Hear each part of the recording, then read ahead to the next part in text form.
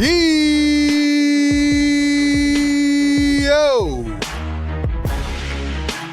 What is good, Sixer Nation, Philly Take Nation? Welcome on in to another edition of Sixer Game Day Live, right here on Philly Take with RB. You know what we do, man. Every single game, we show up with that pregame, that live game, that postgame, and a whole bunch more. Ladies and gentlemen, you know what time it is, man. Happy Friday. It's been a nice couple of days off. We'll talk about that. Couple big updates for this game. May not have thought it was a big matchup, but now it is. We'll get into it all, man. Chat, let me hear ya. Oh, yeah. Oh, yeah. Let's go, man. Let's go. Drop the fires in the chat. Let's go, man. I got a lot to say. Lots to say, as always, right here on the 76ers Game Day live show. Officially welcome on in. Good evening, good afternoon, good morning, wherever you're tapping in from. Welcome in officially to Philly Take with RB. This is the Sixers Game Day live show presented by our friends at National University. And as always, we are powered by the Sleeper app. Now, before I give my normal spiel, man, as y'all know, for the people that were here on Sunday night, I was very sick as a dog. But we pushed through. We muscled through that stream. Hope y'all had a nice week off. Unfortunately for me, I've been recovering the last 4 days. I don't know what I had or what's going around with everybody. A lot of people I know are sick, man. Matter of fact, we'll get into it in a few minutes. Tyrese Maxey is sick. He's not playing tonight. So, hope everybody is feeling well out there, man. I still am a little bit congested, as you could probably hear. So I'm not 100% yet. I'm probably at like 90%, 85%. But man, that was frustrating. Good thing they had a couple days off. I definitely would not have been able to do another game this week. So things work out for a reason. But I still need everybody's energy in the chat because I'm not at 100% yet. So that is where we sit. But just wanted to get that out of the way. So anyway, man, we have the 13-10 Philadelphia 76ers taking on the 6-18 Indiana Pacers at the Xfinity Mobile Arena. This is the number one Sixers Game Day live show where we give you pregame, live game, and postgame coverage. That includes our stable play-by-play and reaction, our analysis as it all happens. And of course, we'll read out your comments in real time and we'll take your phone calls after the game. So do me a favor, like the show, come in, go down below, hit the thumbs up, hit the subscribe button. We are inching closer to the 50K subscriber mark. We're almost halfway to 100, man. Tell a friend, tell a family member, get it around. Tell your next door neighbor's next door neighbor. Hit the subscribe button, get us to 50K, and make sure you turn on notifications so you don't miss any of the content right here on the channel. Lastly, be sure to follow us on all socials, Instagram, TikTok, at Philly Take with RB. Follow me over on Facebook at Philly Take with RB. And of course, Twitter/X at RB Philly Take. That's where we talk about these sports behind the scenes as well. Shout out to our great channel members. Drop some of those emojis in the chat so I can recognize you by becoming a channel member. You get to support the channel in depth. You get your name highlighted a different color. You get all these cool different perks. You get discounts on merch. You get emojis. You get loyalty badges. You get more say in the channel and a whole bunch more. So consider becoming a channel member. Speaking of which, I see Blazin in the chat. What's up, Blazin? Blazin was in here before the stream started. Shout out to Blazin. Busy B in the house. Karen in the chat. What's up, Karen? We have Dom Boyle in here. What's up, Dom? Shout out to the channel members. All right, man. It is time to kick things off here on our pregame show. Let me take a sip of water.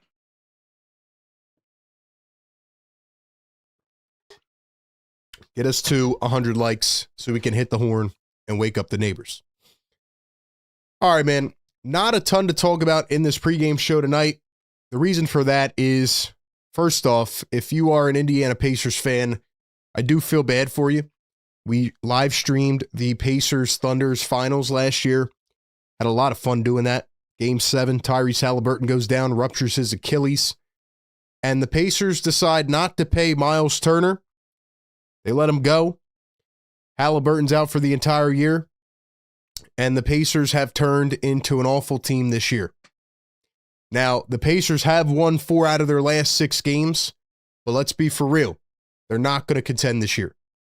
They are looking towards next year because, as I've told you all before, some owners in sports are all about the dollar and the bottom line, and the Pacers decided not to pay Miles Turner so that they wouldn't go into the luxury tax, similar to what Josh Harris does every year, because he didn't want to pay the money. He didn't want to foot the bill. So the Indiana Pacers now have to suffer, and their fans who are so diehard, who are looking at maybe their first finals ever last year. Obviously they lost, but they were close, right? If Halliburton doesn't get injured, who knows? And now they have to deal with being bad again. So I say all that to say, appreciate the fact of where your team is at. Even when things aren't that bright, it could always be like that. It could always be like that. So no Tyrese Halliburton. The Pacers are not the same without Tyrese Halliburton. Simple as that. They're just not the same team. Like I said, they have been on a bit of a winning streak. They have won 4 out of their last 6. Now, the good part is that the 76ers have also won 4 out of their last 6. The unfortunate part is that both games that the Sixers lost against Atlanta and LA were with the big 3 on the floor. The only 2 games with Maxey, Joel, and PG on the floor. So I thought we were going to get to see that again tonight. I was getting excited. And then we get the injury report that Tyrese Maxey is not going to play tonight with an illness. So something is definitely going around right now. Obviously, it sucks not having Maxey. You should still be able to beat the Indiana Pacers without Tyrese Maxey. But now we get to see what Joel Embiid and Paul George can do leading the offense. And we do have the starting 5, by the way. And I am kind of upset with it. But here's the starting 5 for the 76ers. Let me know if you agree or disagree with it. It is VJ Edgecombe, Quentin Grimes, Paul George, Dominic Barlow, and Joel Embiid. That is the starting 5 for the 76ers tonight. In my personal opinion, I think Jared McCain should be starting at the point guard tonight. He has proven more than capable of it. He has been playing really good minutes. And Nick Nurse seems to not want to unleash Jared McCain, which I put a short out about today. And I talked about it on the last postgame show and the last video a couple days ago. Like I said, we drop videos on the off days. Make sure you hit the notification bell. So I think Jared McCain should be starting today. I think Grimes should be coming off the bench. But that is just my take on it. Anyway, in terms of the 76ers, still no Kelly Oubre, who is still battling the knee injury. Trendon Watford is still out with his adductor injury. Adductor. Tyrese Maxey's out with illness, and Joel Embiid and Paul George are good to go. So it's going to be a lot slower of an offense tonight, a lot different than what we're used to. As for the Indiana Pacers, already talked about Halliburton being out all year. Obi Toppin has been out for a while. He's out. Aaron Nesmith is out. He's not playing right now. Ben Shepherd is out. Quentin Jackson is out. So you start to see why the Pacers also are not that good this year, along with the Halliburton thing and not paying Miles Turner, not having a quality starting center. They also have had a lot of injuries. The only guy that has played all the games is Pascal Siakam, and he has been playing really well. Siakam is having an all-star season, in my opinion. I don't think he'll make it because of how bad they are. But 24.5 points a game for Siakam, 7 boards, 4 assists, 1.3 steals a game. Siakam's been holding it down. Benedict Mathurin has been a nice 2 option, but he hasn't played all the games either because he was dealing with injury. Excuse me. So really, man, they don't have a lot on the floor. TJ McConnell's back and playing decent for the Pacers off the bench. But like I said, they don't have a quality big man. And that brings me to Joel Embiid. Joel Embiid should feast tonight. And I'm going to tell you all right now, because I said this on the last post-game show, and people still don't want to hear it. There's been a lot of rumbling the last couple of days about Joel Embiid. I'm just going to shoot you straight as I always do. Joel Embiid has not looked that good this year. I'm hoping that these last couple of days have given him some good rest. He needs to come out tonight and dominate. We need to see vintage Joel Embiid tonight. Joel Embiid needs to be vintage Embiid tonight because this is the perfect get-right game for Joel. He played horrible against the Lakers, and if he shot, let's say, 3 more that went in against the Lakers, the Sixers would have beat a really good team.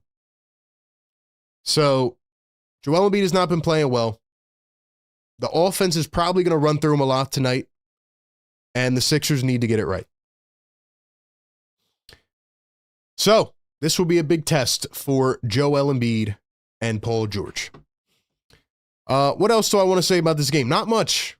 Not much. It's going to be interesting. The Pacers right now are 19th in the league in defense in terms of defensive rating. Sixers are number 13. In terms of offense, the Pacers are 27th and the Sixers are 16th. So the Sixers are better than this team.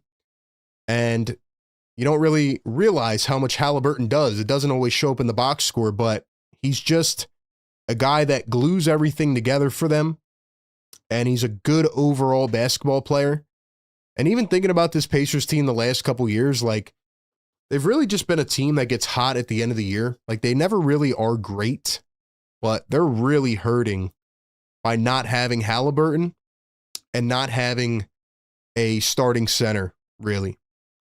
Like, honestly, their big man, I mean, they've rotated a bit, but, you know, they're playing Jarris Walker a lot more. They're playing Isaiah Jackson. They're playing Quentin Jackson. Jay Huff has been playing. They just don't really have that guy because their owner did not want to go into the luxury tax. So, with that being said, ladies and gentlemen, how do you feel about this game? What do you think is the outcome of this game? How do you think it plays out? Sixers have obviously had, 4 days of rest? Monday, Tuesday, Wednesday, Thursday. Crazy, man. Like I said, I've been down for the last several days. I mean, I dropped a video a couple days ago, but I've been down, man. So I'm getting back in the swing of things now. Like I said, I'm feeling better. Still not 100%. Whatever this bug is has really affected me. So I'm going to need your energy in the chat tonight. But ladies and gentlemen, how do you think this game plays out? We are going to get to your predictions in just 1 second. We're going to talk about scores and all that good stuff. But before we do that, we have to go and give a shout out to our great partners of the Sixers Game Day live show here, and that is Sleeper. Ladies and gentlemen, if you have not checked out Sleeper, you are sleeping on the game. They are your one-stop shop for all your sports needs. You can celebrate sports in real time. You can chat about games. Shoot, I'm watching it every day, looking at my fantasy updates. But the best part is Sleeper Picks, where you can choose anywhere from 2 to 8 of your favorite players, pregame, live, or even across different sports. All you have to do is pick more or less than the predicted stats. You can make these entries in 30 seconds or less with a $1 minimum entry. It is that easy. It's like watching a game inside the game. And on Sleeper, when you use the code PhillyTake, you'll get a $100 match on your first deposit up to $100. And you can get up to 1,000 times your payout if your picks win. So check out the Sleeper app right now. And that is exactly what we are going to do. Ladies and gentlemen, let's go over here on the Sleeper app. You can make the picks along with me, or you can comment in the chat and let me know. But we went, 2 for 3 last game? So we were close, ladies and gentlemen. Remember how I told you we're getting closer to that 3 for 3? Well, we got 2 for 3 last time. Now we're going 3 for 3. So let's take a look tonight. Joel Embiid. I mean, should we? I don't know about the minute restriction, man. I'm a little concerned about that. I think Siakam's going to go over. He's really been the brunt of their scoring. Could it be a VJ game? Could it be a Jared McCain game off the bench? I really wish Jared McCain was starting in this game, don't you? I would feel really good about picking Jared above 12.5, and I still feel pretty good about it. Not too shy on Grimes, maybe. TJ McConnell. I think TJ might go over 8.5 points. I'm tempted to make a second pick on TJ McConnell. Let's go over to points, rebounds, and assists. What about Paul George? Could he have a big night? It's hard to pick, man, but that's what makes Sleeper so fun. You know what? I think I'm going to go with TJ McConnell on the over. I know it sounds crazy, but McConnell usually plays well against the 76ers. And then I think maybe we'll go all points today. Maybe we will pick Jared McCain on the over. So I know I said I'm not going to keep picking the overs, but I'm feeling good about it tonight. Siakam, McCain, and McConnell all on the over. Boom, easy as that. Type in the code PhillyTake, and voila. Check out Sleeper. Once again, use our code PhillyTake. Get a 100% deposit match up to $100 on Sleeper, as well as a free $20 entry right now just by downloading the app. Thank you to Sleeper for partnering on our show all season long. We'll check back on those a little bit later. All right, ladies and gentlemen. First off, we got 120 people in the live chat already, and we're not at 100 likes yet. We're not even at 50. Come on, y'all. I need y'all to wake up. I know we've been off for a couple days. We got to dust off the switches a little bit, but we're here. We are back. Let's go. Let's go. Ladies and gentlemen, drop your final score predictions in the chat and drop your leading scorer predictions in the chat. Who is going to win this game? What will the leading scorer, who will the leading scorer be? And how many points are they going to have tonight? Now, as mad as I am that Tyrese Maxey's not playing, and look, I'm cool with giving Maxey a day off. Shoot, it's pretty much like a week off for him at this point because we haven't played all week. The Sixers will play on Sunday, by the way, against the Atlanta Hawks, and then they will have 4 more days off because of the NBA Cup. So, like Andre Drummond called it, it's kind of a mini all-star break. But this is a great game for the Sixers to have this week. You know, I guess you could say they've been off for a few days, so they're a little bit rusty. But, you know, they should be able to get it going. And it's going to be a real test to see what the Sixers can do without Tyrese Maxey. So I do think it's going to be a little closer than we expect because I am not 100% confident based on the minute restrictions. You know, how many minutes is Joel Embiid going to play? How many minutes is Paul George going to play in this game? Those are my real questions. But it's an opportunity for Joel to shut up a lot of the criticism. So I am going to say the Sixers do win it in more of a tighter game. I think it's going to be 115 to 109. And I am going to pick, believe it or not, I am going to pick Jared McCain to lead this game in scoring. I was going to pick Siakam, but if I go with Siakam, I kind of feel like the Pacers are going to win. Like if Siakam drops like a 40 piece in this game, they might win. So I just feel like Jared McCain is going to take it a little bit personal that he's not starting tonight. And I think he's going to end up earning himself more minutes because maybe Nick Nurse watched our last video. I don't know. But Jared McCain is not playing enough minutes. And he did not play in the third quarter last game, which was ridiculous when the Sixers needed a third quarter scoring punch. So I'm going to take Jared McCain to have like one of those sneaky 25-point games. And I think everybody else will struggle. I still think the Sixers win the game, but I think it's going to be a tight one. So I'm going to say McCain leads the game in scoring with 25, and the Sixers win it by a final score of 115 to 109. Give me your final predictions in the chat. Let me know your thoughts. Let me get some water here real quick.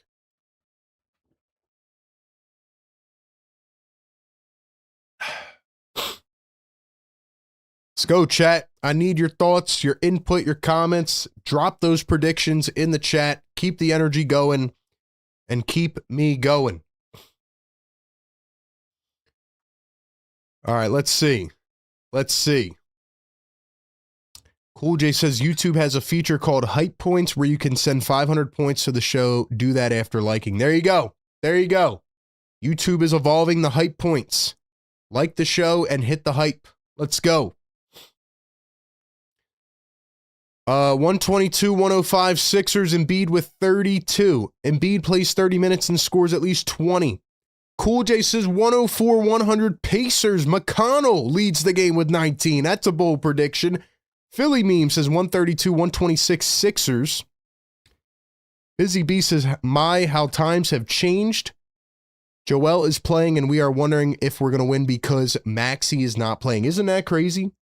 Isn't it crazy how things have changed? Don Boyle, 109-104 Sixers. Karen, Sixers 106-98. Beer Battered Gummy Shark says McCain needs to play 40 minutes. Busy B says 120-113 PG leading scorer. Even Philly Paint says 122-105. McCain 26. Embiid for 31. Drummond takes 4 3-pointers. I love it. I love it. Bold takes, baby. A vintage Embiid 40 piece would be nice. It would be very nice. And this is a game where he should do it. But I'm not going to believe it until I see it. Let's see. 107-101 Embiid with 22. Maxey's playing. No, he's not. No, he is not. Ladies and gentlemen, it is time now for the Sixers Game Day Live Show. Drop the beat. Let's go, man. I missed y'all. Let's go, man. Every game, we keep it locked and loaded. Let's go, man. Sixers Game Day Live with RB.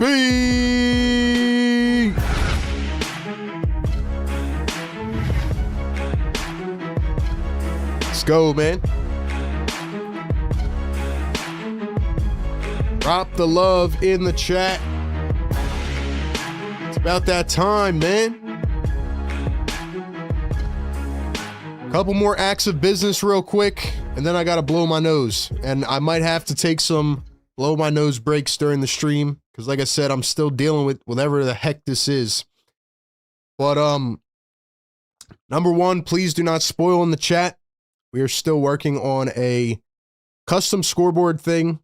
It is in the works, so please don't come in here spamming about that. Don't spoil, okay? Please do not spoil the game for others who are watching and listening in the chat. Please do not spam or be disrespectful. We welcome everybody here. This is an amazing community. Also, another thing, ladies and gentlemen, and I want you to listen. I don't know what is going on with the whole internet interruption thing, but I have confirmed that over the last couple games, it is not on my end. So it is more on Xfinity. I am working with them to get it fixed, but there may be, throughout this stream, a couple moments where it dips for maybe, 3 to 5 seconds. So if that happens, don't go anywhere. Stay calm. It'll come right back. I think it might be a YouTube thing as well, but I'm trying to figure that out. So I'm letting you all know this in advance. Mods, you can let people know this as well during the show. That way people don't come in like, yo, what's going on with you? What, blah, blah, blah, blah, blah. We'll be all right. All right. Last but not least, this is the number one Sixers Game Day live show in the world. We do this every game, pregame, live game, postgame. Even when I'm sick, we push through it and we give you the coverage. It's pretty much like a 4.5 hour show with every component you need. I had some conversations this week with some, let's say, executives who realized our show, knew what our show was, knew what we were doing. The concept, the community that we are building is taking over slowly but surely. So keep it up. Share it out to your friends, your family. All right. I saw some dude the other day. He's like, yo, I've seen you. I've seen your show. Thanks, man. Tap it in the live chat. Get active. Show us some hype in the chat. I had another guy who said, yo, my dad was watching your show. Awesome. Share it around. Tell your friends. Tell your family. Let's get more people in here. Let's keep growing it. And let's keep doing our thing. Follow us on all platforms, man. With that being said, let's go. 130 people in the chat. We're at 60 likes. Get us to 100 likes. I can't say it enough, man. I can't say it enough. $2 super chat. Philly for life says, what up, RB? Pray all is well. McRain is going to snap 102 to 100. Philly for life was good. I'm really mad that Jared McCain is not starting tonight. I'm starting to think that Nick Nurse has a personal beef with Jared McCain. I don't understand it. He's been playing his butt off. Play Jared McCain more minutes. Play him more minutes. All right.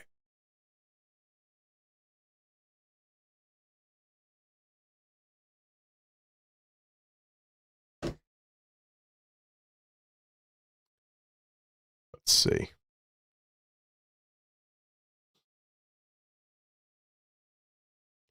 All right, ladies and gentlemen, we are 326 subscribers away from 50K.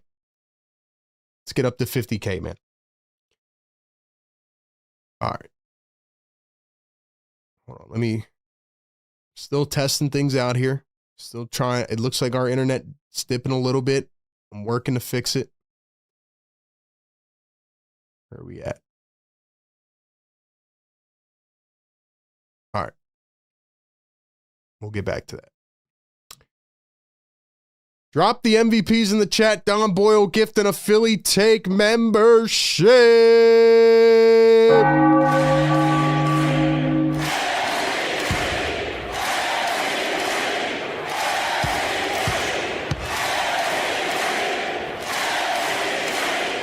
All right, I'm going to blow my nose real quick. Ladies and gentlemen, get us to 100 likes. We need 30 more. Welcome into the best game day community in the world. I appreciate you all. Let's go. Sixers need a win here. Get back on track, and let's do it. Looks like the Sixers are rocking the black unis tonight. I did not know. I apologize. Next time, I will wear the black jersey. Let's go. I'll be back in a second.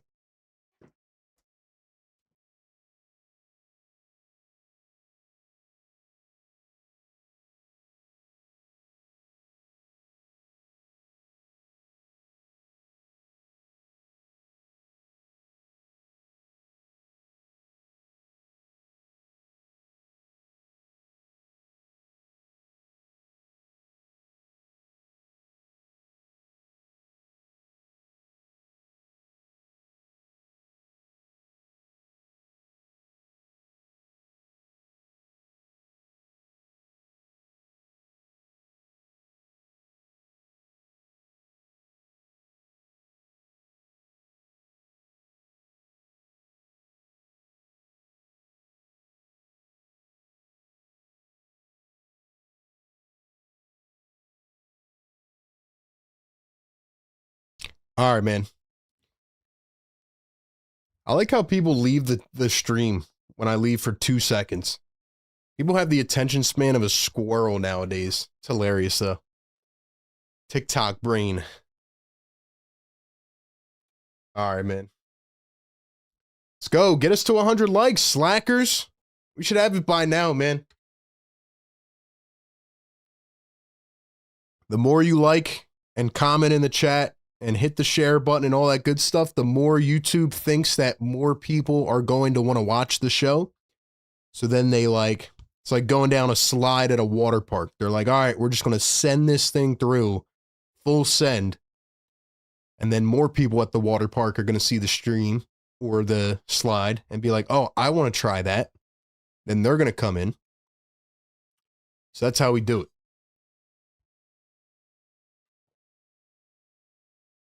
Blazin says, can you drop the link for the merchandise again? Mods. Actually, I got it. I'll do it. Let me drop some links in here anyway, man. Get active in the live chat, man. You drop some links up in here, man. I'm going to drop the merch link, the membership link. What else? Got to support our brands, man. Sponsors make it possible for us, man. Shout out to them. Shout out to the live chat. I want to see everybody getting active up in here, man. Sixers and Pacers. Maybe we'll have some Pacer fans from the playoffs. Who was here during the playoffs, man? Lazen says, I would even buy the Yes Sir t-shirt. I like the black. That's what I'm rocking right now, man. Shout out to the Yes Sir T. I think today or tomorrow are the last days to order to make sure you can get merch for the holidays. So just so y'all know. Just so y'all know.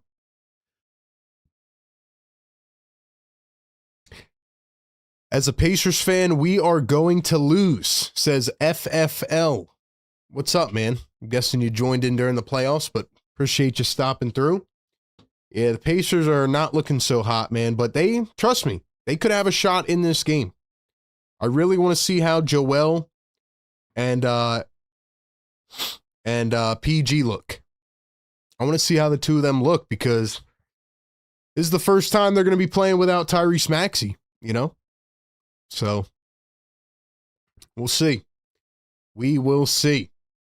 All right. Where are we at? 81 likes. We're not at 100 yet. What's going on, ladies and gentlemen? What's going on, ladies and gents? Let's go, man. Dropped the video a couple days ago. Been dropping a ton of shorts on our Instagram and TikTok and all that. Follow us everywhere, man.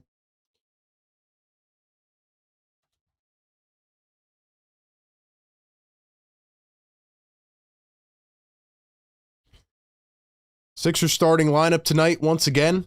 VJ Edgecombe, Quentin Grimes, Paul George, Dominic Barlow, and Joel Embiid.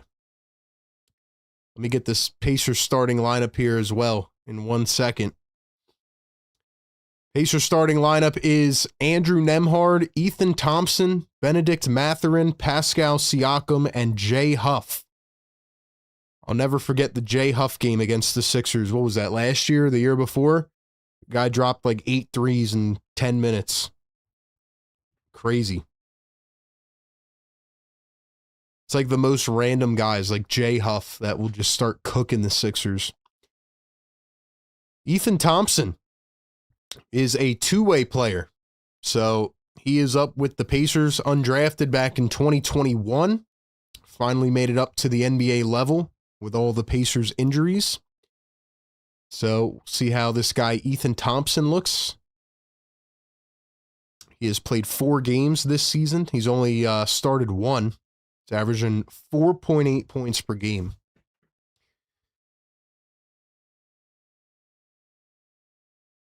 Let's go, man.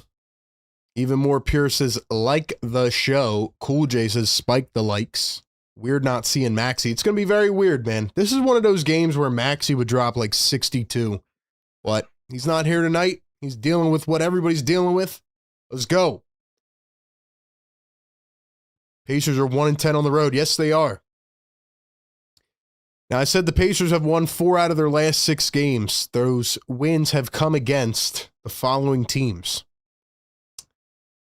Let's see. Where is it at? Just had it up. Those wins have come against the Wizards, Chicago Bulls again. Man, the Bulls really fell off. And the Sacramento Kings. So those 4 wins have come against teams, granted, that are not that good. So it's not like the Pacers are beating the best teams in the league, but like I said, they're just in a tough spot. But they did start the year 2-16. And now they're 6-18, so we will see what happens, man. But welcome into the Sixers Game Day live show where we do it every single game, pregame, live game, and postgame. Take your phone calls after the game. We'll break it all down. Let's see. On the hoodie, are the words on the front or the back? They're on the front. They're on the front. Let's go. Charles says, great night all on the live stream broadcast. What's up, Charles? We have Marsha McCollum dropping the emojis. Let's go, man. Karen says, 94 likes, get us to 100. We're at 96. We need 4 more. Who's it going to be? No Tyrese Maxey tonight with an illness. Oubre and Watford still out. Halliburton, Neesmith, Toppin, and Shepard out for the Pacers. Let's go. Get us to 100 likes so we can hit the yes, sir. Introducing the... No, we don't want your commercial on our live stream. No. All right. Let's go ahead and let's get some of this stuff up. All right. Where are we at? Where are we at? What in the world? Oh, we're on the wrong one. That's why. There we go. Ay, ay, ay.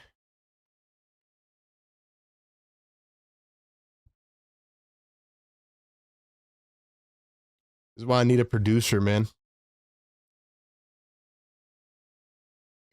All right.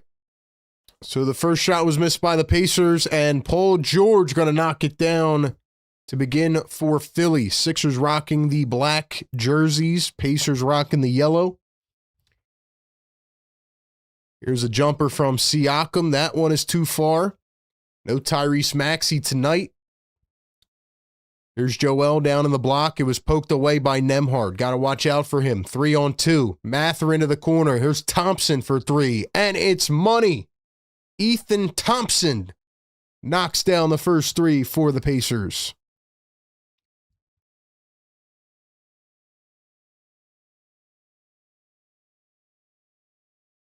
Here is Quentin Grimes going to find Joel Embiid. Joel in the mid. He's going to find Barlow from the corner. That shot looked ugly, and it is off the mark. Here come the Indiana Pacers. Nembhard to Mathurin. Guarded by VJ. Goes up off 1 foot. He got it to go. They're going to say it does not count. He just launched it high up into the air with one hand, but it's going to be a foul on the floor against VJ Edgecombe. All right, let's get this up. Try to get this situated. Here's Nembhard, going to drive, kick it out. Here come the Sixers. PG oops it up. Barlow slams it down on the receiving end of the alley-oop.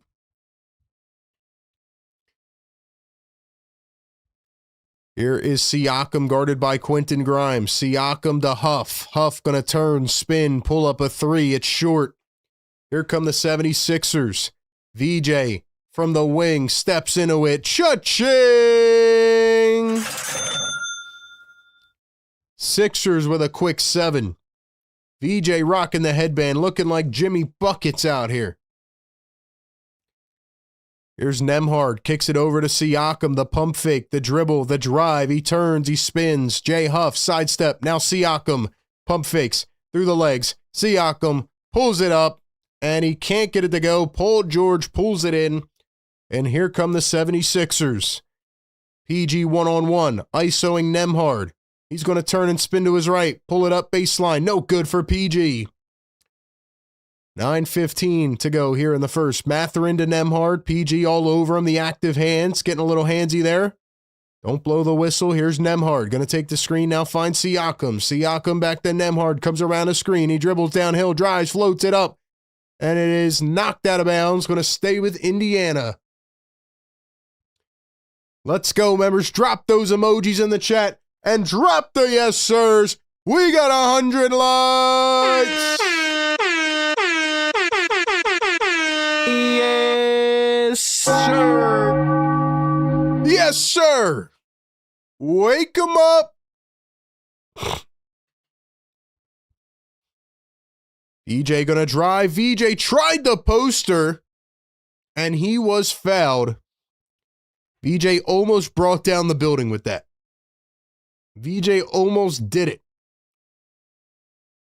Oh my gosh.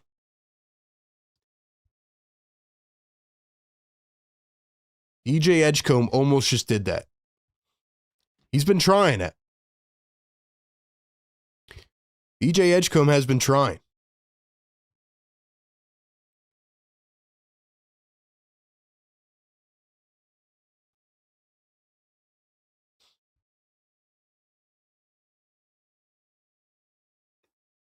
Free throw is going to be good for VJ Edgecombe. 2 for 2 at the line.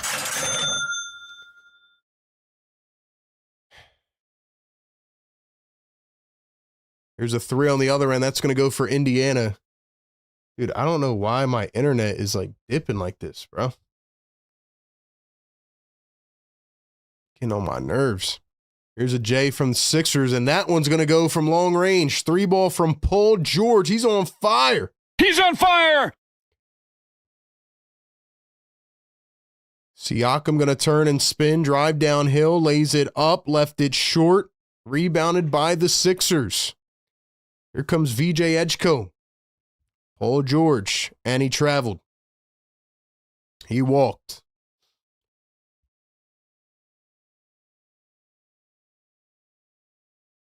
Let's go, man. Like the show. Subscribe to the show. Get us to 50,000. Here's Thompson dribbling, kicks it over to Nembhard. Nembhard back to Huff. The pump fake, the drive, the kick. Here's Nembhard against Joel. Goes downhill, floats it up, and he is fouled. Let's go, man. Drop the yes, sir.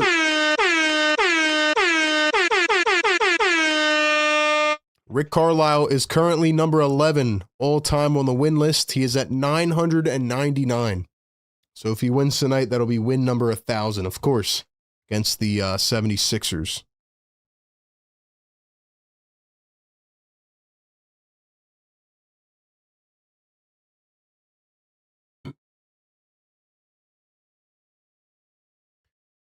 Let's go, chat. Welcome on in. Thank you so much for being here. Can we get some Sixer emojis in the chat? Can we get some blue and red going? Can we do that? VJ drives the lane, blows right by the last line of defense, and he slams it down. And the Sixers take a lead again. There's going to be a timeout on the floor by Rick Carlisle. Love the aggressiveness out of VJ Edgecombe. He has 7 points and 2 rebounds to begin this game in the first 4 minutes.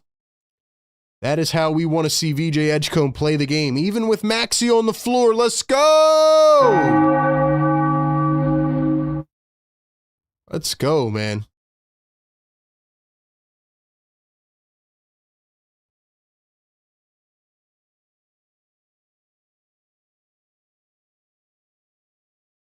This is exactly what we want to see out of VJ Edgecombe.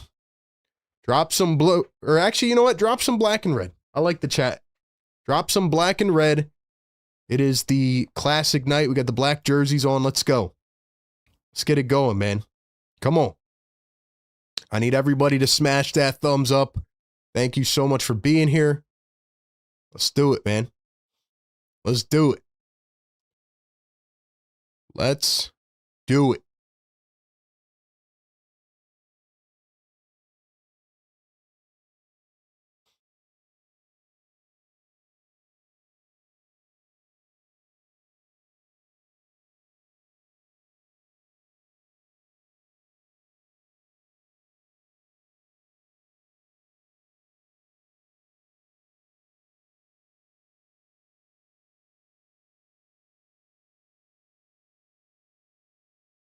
Let's go, chat.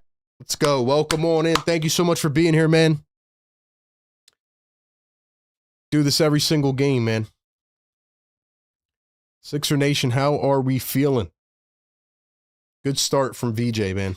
Very good start. Once again, this is the Sixers Game Day live show brought to you by National University. Check them out. Trivia coming up at the end of the first quarter. Very tight trivia race. Having a fun year on trivia, for sure. Blazin says, it's hard to say it's not the same without Tyrese. We're okay. It's exciting to have an exciting team. Joel Embiid hasn't even shot the basketball yet either, which is crazy.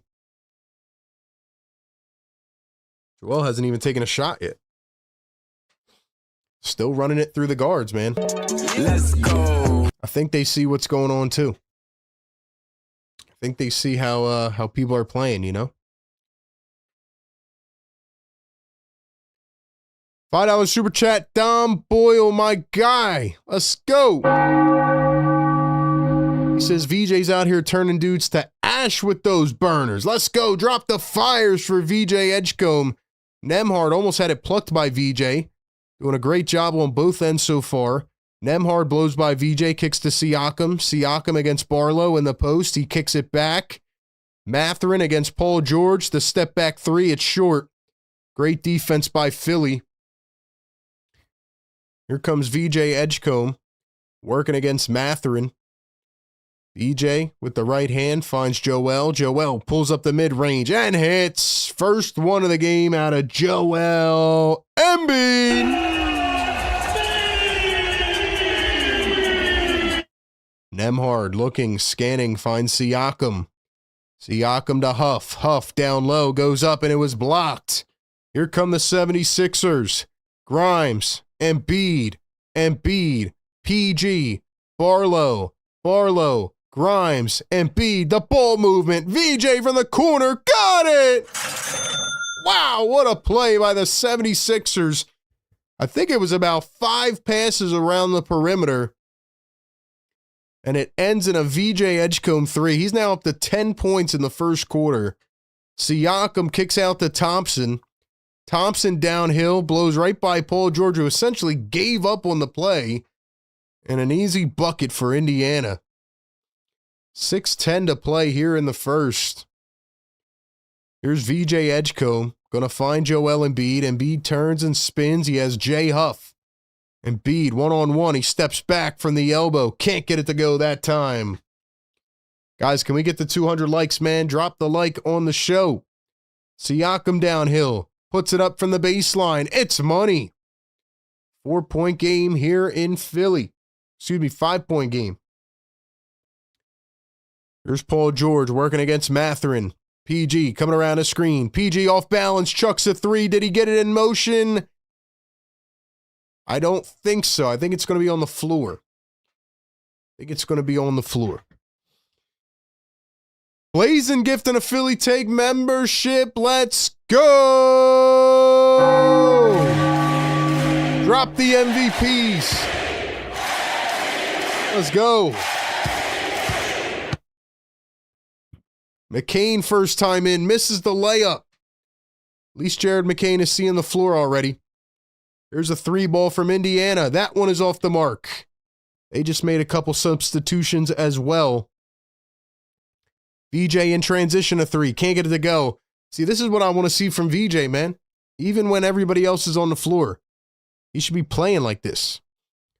Here's the floater from Indiana. Thompson missed it and Jackson put it back. That's Isaiah Jackson in for the first time for Indiana. Johnny Furphy in for the Pacers as well. Paul George a three. That's money. So Paul George is now up to 8 points in 7 minutes.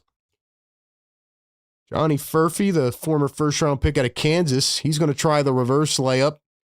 He missed it, but the Pacers put it back in. Jarris Walker in for Indiana as well. McCain going to turn and spin, finds Embiid one-on-one. Embiid against Jackson. He goes to the rim, and he's fouled. Joel to the free throw line for two.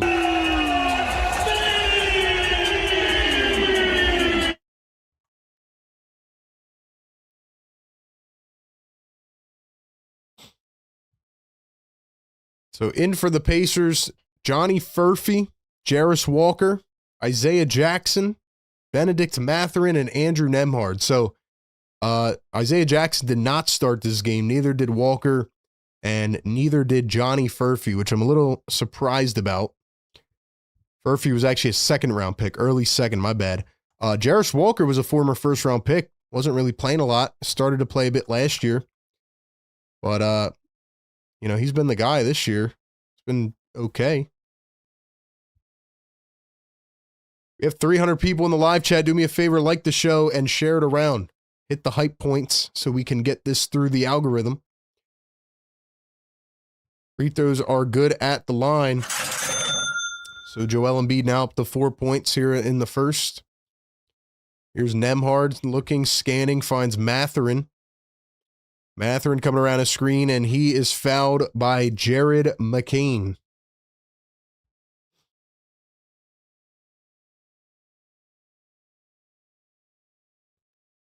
How's everybody feeling, man? Trivia coming up at the end of the first quarter.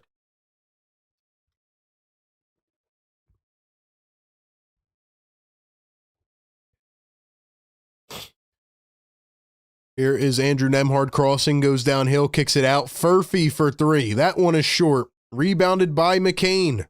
Jabari Walker in for the first time. There's Joel Embiid against Isaiah Jackson. Joel going to pull up for three. It's off the mark. Walker the rebound. He goes to the glass. Couldn't get it, but he was fouled. Joel is shooting a lot of threes, man. A lot more than I would like to see right now, personally. I like the way Paul George is playing. I like the way VJ Edgecombe is playing. Someone said, where's TJ McConnell? That's a great point, Estelle. Where is TJ? Why is he not in right now? First one missed at the line by Jabari Walker. Let's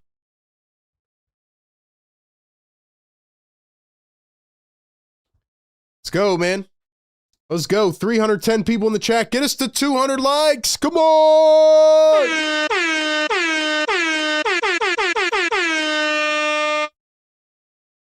Second one good at the line for Jabari Walker. Let's go. We're still grinding through this sickness, man. Let's keep it going. There's TJ McConnell. He didn't even get in at the first sub. It's crazy. Here's Benedict Mathurin. Looking for the whistle.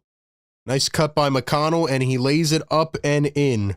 In for the Pacers is Garrison Matthews, 29 years old, formerly out of Lipscomb. Or Lipscomb. Paul George going to miss the three. Here come the Indiana Pacers. McConnell driving downhill. He kicks it out. Mathurin. Matthews.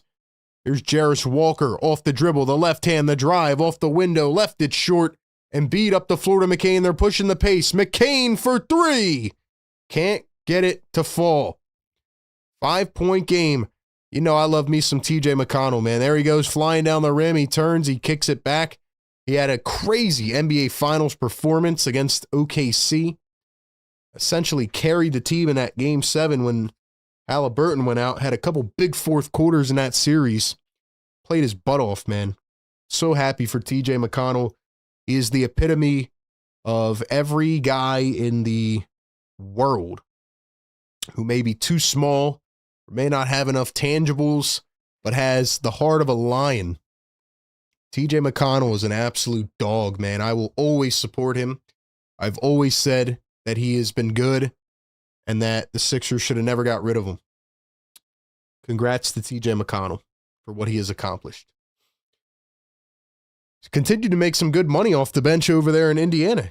He's gotten 2 contract extensions since his time with Indiana. It's been phenomenal, man. Very happy for TJ. And like I said, man, he won me over a long time ago. So 330 people in the chat. We are about halfway to 200 likes. Hit the thumbs up. Subscribe to the channel. All you have to do is go down below, find the thumb, and hit it. Push this through the algorithm, man. Thank you so much for being here. Shout out to the channel members. Blazing in the chat. Busy B, Estelle, Don Boyle, Karen in the chat. Let's go. Shout out to the mod squad. Keep those links flowing. Let people know what to do in the chat. Thank you to everybody who's in here, man. Hope y'all have had a good week. Hope y'all checked out my video a couple days ago. What do you guys think? Should the Sixers trade for Giannis if possible? Yes or no? And it's funny too, man. I dropped that video and a couple people, you know, were commenting saying, yo, you're just a clickbaiter. But the problem is people don't really listen to stuff nowadays. They just see and they believe and they just boom. They make their assumptions. But like, you guys have to actually listen, you know? Like the first line of that video, I said, this is a thing where somebody, or at least numerous people, honestly, it was about at least 6, asked me, should the Sixers trade for Giannis? So I said, okay, I'm going to make a video about whether or not the Sixers should trade for Giannis. And then people were like, oh, you're clickbaiting. They're not trading for Giannis. I'm like, I never said they were trading for Giannis. People don't listen, man. They don't. But anyway, Sixers don't need any more injury-prone players, man. They don't need any more injury-prone players. So, let's see.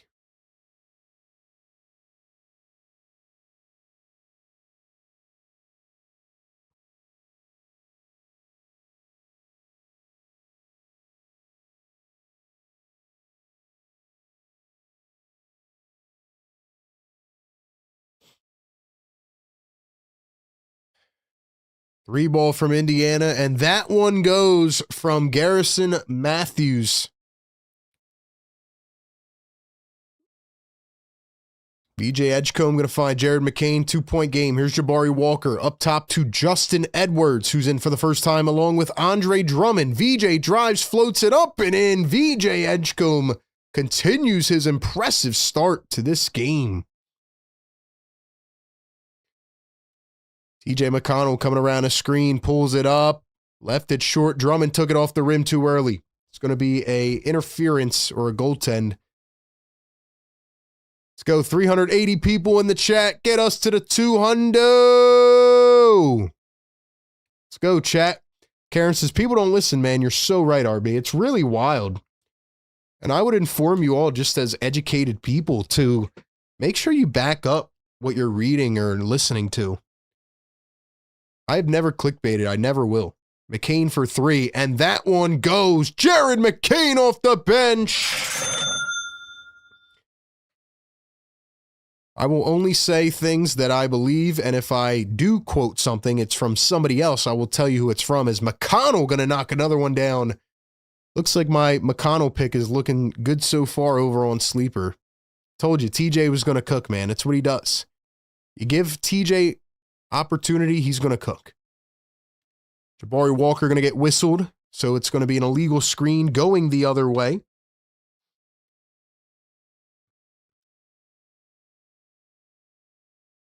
Don't worry about what negative people have to say. There will always be haters. That's a fact. That is a fact. Can never worry about the haters. We're going to keep dropping all that content and more.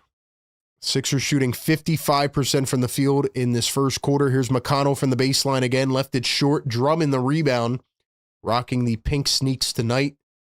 Here comes Jared McCain. Going to find Drummond.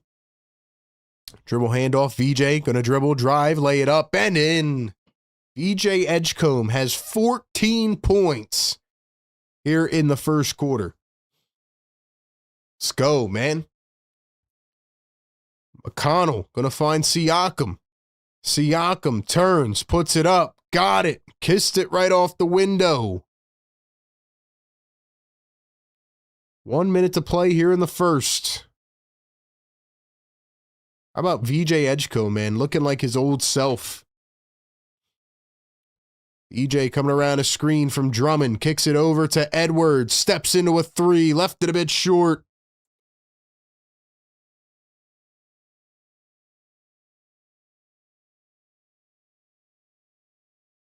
McConnell again from the elbow. Got it to go again. He's got 6 off the bench.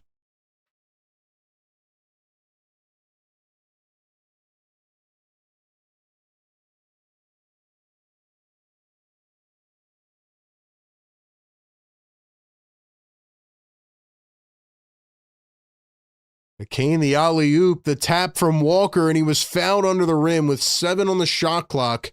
So that'll be unplugged. 17 seconds to go here in the first.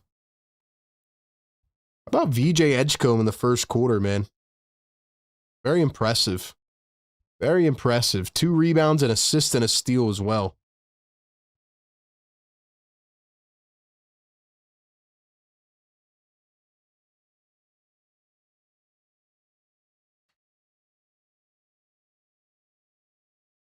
First free throw going to be good. My question is, why hasn't VJ been playing like this, man?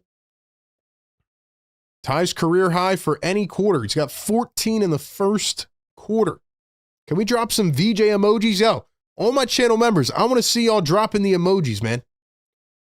Drop the VJ emojis in the chat. I want to see everybody. 2 for 2 at the line. Let's go. Both good for Walker. He's now 3 of 4 at the line.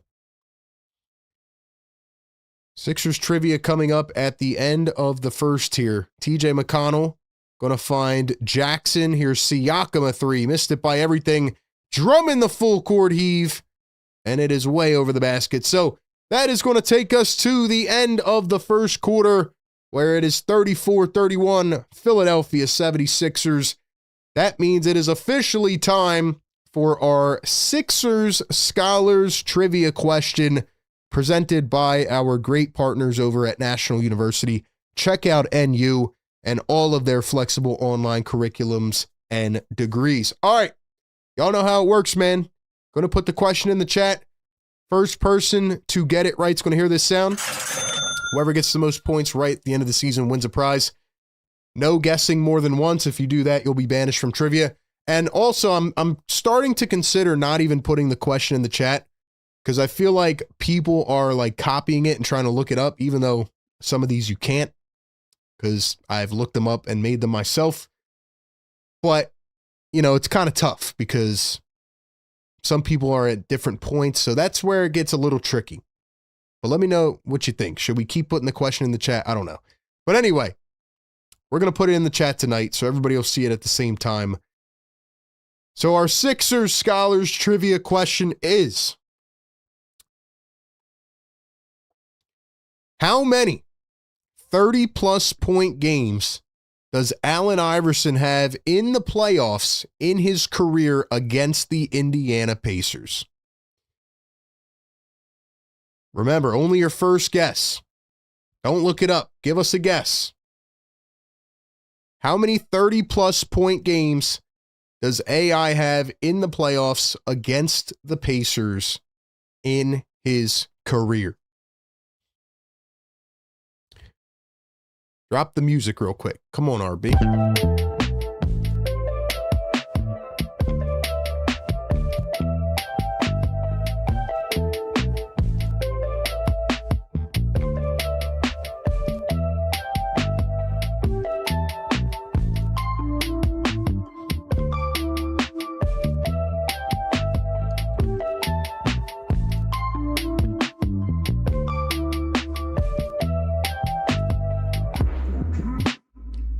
All right, ladies and gentlemen, the correct answer to our trivia question, Allen Iverson in his career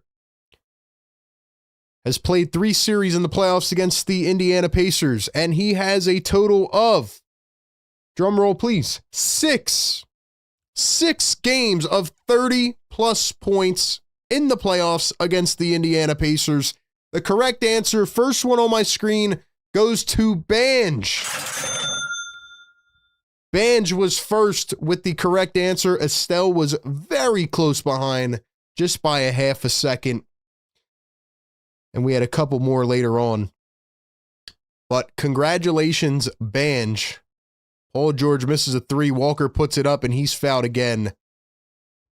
Congratulations to Banj. Show him some love in the chat. And thank you to everybody for playing our Sixers Scholars Trivia, presented by our great sponsor over at National University. Let's see what our leaderboard is looking like now. Let's go give Banj a point. We have some news to announce here, as it looks like Banj has now taken the trivia lead.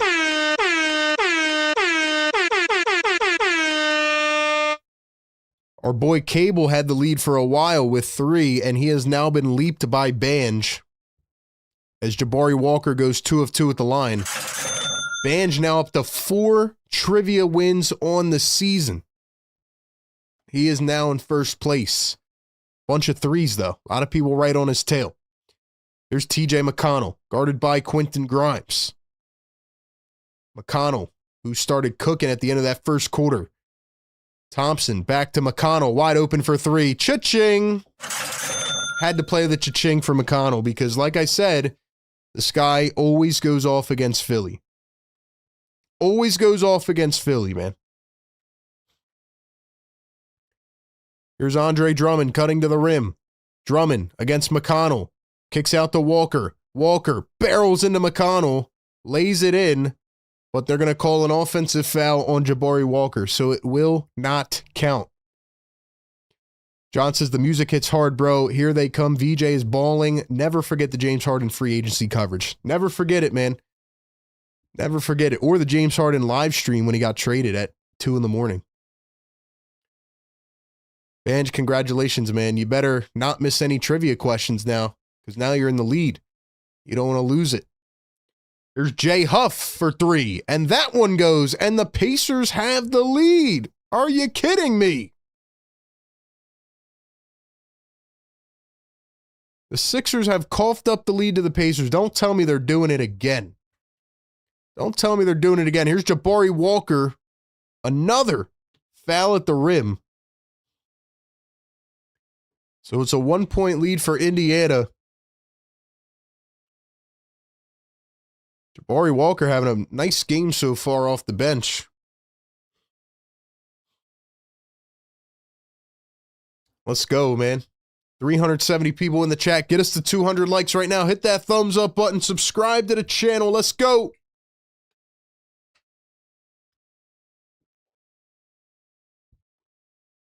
I wish I would have put TJ on my parlay. Oh, I'm telling you. That's why we put him on that sleeper parlay, because I knew TJ was going to cook. He cooks us every time he plays us. He's an animal. Here he is again. McConnell crossing over, drives, finds Huff. Back to McConnell, 3-ball, Thompson. It goes again. Oh my gosh, man. Oh my gosh. Here's Jared McCain against TJ McConnell. Always a tough defender. McCain gets it plucked away by McConnell. Once again, TJ McConnell showing the world why he is an absolute animal. Here's a 3-ball from the corner. Here come the 76ers. Jabari Walker out to McCain for 3, and he missed it.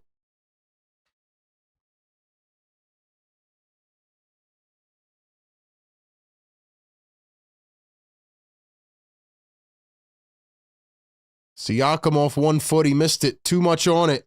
3-point lead for the Pacers. Grimes, little half-spin fake, and drives and lays it in through contact. What a finish by Quentin Grimes. It's a 1-point game. Wow.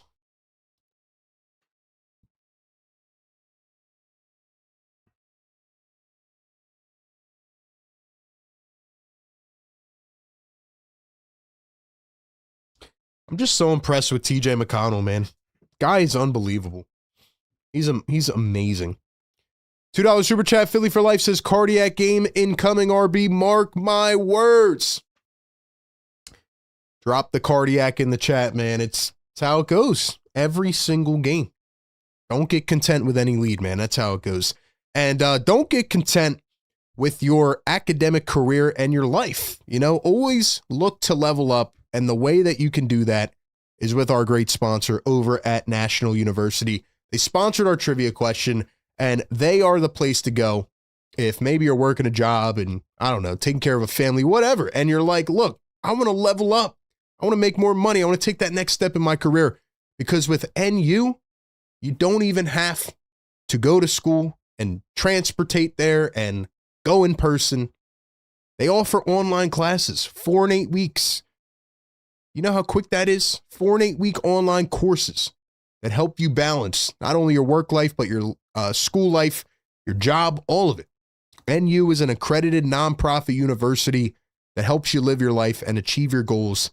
And with NU, you can be a busy worker or person or learner and a successful student at the same time. They are one of the largest private nonprofit universities in the United States with 50,000 plus students, 250,000 plus grads, and over 150 degree programs.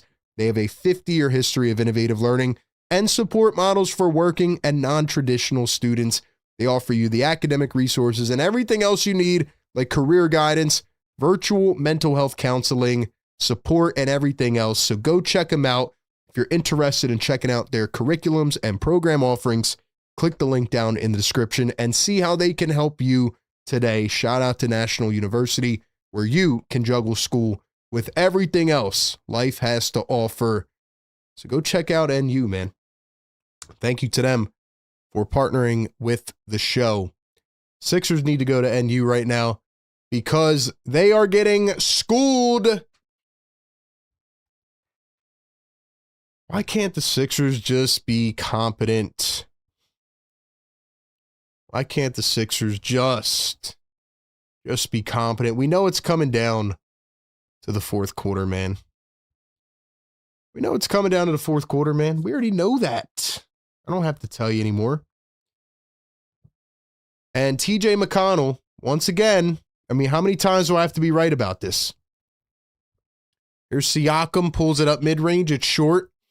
How many times do I have to be right about TJ McConnell? I think I've made a video about it like 5 times over the last 4 years about how valuable he is. There's people that will say TJ McConnell's not a good basketball player. The guy is insane. Paul George, step back mid-range, no good. Pacers have it again. It's Garrison Matthews, TJ McConnell, Jay Huff, Pascal Siakam, and Ethan Thompson. Here's McConnell again. He drives a mid-range shot. It goes again and one. And one. Timothy John McConnell. Timothy John.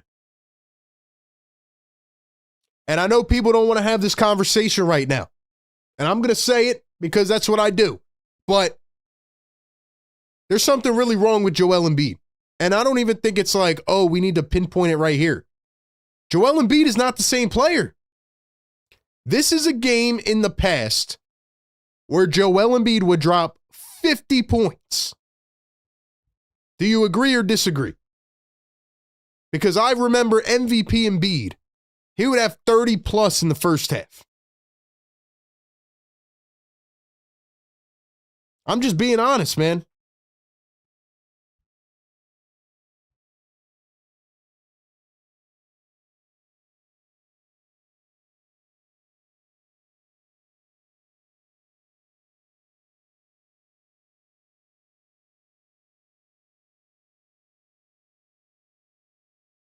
Joel Embiid only has 3 shot attempts in this game. He only has 1 rebound.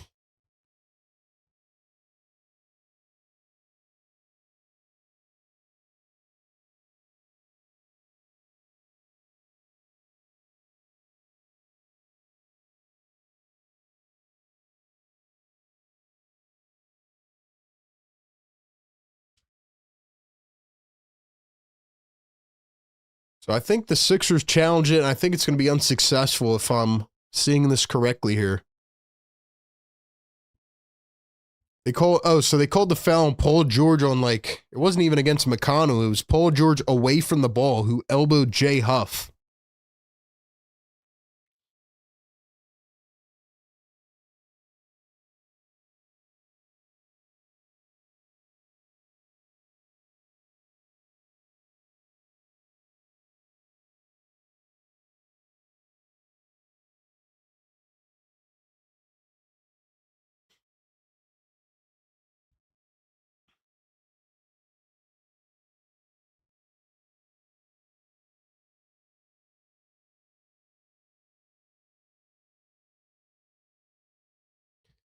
.823 to go here in the second. Drummond remains in. Here's Quentin Grimes. Paul George, a contested 3. Nice shot by Paul George, man. He's on fire. Nice shot, PG. He's got 3 triples here in the first half. Dude, Paul George is doing his thing right now.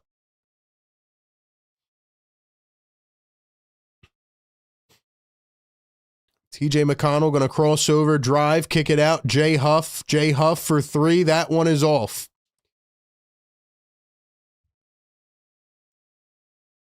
Quentin Grimes going to step back mid-range, and he left it short.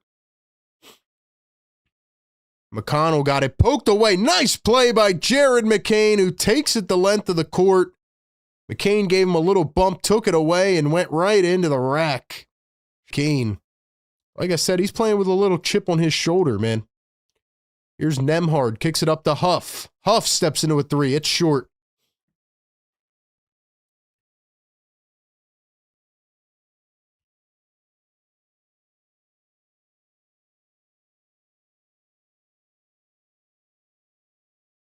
Jared McCain lost it up the other end of the floor. And it's going to be a turnover into the back court. You wouldn't be the same player either after 4 surgeries and not playing ball in 7 months. Yeah, so basically what I've been saying all year, right? So basically what I've been saying all season. Where at the beginning of the year, people were calling me a hater.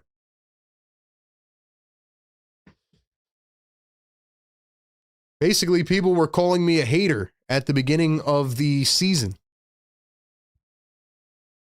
Because I said that Joel Embiid doesn't look the same and they should run the offense through the guards.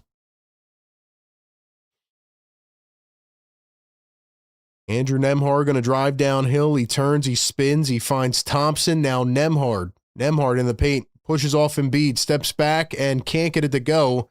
Joel with the rebound. Here come the 76ers.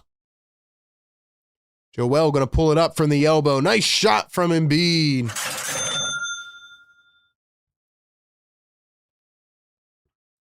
Nembhard going to target Embiid and pick and roll. Here is Mathurin. Now Jackson. Isaiah Jackson finds Benedict Mathurin, and VJ plucks him from behind. VJ driving the length of the floor, and he is fouled down the other end.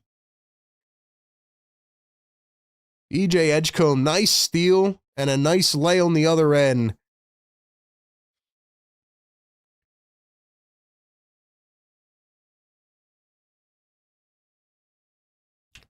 This has to be the last straw for Daryl Morey with PJ and Embiid. Just trade them for the bag of chips. You can't trade them, though. That's the thing, man.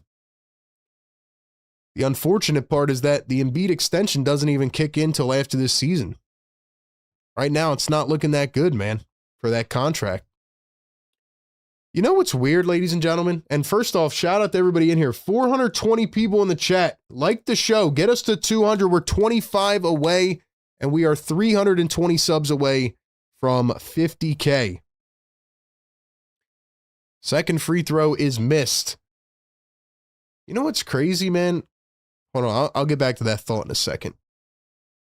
Sixers on an 8-0 run now. After the nice steal by VJ Edgecombe.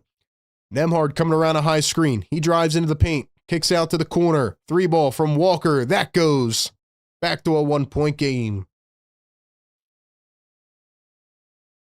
Halfway through quarter number 2. Here's VJ Edgecombe, guarded by Andrew Nembhard. VJ gives and goes. Here's Joel Embiid. Embiid pops up a 3. It's short again. Joel settling for a lot of threes in this game. Here's a 3-ball from VJ. I'm sorry, not from VJ, from Thompson on VJ. Here's Mathurin, Walker, Thompson, Nembhard down in the paint, floats it up, got it, and one. Foul is going to be on Justin Edwards. Let's go, guys. Like the show. Hit the like. Get us to 200. You know what's really weird, man, is like, so we're having these internet dips. I'm trying to figure out what it is because it's not on my end. Might be YouTube, but every time it dips and comes back, YouTube adds like hundreds of people more into the stream. So I don't know if like YouTube is glitching or what. It's crazy. Wild. 5:18 to go here in the second. 2-point lead for Indiana. Here's Joel, 1-on-1 against Jackson. He pushes him off, steps back for 2. Got it. Nice play by Joel Embiid. 5:05 to go here in the second.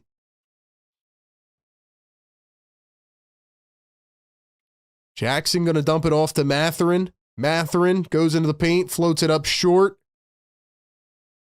Jackson lost it short again, puts it up. Another rebound by Indiana, and it's going to be going the other way. Actually, they're going to say it stays with Indiana. Nurse can't believe it. Joel's saying to review it. Mathurin's saying to review it. I don't know what they just called.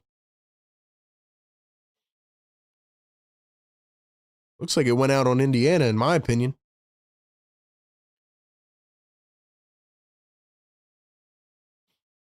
Here's VJ Edgecombe guarded by Andrew Nemhard. VJ going to find Joel. No challenge on the floor. Here's Joel in against two. Steps back. Got it off 1 foot. Nice play by Joel, man. Let's go, man. 4:20 to play here in the first half. Thompson, Nemhard, behind the back. Here's Jackson. Dribbles in, drives, lays it up. Can't get it. Edwards driving up the floor. He goes all the way. Blocked on the other end. VJ somehow scoops it up. Barlow, Embiid against Jackson. He's fouled, and Embiid hits the ground. So just as I started talking about Embiid, he's looking a bit better right now. Joel Embiid finally finding some aggression here in the second quarter.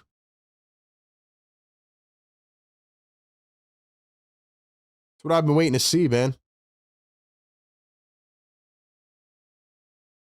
What I've been waiting to see, man. $2 super chat, Philly for life.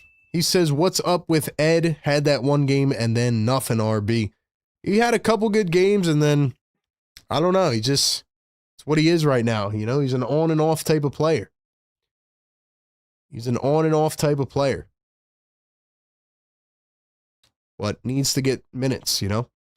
$2 super chat, Don Boyle says, Embiid starting to shoot with efficiency. Shout out to Joel, man. There's nothing more I want to see than Embiid get going, man. I want to see him get going and do his thing, but have to see it consistently. But hey, if it takes me talking about it, then let's keep it going, man.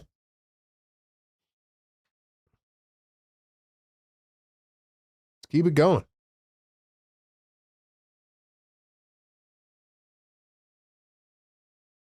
Here's Ethan Thompson around a screen, drives, kicks it back. Here's Andrew Nemhard, 8 on the shot clock. Nemhard up to Jay Huff. Huff steps into a 3. That one is short. Rolls up and out. 3:37 to go here in the first half. Let's go, guys. Like the show and subscribe to the channel. Joel kicks it to the corner. It was out of bounds. No tip. It's going to be Pacers ball. 3:30 to go here in the second. Siakam crossing over, drives and kicks. Huff against Embiid. He turns, he spins. He finds Andrew Nemhard. Nemhard shakes off VJ. Plucked by Embiid. Nemhard gets it back, turns, spins to the corner. Thompson another 3. That one no good. Grimes with the one-handed scoop on the rebound. Here comes Quentin Grimes down the floor, blowing by the defender, and it was poked away. It's going to stay with the Sixers. We need 5 more likes to get us to 200. Who's it going to be? 420 in the chat. Let's go.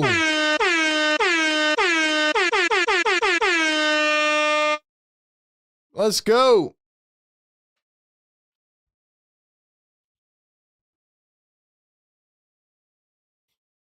DJ Edgecombe going to inbound to Dominic Barlow. Barlow to Quentin Grimes. Quentin Grimes scanning the floor, finds Joel Embiid. He turns, he spins, he fades. And he was fouled. So Joel Embiid back to the line. Let's go, chat. Timeout on the floor. Joel going to have a pair at the line when we come back. Ladies and gentlemen, welcome into the Sixers Game Day live show. Presented by National University. We do it every single game, pregame, live game, postgame. You get every component of coverage. We have you covered with everything you need. So do us a favor, come on in, like it, subscribe, get us to 50K, drop your thoughts in the chat. The more interaction we have, the more fun we have. Let's go. Busy Bee says the floor and Joel go together. I was talking about Joel, and then he starts playing well. So every time I say something about a player, he starts doing his thing. So I don't know, man. Maybe I just have to start calling everybody out.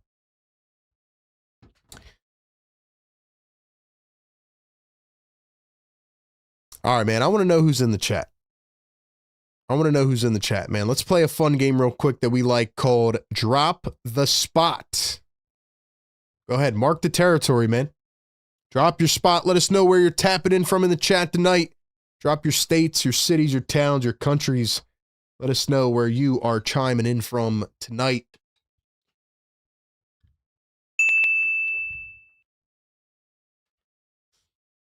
Mods, remember, no need to time people out unless they're being disrespectful or spamming.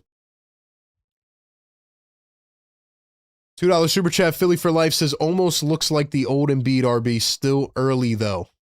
Yeah, I'm not going there yet. But it's been a great quarter for Joel. Great quarter.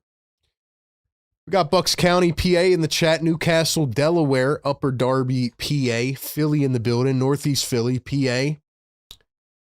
SLC, Atlanta. Houston, Texas in the house. Brooklyn in the building. Dubai in the building. Ghana, Philippines. Abington, PA. We got Philly tapping in from Amazon Warehouse. Let's go. We got the work crew in the building. Appreciate y'all being in the house, man. North Philly in the chat. Connecticut in the building. North Carolina, Indiana, Raleigh, North Carolina. Let's go. Let's go. Hunting Park in the building. Boston, Massachusetts. Shout out to the chat, man. Let's go. 600 people now in the live chat. Get us up to 500 likes. Like the show. Subscribe to the show. Give us some love, man. We do this every single game. Shout out to Australia in the building. Philippines in the house. Beer Battered Gummy Shark says it's almost like Embiid would prefer to land on his body rather than have 300 pounds and gravity slamming energy through his knees and meniscus. Let's go. Joel going to miss the first free throw. See, man, how every time we get that engagement going, people start flying into the chat. Most career points per game versus the Pacers all time. Look at that. Joel Embiid, number 1. That would have been a great trivia question. 2:55 to go here in the first half. Sixers lead it by 4. Nembhard to Jay Huff. Here's Mathurin around a screen. Pulls up. Mid-range. Got it to go.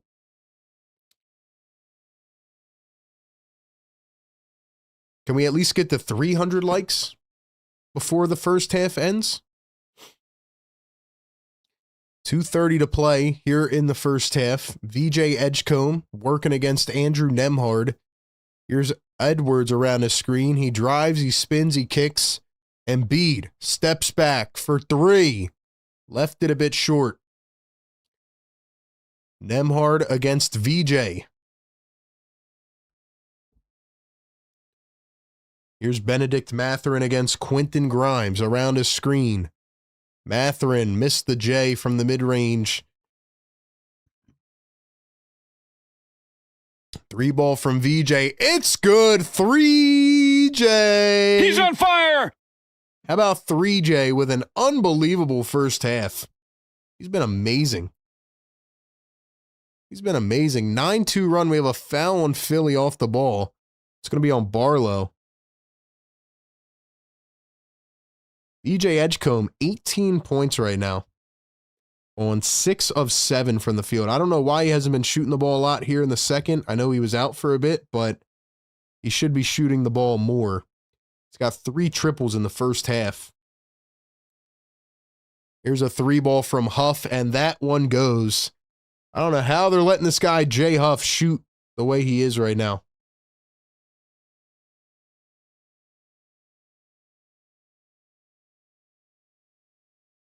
Joel going to pull up the mid-range. Got it again. Nice shot by Joel Embiid.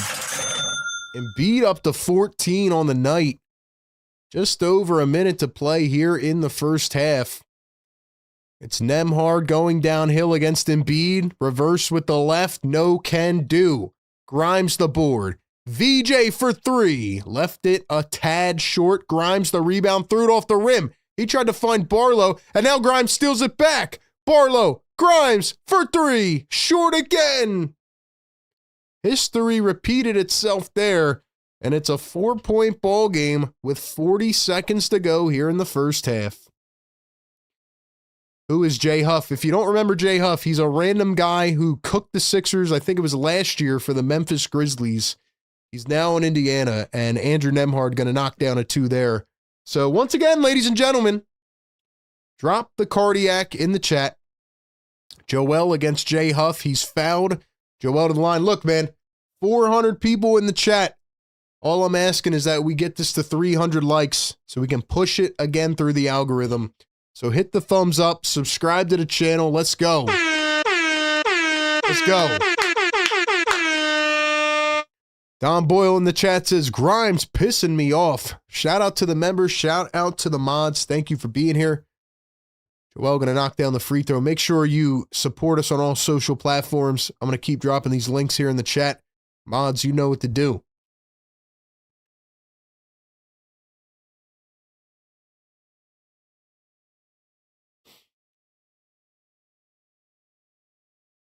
Second one at the line for Joel, and it goes. So it is a 4-point ball game.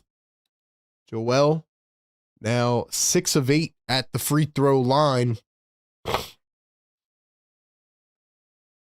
15th cardiac of the year, says Mr. Scum. Yo, it's cardiac every game, man. Every game.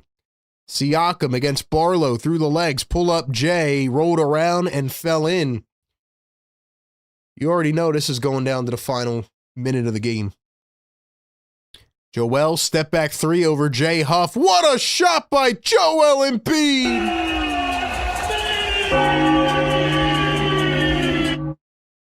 Oh my gosh.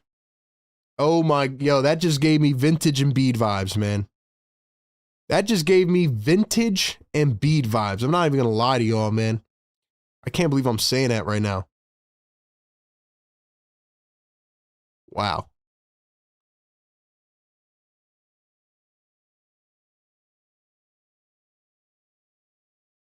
Wow.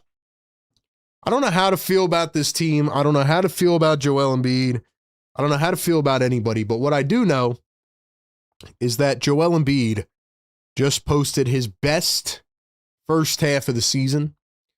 And after I made a comment about him in the second quarter, he absolutely started cooking. So I'm going to give myself just the 1% credit of that. But shout out to Joel Embiid, man. Drop the Embiid emojis in the chat. Let's go.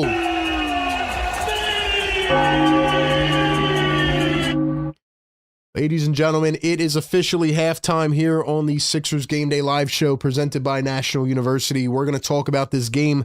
We're going to talk about the box score, what we have seen so far. Quick recap before we get into the cardiac of the second half.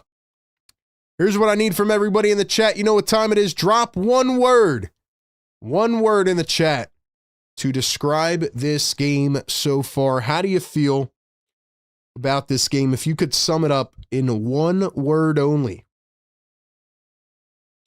what would it be? $5 super chat. Philly for life says, I haven't seen Embiid run that fast or drive that hard in 2 years. Like I said, it's early in the game and he hasn't played a lot of minutes, but I like it. I mean, that was a positive sign from Joel Embiid for sure. Paul George looked really good. We'll get to him. But I agree, man. If Joel can play like that, I mean, I'm happy. I'm happy. It's crazy because in the first quarter, he did nothing. Just like the old Embiid would do. Like, he would just have these quarters where he just was idle, and then he would come out of nowhere like he did in the second quarter, and he would start cooking everybody. Honestly, I was more so focused on how he was moving around than his game, and then all of a sudden, boom, boom, boom, he's got 19 points. I like it. Fredo Ashtray, $2 super chat says, Joel looks much better tonight, but he also had 5 days of rest. Another good point. Another good point. All right, man. Give us your thoughts in the chat about Joel Embiid. Drop one word to describe this game, and be sure to call in after the game with your thoughts about Joel Embiid, Paul George, and more. My one word of the game, I think I'm going to use the word that I just said a few seconds ago, vintage. And here's why I think it's vintage. Number one, Joel Embiid just showed a flash of vintage Embiid finally. VJ Edgecombe showed signs of vintage, and I know he's a rookie, but I feel like the Sixers, in a way, used to always have that type of guy, at least early in this year, that was moving around well, that was knocking down shots, that was flying by the defense. Honestly, it was VJ early in the year. So I feel like that's vintage. And it's also vintage because the Indiana Pacers have a couple of guys that should not be scoring the way that they are, that are absolutely cooking the Sixers, and some of them people don't even know who they are. In the likes of Jay Huff and Ethan Thompson and players like that. It's not even Pascal Siakam. It's Jay Huff and Ethan Thompson and TJ McConnell. So I'm going to say my word of the half is vintage. That's what it reminds me of. But what do you guys think? Let me know your thoughts in the chat. What is your one word? Let's see. Embiid. Embeast. Embiid. We got a lot of Embiids in the chat. Promising. Process. Specifics. Proficiency. What else? Vintage. Matching my word out here. Bipolar. Rest. Good words, man. Rumbling. Rumble. What else? M3'd. I like that. I like that. Someone said, corporate B Pump. Where are you at? B Pump. APB out for B Pump, man. Where's he at? Where's he at?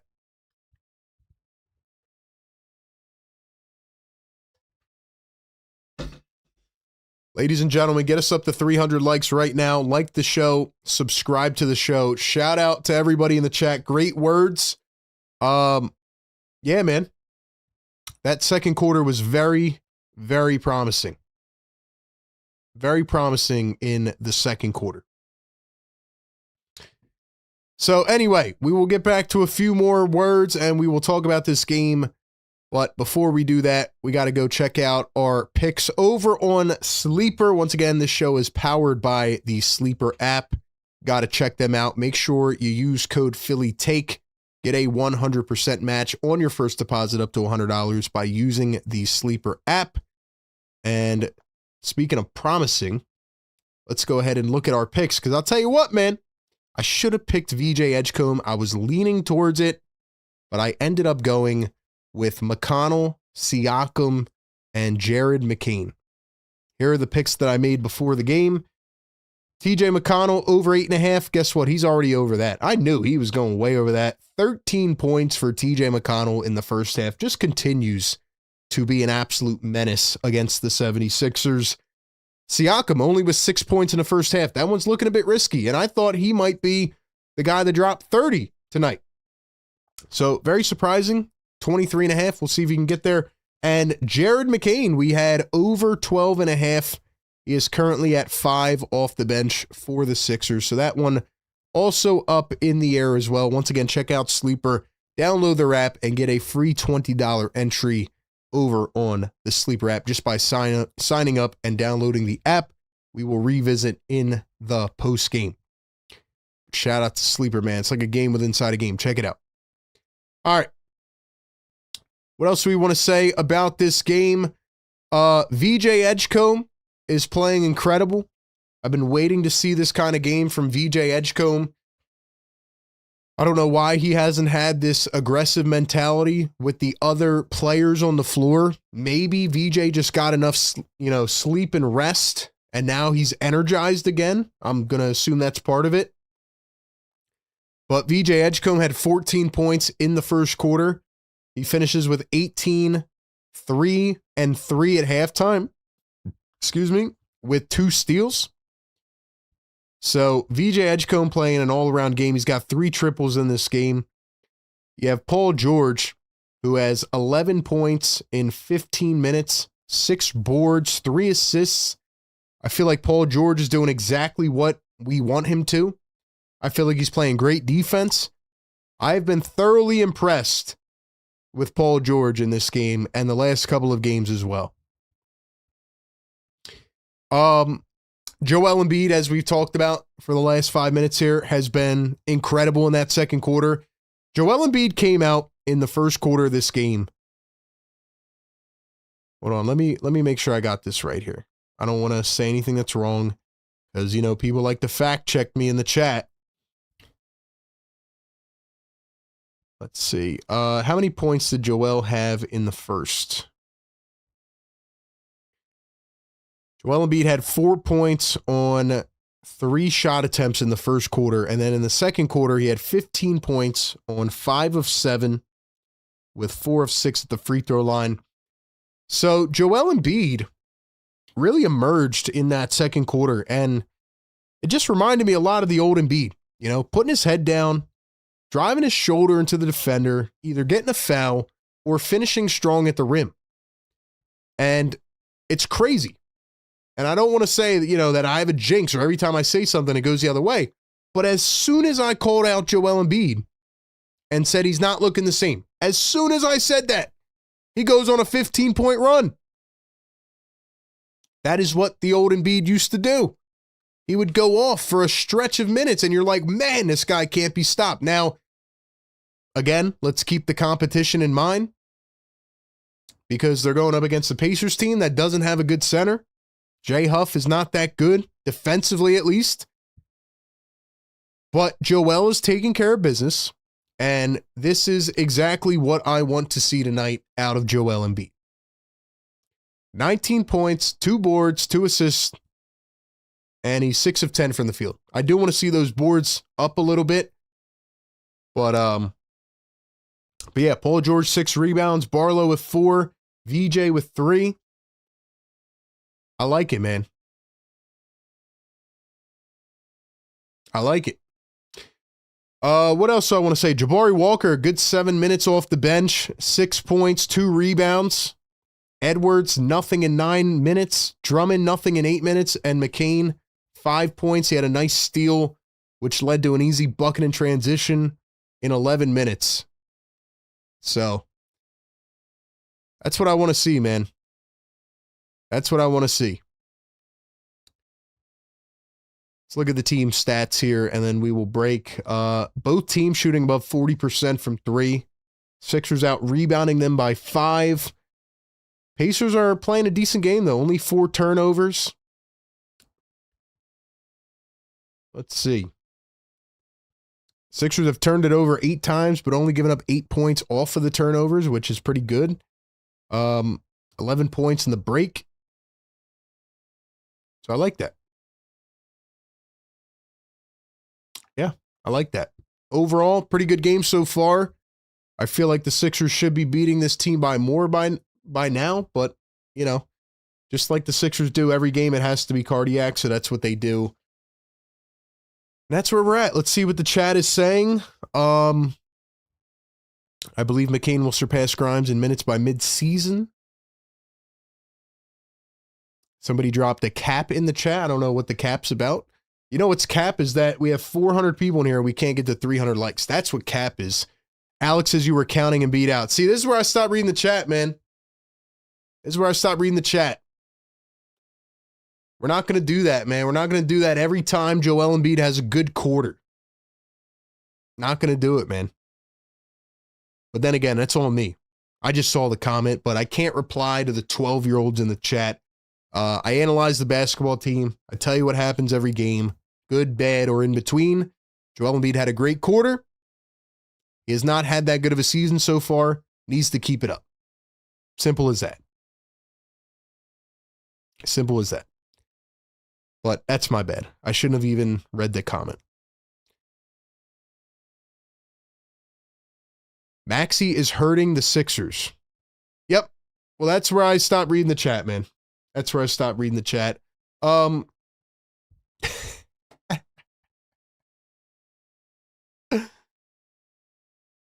man. Beer Battered Gummy Shark says, I have a mission. Next time I go home where I played ball, I want to track down scorebooks and find standout games. Only have scoring stats. Would be cool to see my career.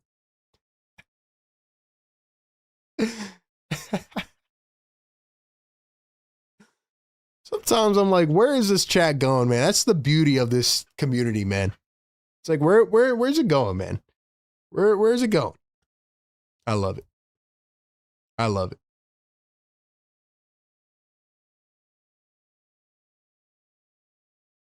Oh, man. Look how good Embiid is playing with Maxey on the pine. Give me a break, brother. Come on, bro. Come on. They're playing one of the worst teams in the NBA, bro. They should be doing this. This is what they should be doing. Question is, how many minutes are they going to play?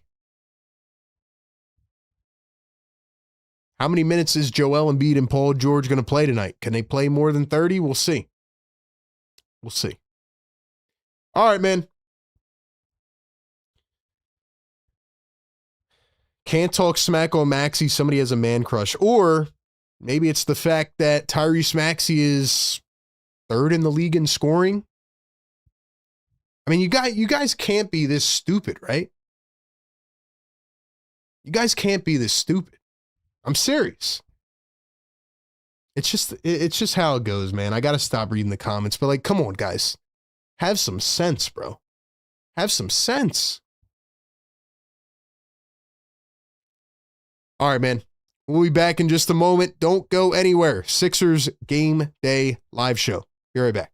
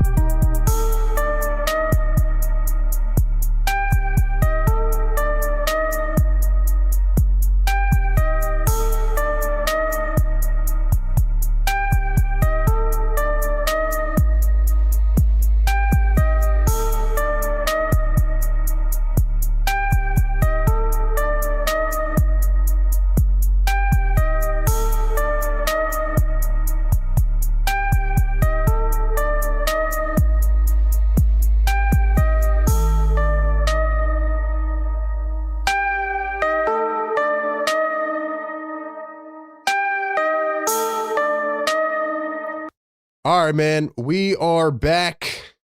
Sorry about that. It was a quick halftime. Here's Jay Huff for three. That one is short. So let's see. What did we miss? Missed a minute of game action. Here's Joel Embiid going downhill. Turns, spins, floats it up. Couldn't get it off the window. But a foul on Indiana.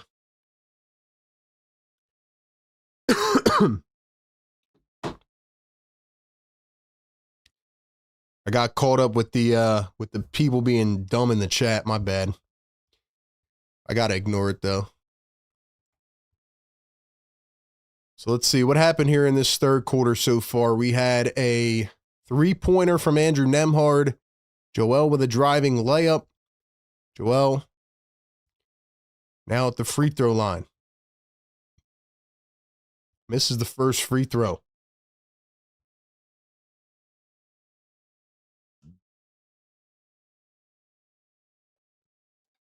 Let's go, chat. Like the show, subscribe to the show. Welcome on in. Sixers lead by 5.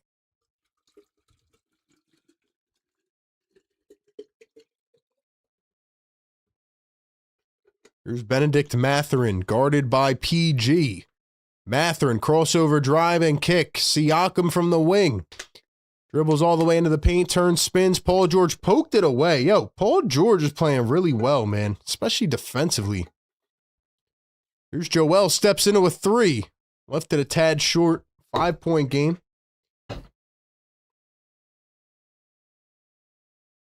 Here's Mathurin going to cross over. Mathurin against Barlow, finds Nembhard. Here is Thompson. Now Siakam, the double team from the weak side. Here's Mathurin, the sidestep 3, and he airballed it. Got a little bit of the net. Here's Paul George working against Siakam. Joel sets. Here's Grimes. Grimes to Embiid. Embiid for 3. Cha-ching!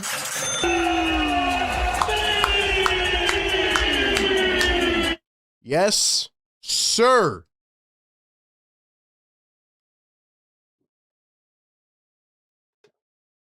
Is Joel Embiid back, man? Is he back?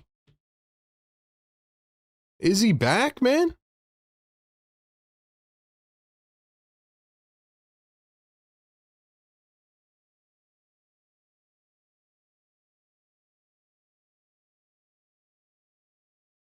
Joel Embiid is absolutely cooking right now, man. Joel Embiid is absolutely cooking right now, man. Wow. Drop the Embiid emojis in the freaking chat, man.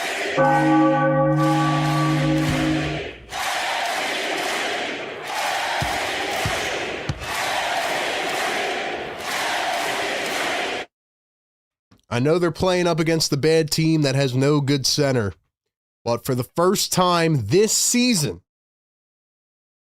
and yes, I'm allowed to say whatever the heck I want, and that's what I'll continue to do because I analyze every game as it happens, one game individually. But for the first time this season, Joel Embiid looks like the old Joel Embiid. I love the way he's attacking the floor. I love the way he's dribble driving. He's starting to hit some threes, which is nice. He's only 2 of 7, but at least he hit a couple. But I like how he's getting to the free throw line. Like, this is what the old Joel Embiid did. This is what the old Joel Embiid did. Now, I hope he can play, you know, he's at 19 minutes. I don't know. He might get to, like, they might cap him at 30, but we'll see. We will see. $2 super chat. Don Boyle says he is back for tonight. Excuse me. Guys, I'm still grinding through the sickness, man. So like the damn stream for us, man. Welcome on in. All right, Clarence, you got to go, bro. One too many idiotic takes. See you later, buddy.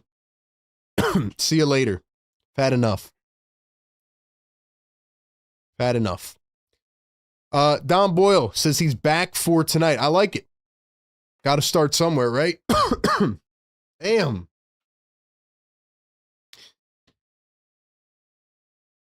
All right, I'm not gonna read the chat till I hit 300, man, because my freaking throat is killing me right now. Let's go, man. Guys, look, all I ask is that you be fair in the chat. Don't disrespect people. Don't disrespect me. If you do, you're gonna get timed out, or you say something idiotic. I don't know why TJ McConnell is not in for Indiana right now. They're underplaying him.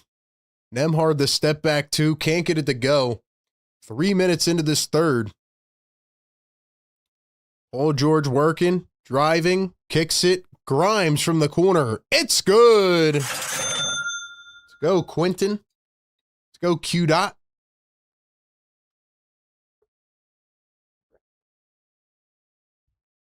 And then the Pacers are going to answer with a 3 of their own. That cuts it down to an 8-point game.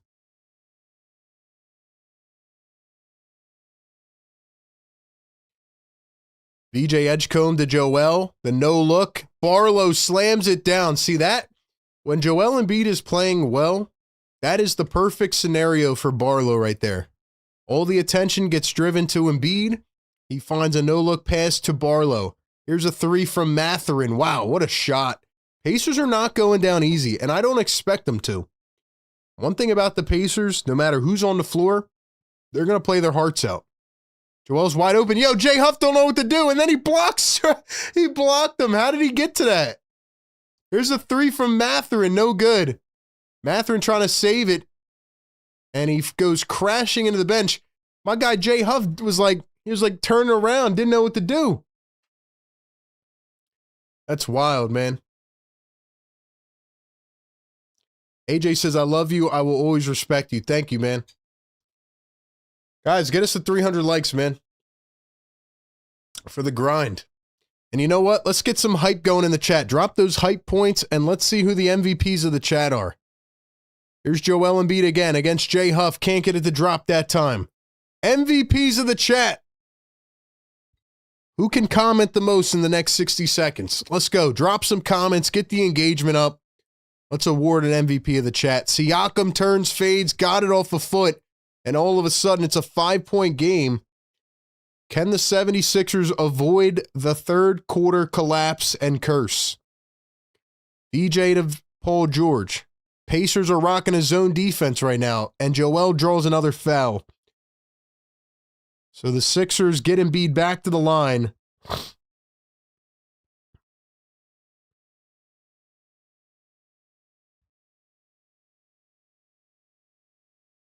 It's been a very close third quarter so far.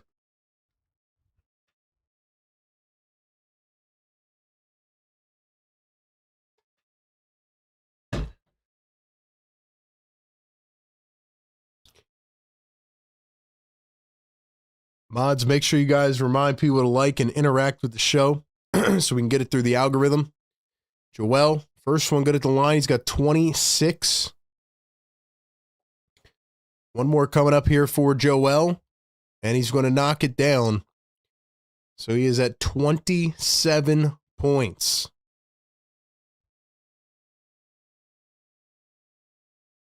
Siakam going to drive and kick. Here's Thompson for three. No good. Mathurin chasing it down, goes out of bounds. All right. No more spamming in the chat. Let's see who our MVPs are, man. I see Marsha McCollum in the chat. Dom Boyle. AJ. Who else? John Monroe. Let's go, man. Busy B. Shout out to the MVPs tonight. Joel gets it to go. And one. Joel again. He's coming alive. Yes, sir. MVPs for Joel Embiid.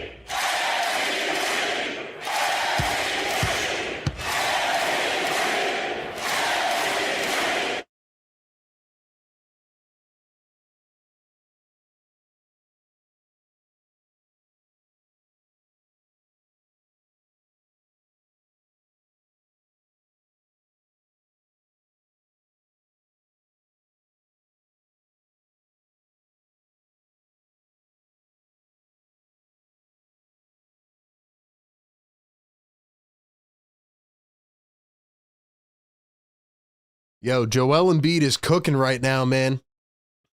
Siakam is fouled down the other end. Guys, Joel Embiid has 30 points. Can we drop the 30s in the chat?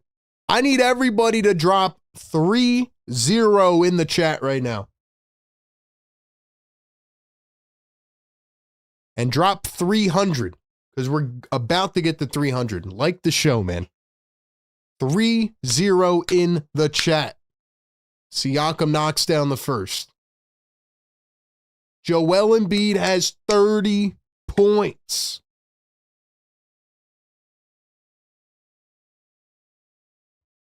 He is absolutely dominating Jay Huff. Let's go, man. Shout out Joel. Pacers missed the second free throw, but they get the ball back. Siakam, the crossover, he pulls up a three. That one does not go. It is a 9-point lead for the Sixers. Joel kicks to Barlow.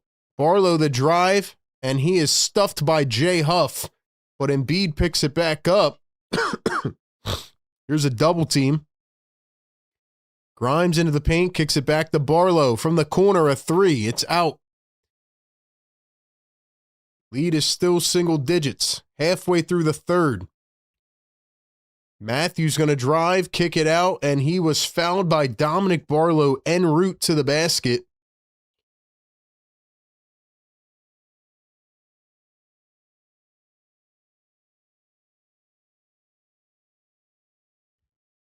Man, this is beautiful basketball that we are seeing from Joel Embiid right now.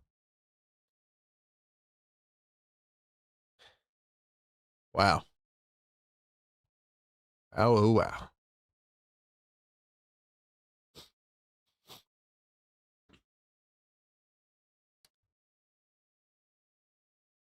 And we have another foul. It's going to be on Jared McCain. Busy B says, I remember when Joel would have 30 every night. Good times, man. Throwing it back tonight. Vintage, like I said at halftime. This is vintage Joel. Here's Andrew Nembhard. Matthews, Nembhard, dribbles, drives to the rim, goes up, and lays it in with the left hand. Now, obviously, again, it's going to be interesting to see how his body responds, you know, even on Sunday against the Hawks. But, you know, this is nice. Joel leans in against Huff, got another foul. See, Joel knows how to manipulate the game. Joel Embiid is going to the free throw line again. This guy, Jay Huff, is taking a beating, man. He cannot defend. He couldn't defend a 10-year-old right now.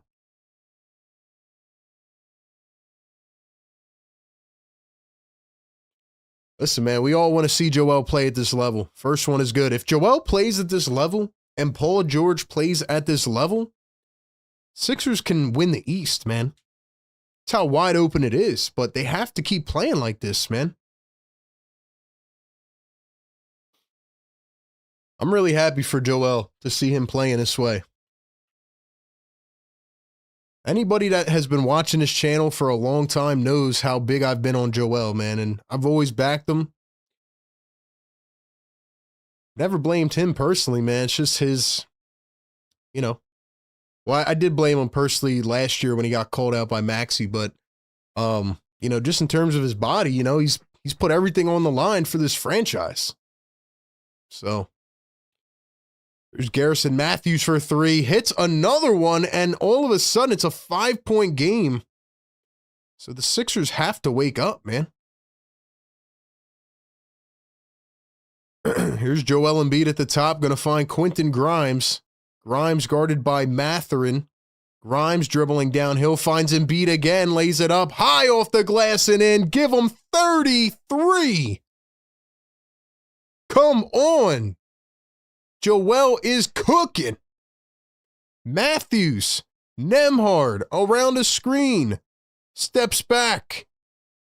And Joel blocks it off the backboard. It's going to be a goaltend, though. Got it a second too late. Holy smokes, man. Holy smokes. 4:49 to go here in the third. The question is, how many minutes will Joel Embiid play?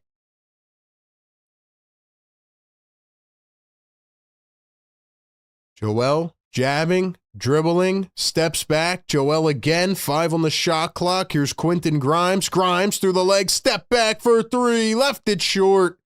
Pacers pick it up. Matthews up the floor. Mathurin all the way. Reverse, no good, but a foul. 470 people in the chat. We need 16 more likes. Who is going to get us to 300 likes? Like the show and subscribe to the channel. Let's go, man. Like the stream right now. Get active in the comments. Looks like Mathurin and VJ got into some words there.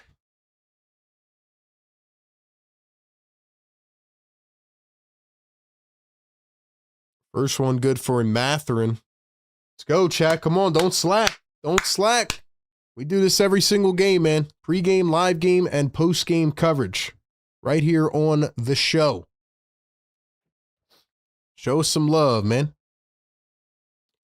Tyrese Maxey actually just tweeted out, he said, good process. So shout out to Tyrese Maxey.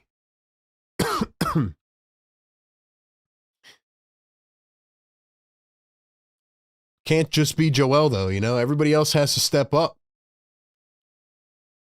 I don't even know the last time Paul George took a shot. After the free throws, it is now a 3-point game. 4 minutes to go here in the third quarter. VJ hasn't even been taking shots either. I don't think VJ's taken one shot in the second half. Here's Grimes around the screen, finds Joel. Joel jabbing, steps back. Joel for two, no good. 3-point lead for Philly. Andrew Nembhard, Benedict Matherin, Isaiah Jackson, Jarris Walker, and Garrison Matthews. Nembhard threw it away, taken away by Joel. Here come the 76ers. VJ up the floor with the left hand, dumps to Embiid. Embiid at the top of the arc. Now Embiid takes it in, gets double, kicks it out. McCain back in for three. Couldn't get it to drop. Nembhard flying it down the floor. He spins, and he is fouled by VJ Edgecombe.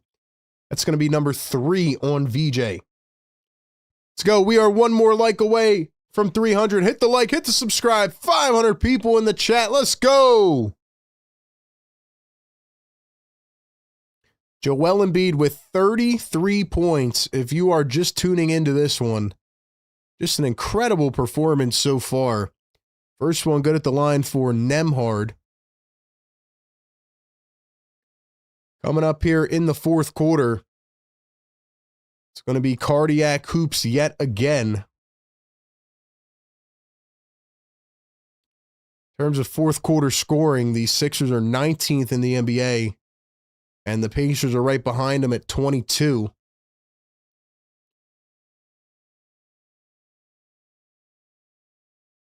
Second one is going to be good. It is a 1-point ball game. Now Joel's going to bring it up the floor himself. They're running everything through Joel. Now Joel gets plucked. He falls on the ground. McConnell takes it away. We have a foul. And Isaiah Jackson is clapping in the face of Joel Embiid.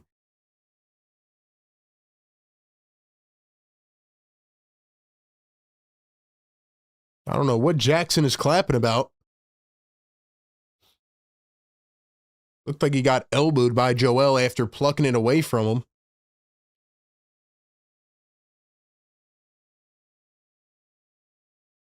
Jackson definitely grabbed his arm as well. So, looked like they tripped over each other's feet there. I don't know what they just did, but maybe there's a challenge.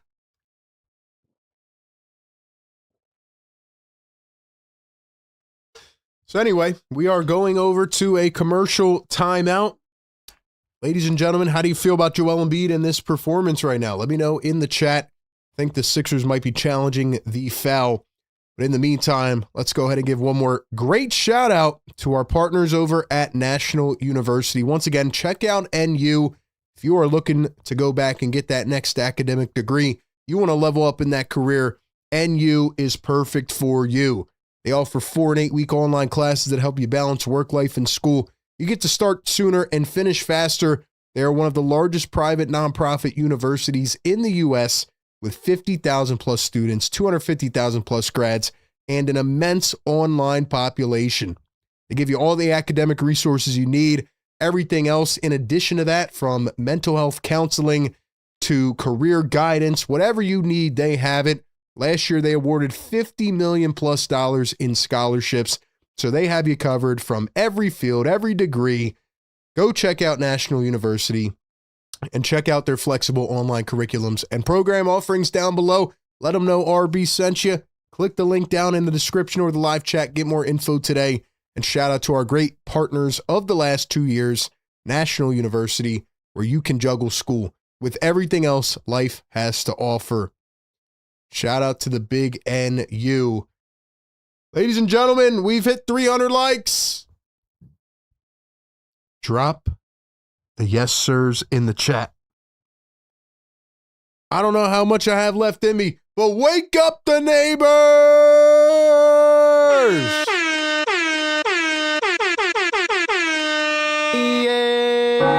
Yes, sir. Yes, sir. Yes, sir.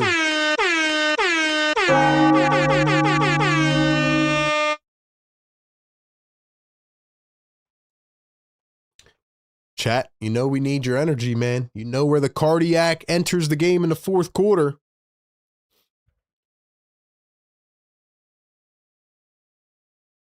They're going to say the challenge is unsuccessful, probably because Embiid fouled him first. But both players did foul each other. So, how do we feel about this game, though?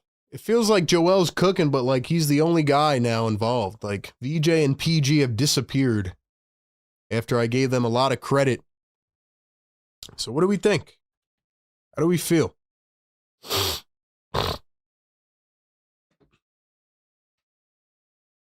Shout out to the channel members in the chat. If you guys want to become a member, hit that join button down below and support the channel, man. Sixer Sam in the house. Sixer Sam, long time no see. AG, what's good, long time no see. First one was missed at the free throw line, and now they're holding up the Chick-fil-A signs. Let's see if you'll be clapping after this, Isaiah Jackson. See if some people will call into the show tonight, call and talk about Embiid. Second one is good. It just rattled home. Andre Drummond is back in for Joel Embiid. 3:20 to go here in the third. Paul George handling the Rockets. PG, VJ, Drummond, Edwards back in, and Jabari Walker. The drive from VJ. Couldn't get it to sink. Here comes Jarris Walker. Kicks to TJ McConnell, who finally comes back in the game. Where the heck was TJ McConnell? He had 13 points in the first half, and he hasn't played in the third quarter until now. Here's Isaiah Jackson posting up. PG pokes it away. Great defense by Paul George.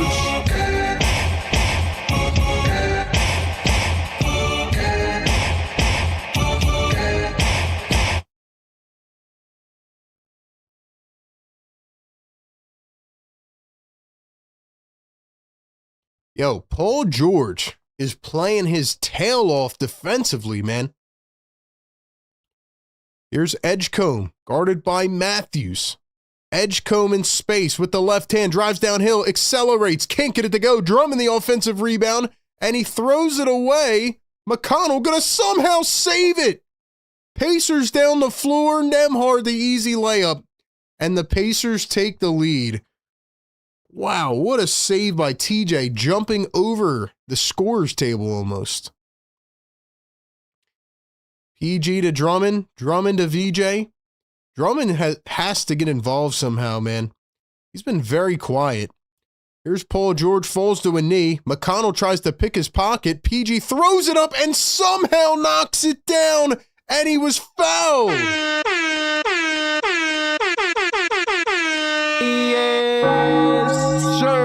And one. Paul George went from almost being plucked on one knee by McConnell, turns and heaves it up and gets fouled. And one. Drop the ones in the chat, man.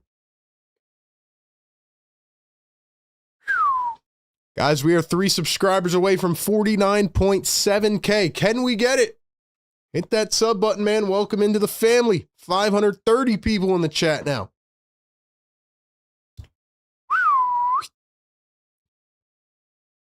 That's what we need, Paul George. That's what we need. And the free throw is good at the line, so it's a 3-point play. Sixers back up by 1. Here comes the cardiac. Get your hearts ready. Get your blood pressure ready for the fourth quarter. Garrison Matthews to TJ McConnell. Drives in from the paint. In and out. Walker tried to scoop it up. Here's Tony Bradley in for the first time for the Indiana Pacers, the former 76er. Had some sparing minutes in the finals last year. Pacers are going to keep the ball. Here's the inbound to Nembhard. He gets VJ to jump, no whistle, but he lays it up and in. And the Pacers are talking a lot of smack right now. They are starting to chirp. Here's Paul George crashing downhill. Finds Edwards in the corner for three. No can do. Drummond, nice offensive rebound. Edwards, VJ, Paul George, wide open three. Cha-ching! Yo, this is the Paul George that the Sixers paid for, man. I love what I'm seeing from Paul George, man. 1:15 to go here in the third. Sixers lead by 2. Matthews to McConnell to Siakam. 1:05 to play. Siakam to Nembhard. Nembhard off the dribble. Pulls it up. Can't get it to go. Bradley. McConnell.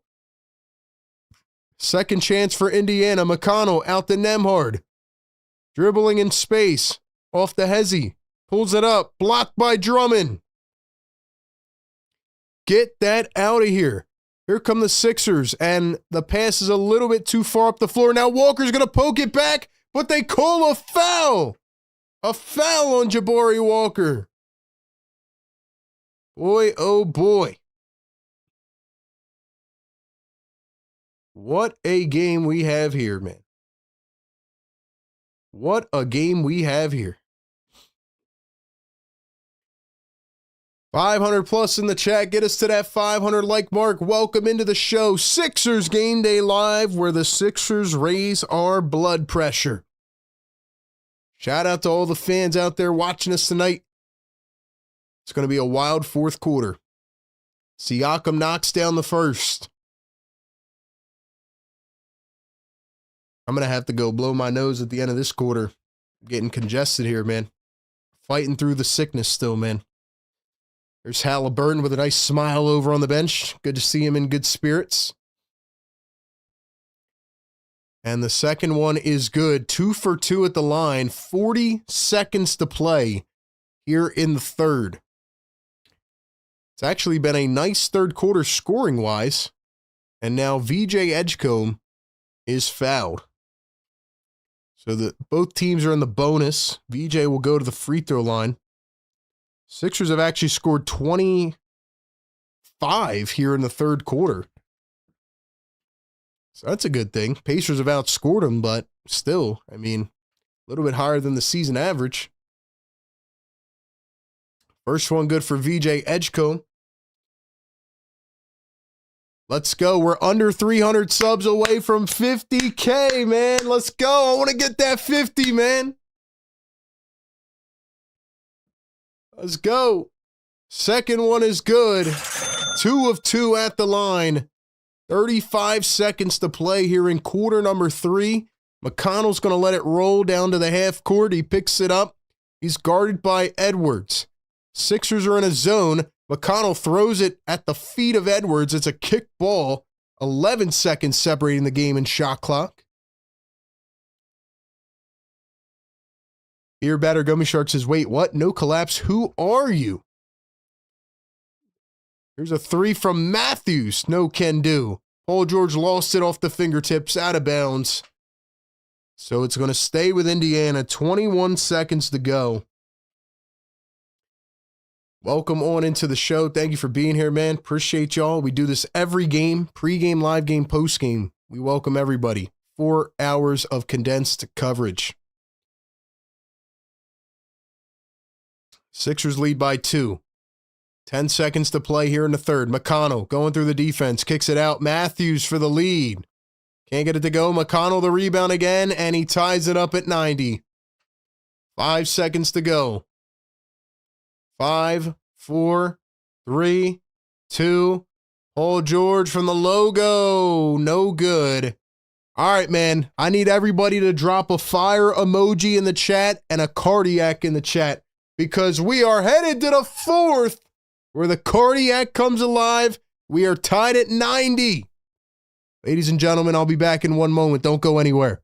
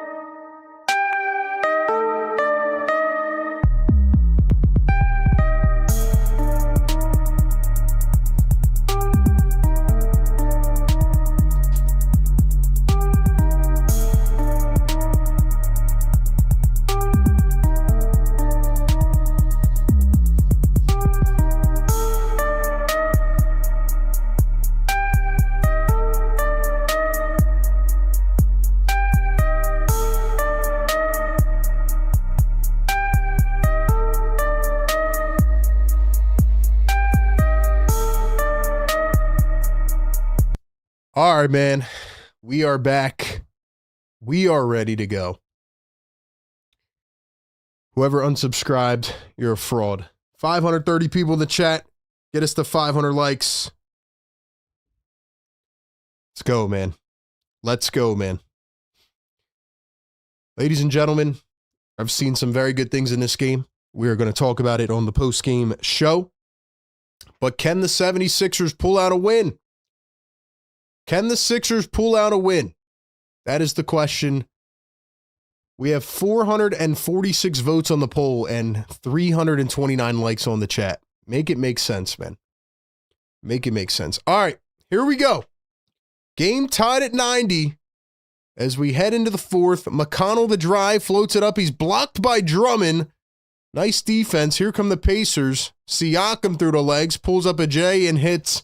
Pacers strike first. So here we go.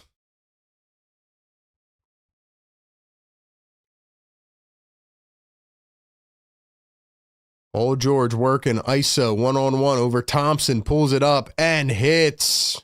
Nice shot by Paul George.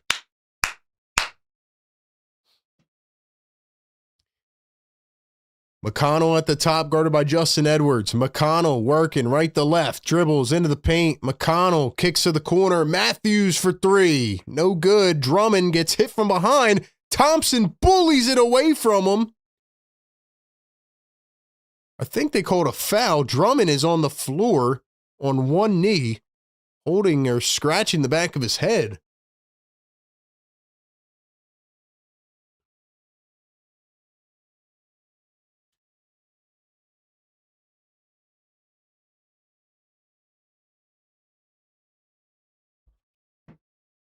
If you are new to this concept, we do this every game. Pre-game, live game, post-game. You don't have to go anywhere. We go one by one by one. Just put your device on and kick back and have some fun with us. Here's Paul George. ISOing again. Step back over Siakam. Can't get it to go. And we have another foul on the floor as Drummond hits the hardwood again. So another foul away from the ball. Second already of the fourth quarter. Could come around to be huge.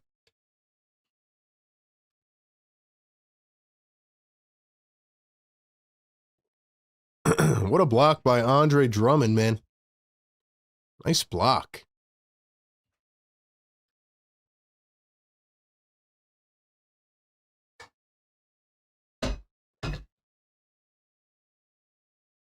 Quentin Grimes going to cross over, drive, bounce. Edwards, ooh, got him on the crossover. 3-ball, no good. Drummond, another offensive rebound. And a foul on the floor. Yo, you cannot make this up, man. Every time I call a player out, they start stepping up. You can't make this up. I literally just said Drummond has been quiet. Didn't I just say that in the third quarter? And this guy's out here getting offensive board after offensive board. He's got 4 of them now. 8 rebounds total for Drummond. Paul George tried to find Drummond, and he threw it away. Here come the Pacers, 4-on-3. Siakam to the rack, goes up and in. Pacers retake the lead. Barlow going to turn and spin. Here's Paul George. Almost fell to the floor. Finds Grimes. The dribble, the drive, the spin, the kick out. Edwards to the side behind the back. Now Grimes contested 3. Cha-ching! Woo! Heat check. Heat check. Drop those fires in the chat, man. Drop those fires in the chat. Let's go. McConnell fouled. It's going to be on the floor, though. Listen, man. More interaction we have, the better the show is. Let's go. Shout out everybody in here, man. Shout out to the community. Let's go, man.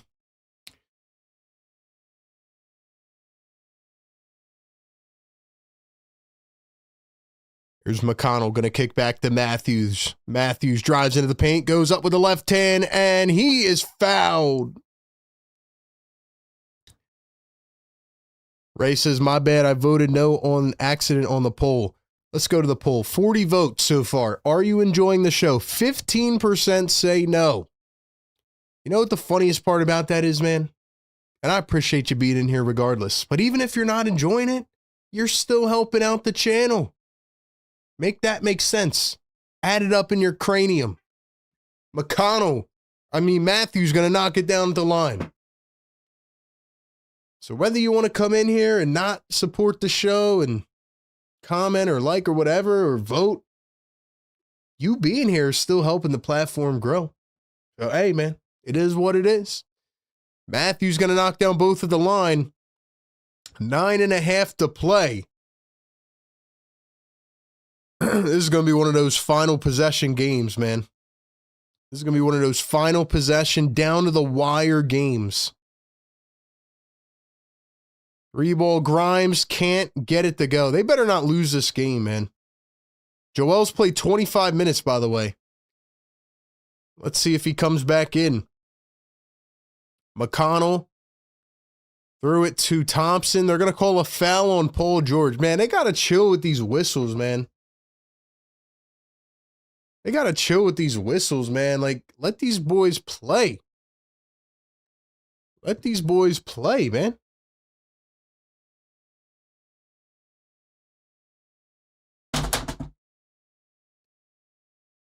I don't know why, man. They just love stopping the game.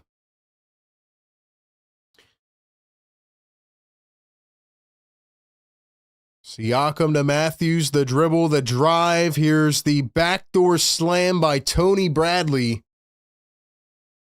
Halliburton jumped out of his seat. Pacers lead by 3. It is crazy that every game has to be like this, though. Especially against the 6-18 Pacers. George floats it up. Couldn't get it to go. TJ McConnell coming around a screen. McConnell to Siakam. Siakam up off a foot. Got it again. It is a 5-point ball game and a timeout by Nick Nurse. And you know what's funny too, man? It's like you get a bunch of these little weird, imbecile Maxey haters. And it's like Maxey goes through the same problem.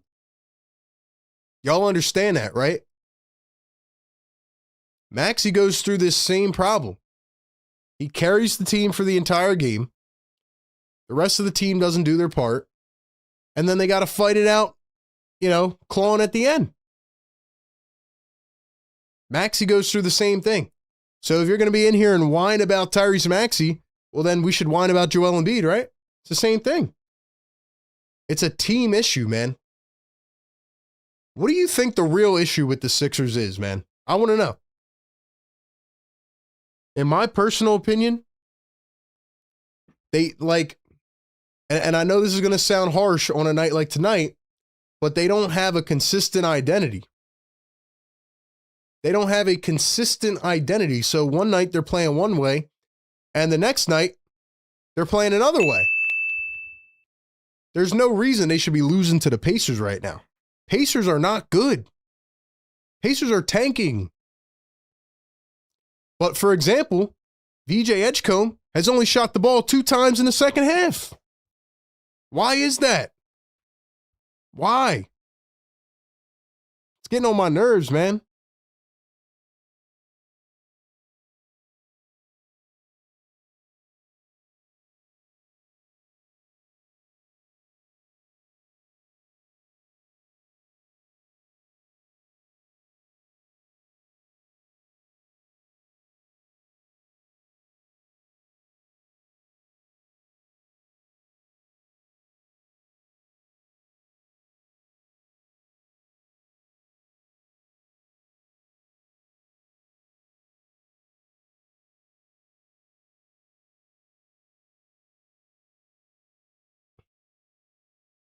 I don't know, man.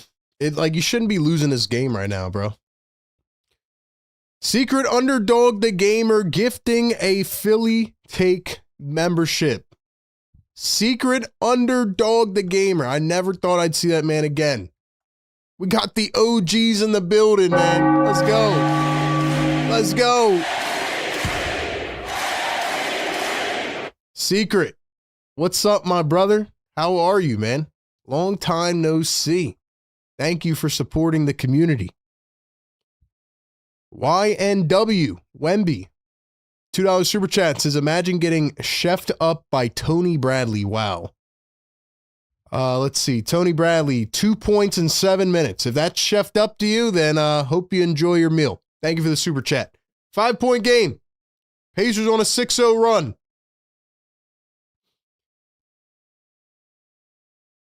VJ Edgecombe going to find Dominic Barlow.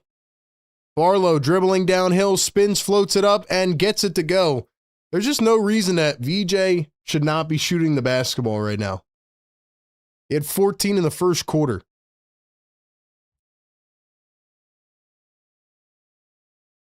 Here's McConnell going to cross over and drive and spin. McConnell. Here's Matthews. McConnell over to Walker.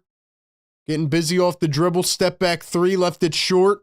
Rebounded by Grimes. So it's Paul George, Quentin Grimes, Drummond, Barlow, and VJ. Still no sign of Joel Embiid yet. I'm guessing he'll come back in for the last 5 minutes. Grimes a 3, can't get it to roll in. For the Pacers, it's McConnell.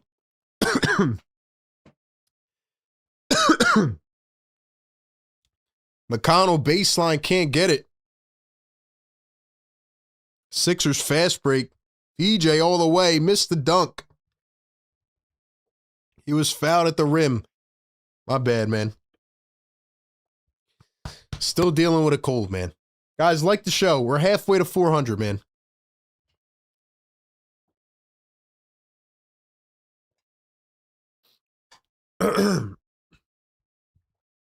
Thank y'all for being here, man.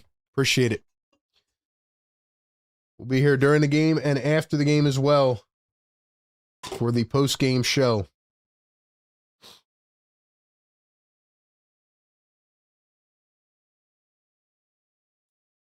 Here comes Joel Embiid back in the game. 7 minutes to play. So it looks like if all goes well, he'll end up playing 32 minutes if he finishes this game out, which is more than he's been playing. Second free throw is no good. It's 100-98.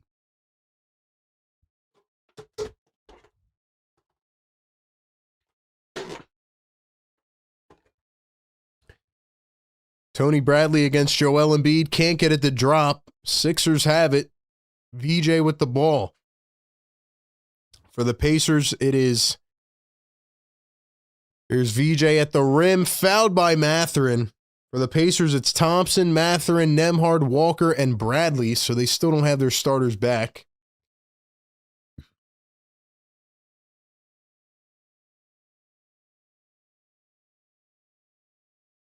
Let's go, chat. Let's go, chat.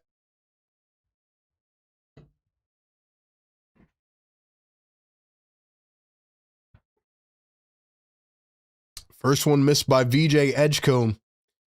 Let's go, man. Like the show, subscribe to the show. Welcome in. Sixers Game Day Live. Every single game right here on the channel. Presented by National University. Pregame, live game, and postgame. So Joel Embiid has 33 points in 26 minutes. He has finally re-entered the ball game. Second one was good for VJ, so it's 1 of 2. Here's Nembhard. Going to drive and spin and kick. Walker off the bounce finds Thompson in the corner. Can't get the 3 ball. Here come the 76ers. VJ with the ball coming around a screen. Drives, turns the corner. Here's Embiid wide open. Embiid for 3. Can't get it. Edwards couldn't pick it up either, but it's out on Mathurin. 14 on the shot clock. It's going to stay with Indiana. Or excuse me, with Philly.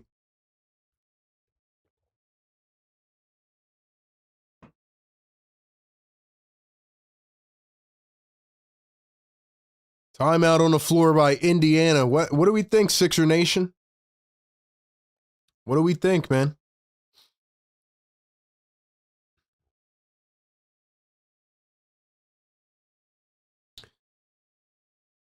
Shout out to everybody in the chat. Let's go back to the poll. 16% say they're not enjoying the show. Guess what? Those 16% of people are still helping grow this show, man.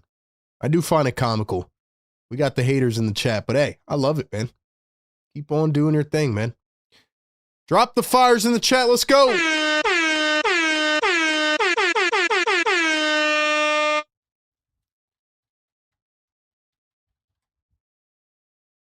Let's go, man. 600 in the building. Welcome in. If it's your first time watching us, welcome to the family. Thank you for being here.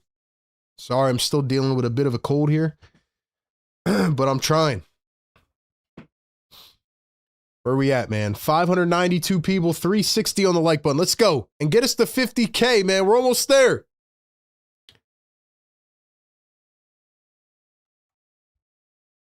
We got the OGs in the house tonight, man. Secret Underdog, the Gamer.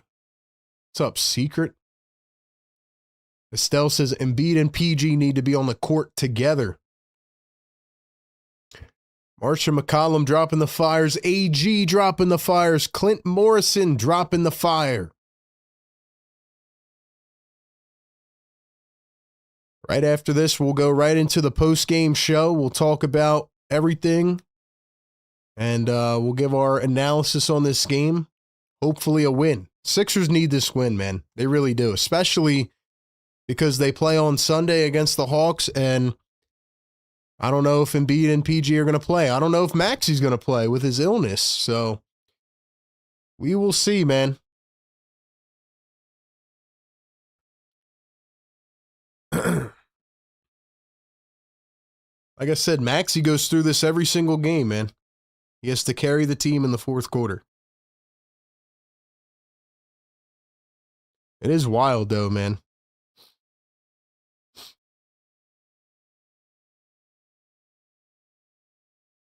There's just no way VJ only has 2 shot attempts in the second half. Just no way.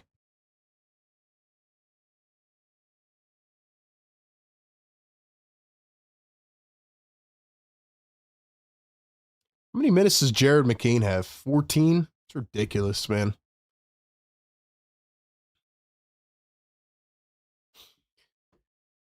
Alrighty, here is Quentin Grimes, and Justin Edwards is still in this ball game.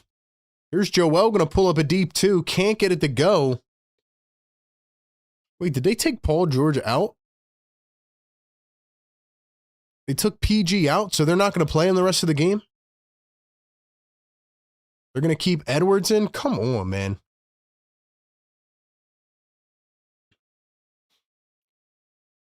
Siakam pulls it up over Quentin Grimes. Can't get it. Grimes picks it up. Can we run some offense, man?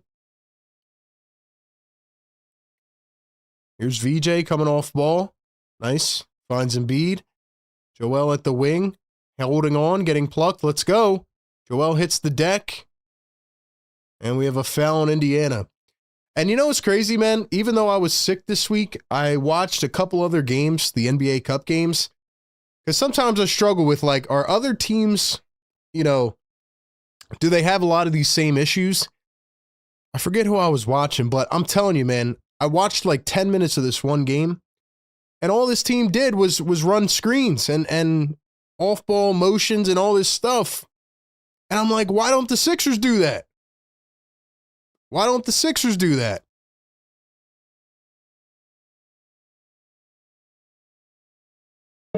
Let's go.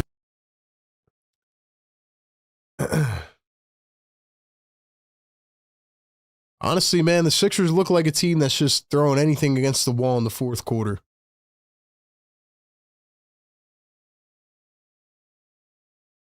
Second free throw. Here's a three from Thompson. No good. We're tied at 100.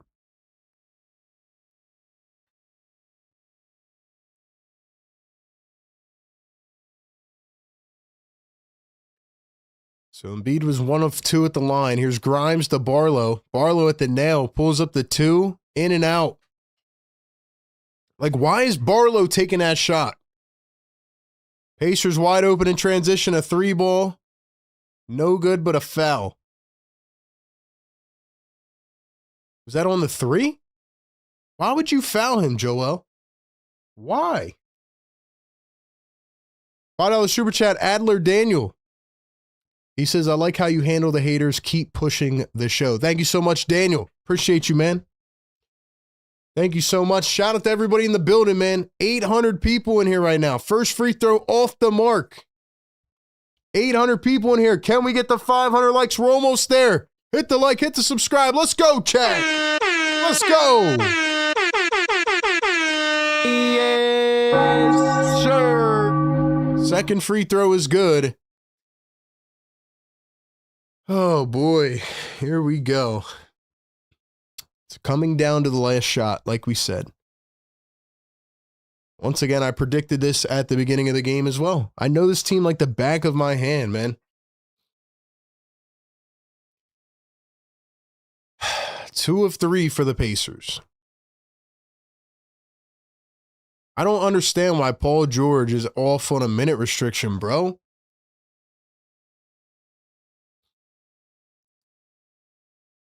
Joel Embiid to Quentin Grimes. Grimes to Edwards. Edwards contested 3, no good. Barlow tried to put it back, and a foul.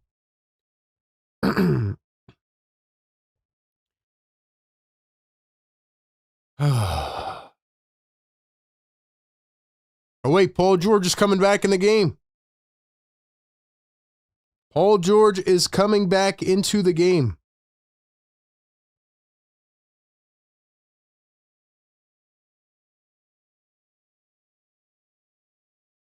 So Paul George sat for 2 minutes, but he is back in. Thank you. Thank you. No spoilers in the chat is right. Barlow going to knock down the free throw.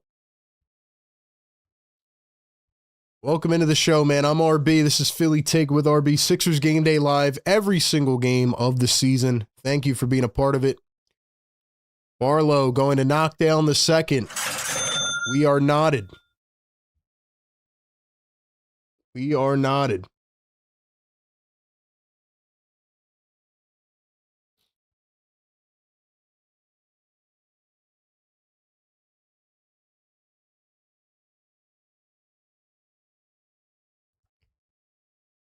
Siakam going to turn, fade away, put it up. It's short.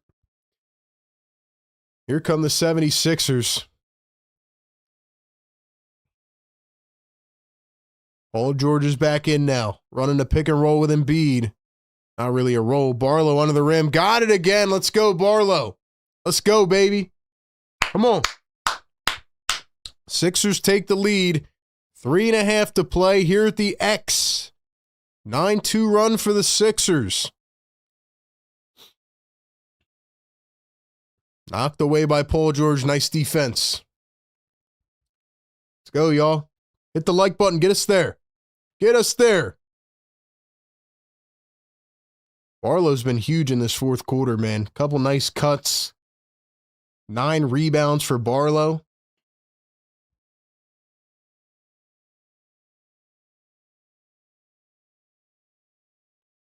Couple huge possessions, cutting, rebounding. Like I said, Barlow is a great two-way addition, man.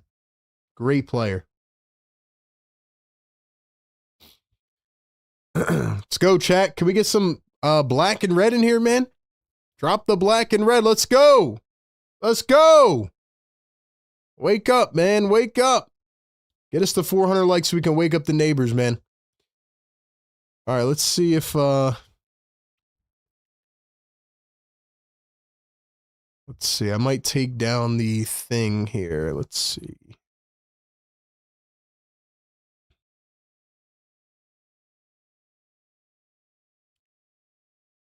Let's see.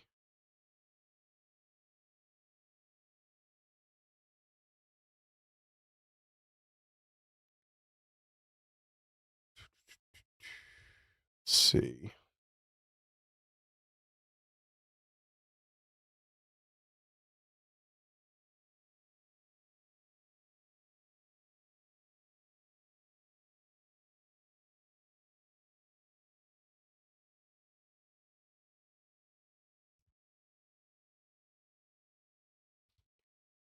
All right, man. We'll see. I'm going to leave it like that for now.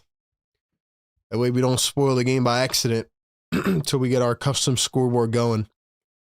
Nemhard going to dribble and drive, float it up, missed everything.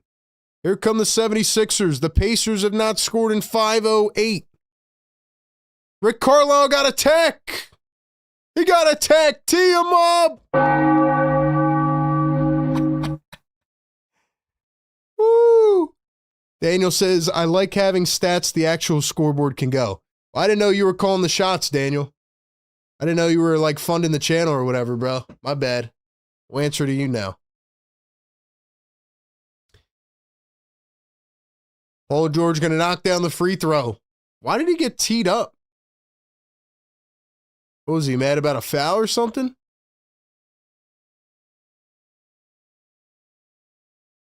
Guess he wanted a foul. I'll take it, though. I'll take it. 650 people in the chat. Get us to 400 likes. We're 15 away. Get us to 400. Let's go. Drop some fires in the chat.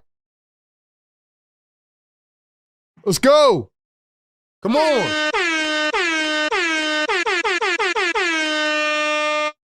Let's go. Like spike right now. Yes, I'm asking you to hit the like button so that we can push this out and get over 1,000 viewers in the chat. That's what we do. We do it every game. Nobody is as consistent as we are with this community. Best community in the world. We do this every single game, man.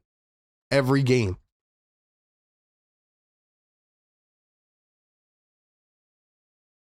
Like I said, y'all, we're building out a custom scoreboard. It's going to take some time. So instead of trying to tell me how to run my own show, get active in the chat, drop a fire emoji. Let's go.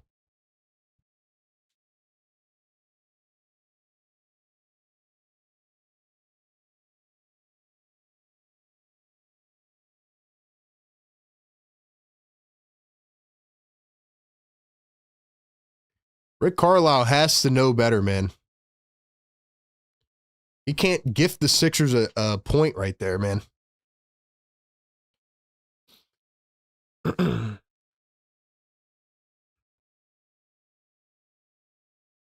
Here's the inbound to Joel Embiid. Joel working against Siakam.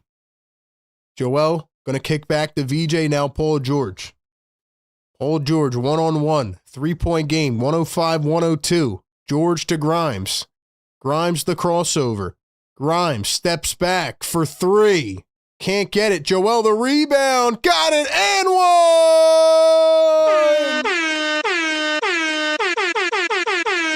Yes, sir. And one. And one. Jay Huff got cooked again. Woo! Woo! Yeah!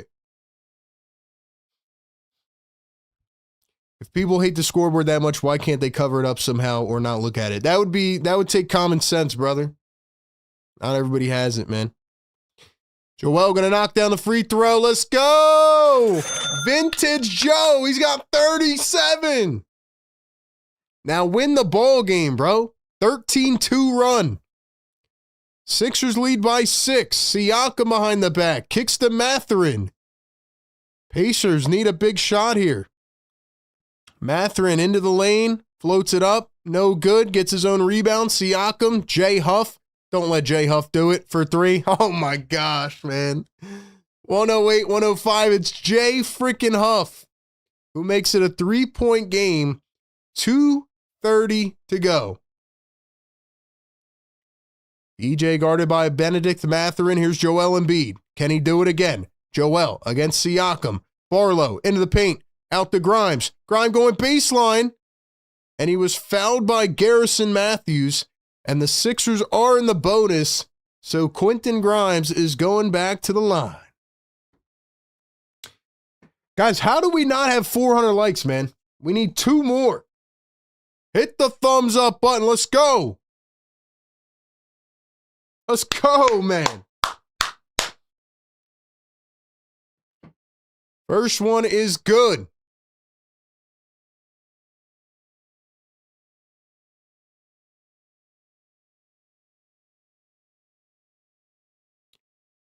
Jared McCain's going to sell my sleeper parlay because Nick Nurse will not play Jared McCain. Okay, cool. Both good at the line, though. Sixers have shot 42 free throws in this game. 32 of 42. Siakam going to drive the lane, floats it up, overshot. Here come the 76ers, 5-point lead. Paul George up the floor. Joel Embiid says, calm it down, relax it. I like that. Veteran leadership. 10 on the shot clock now. Paul George one-on-one. PG to the lane. Goes up. Lays it in. Big bucket by Paul George. He screams emphatically, it's a timeout, Indiana. PG with the bucket, man. Paul George is back, man.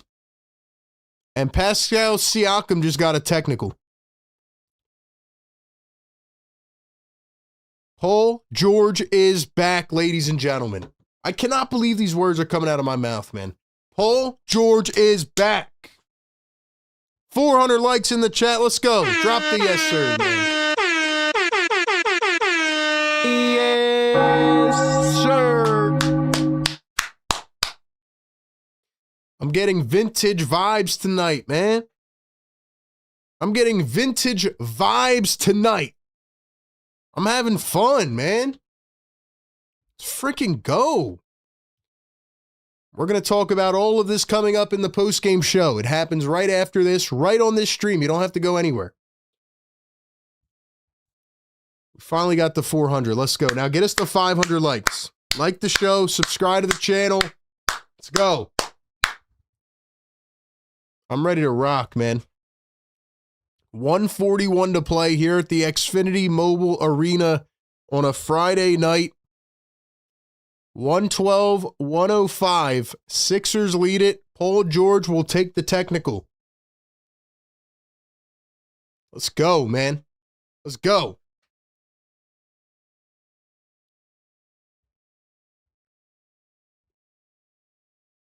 Free throw is good. Attaboy, Paul. Attaboy. Paul George is finally making that money.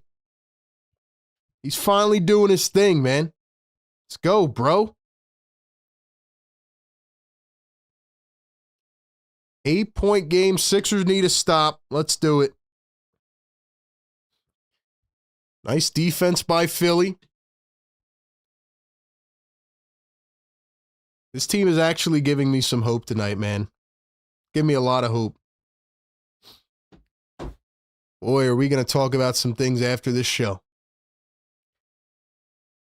Nemhard looking to inbound. They got to get it in. I feel like that was 5 seconds. No call. Siakam the drive, the kick. J Huff for three. No good. No can do. Huff and puff. Huff and puff and snuff.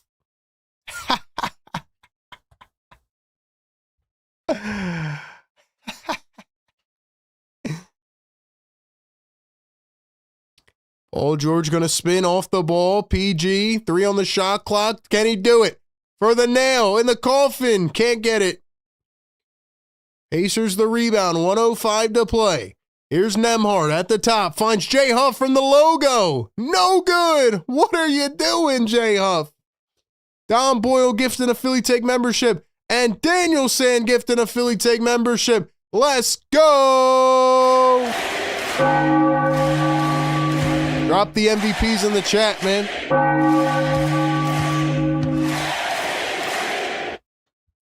Drop the MVPs in the chat. Here's Joel Embiid, 5 on the shot clock. Joel against Siakam. He turns, he fades. Got it! Joel Embiid!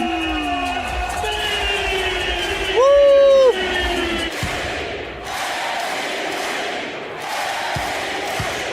A miss by Indiana, and that's going to seal it, man. That is going to seal it, man. Woo! Oh, ladies and gentlemen, it was it was beautiful. It was beautiful. I'm going to let the crowd load in a little bit, and I want to see all the members, man. You guys have the emojis for a reason. You support the channel.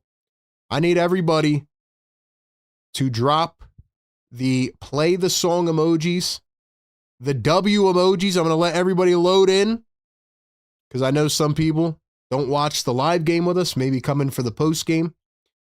So I need everybody to drop those W emojis. I want to see only W's in the chat, nothing else. I don't want to see anything else in the chat other than W's. Ladies and gentlemen, we have a lot to talk about tonight in the post game show. But boy, was this special, man. This was special. This was special tonight, man. This was vintage. This was absolutely vintage, man. Wow. Wow. Unbelievable.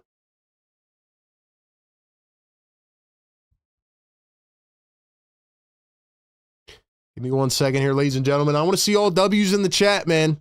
I think y'all know what time it is, because this was a win. It was hard to get it,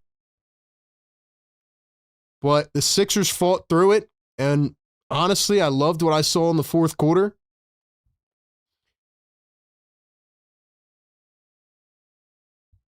But the best part about it was that we've been waiting to see this level of Joel Embiid.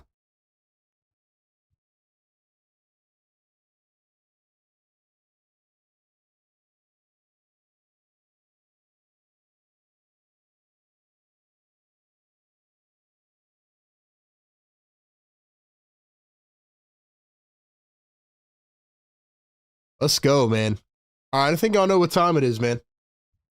First off, like the show. Get us to 500 for Joel, man. Appreciate everybody being a part of it. Ladies and gentlemen, Sixers win 115-105. What did I say the score would be? I think I said 115-109. Didn't I say that? I know this team like the back of my hand. I said it'd be 115-109. Ladies and gentlemen, I think y'all know what time it is. James, $2 super chat. Embiid is just ramping up. There is no vintage. I mean, if he was ramping up, wouldn't you want him to ramp up to the vintage Embiid? Or are you saying that this was just a fluke game? Is that what you're trying to say, James?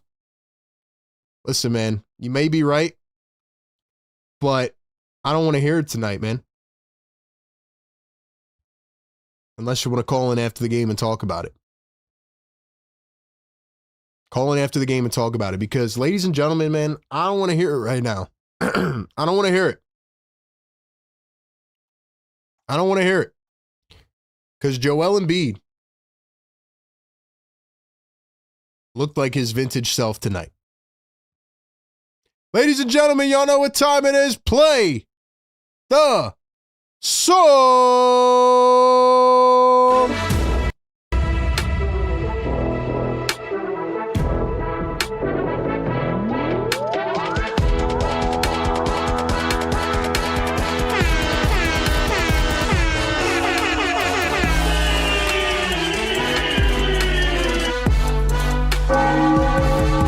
Let's go, man.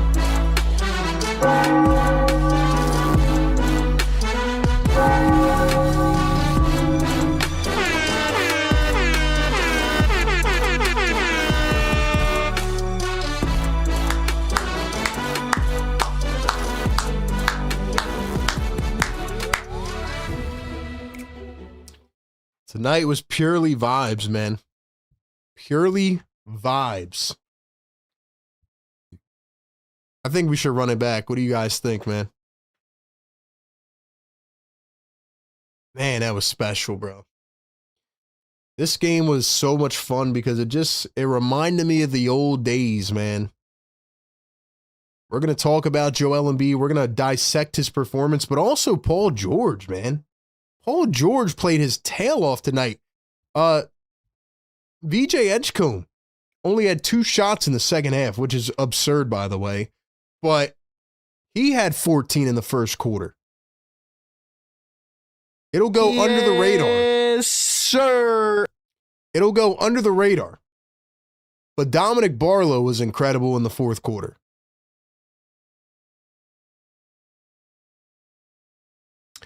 $10 super chat. James says to be vintage means a performance from someone that was once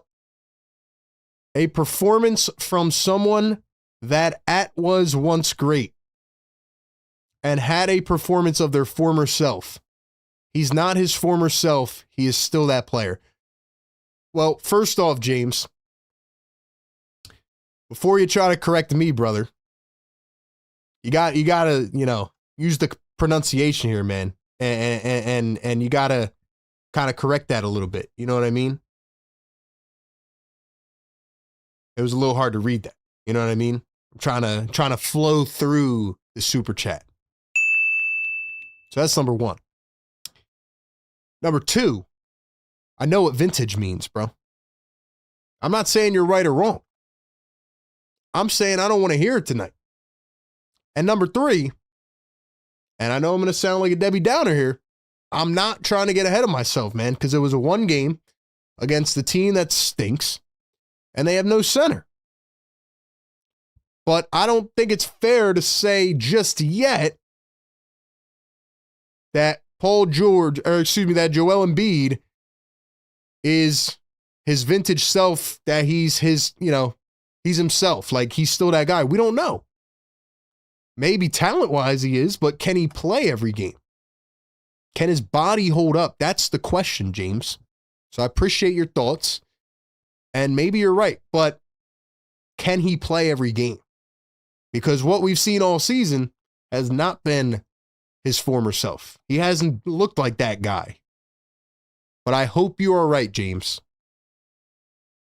I really, really hope you are right, James. So thank you.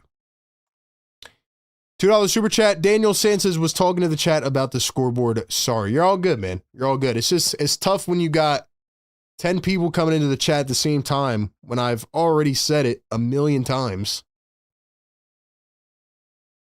But anyway, man. Anyway. But yeah. Like I said, man. James, I'm not disagreeing with you, but we got to see it more consistently. And yeah, not trying to come at your punctuation. I'm just saying. And Daniel, you're all good, man. Ladies and gentlemen, drop the W's in the chat, man. I see them flowing in here. Play the song. Play the song!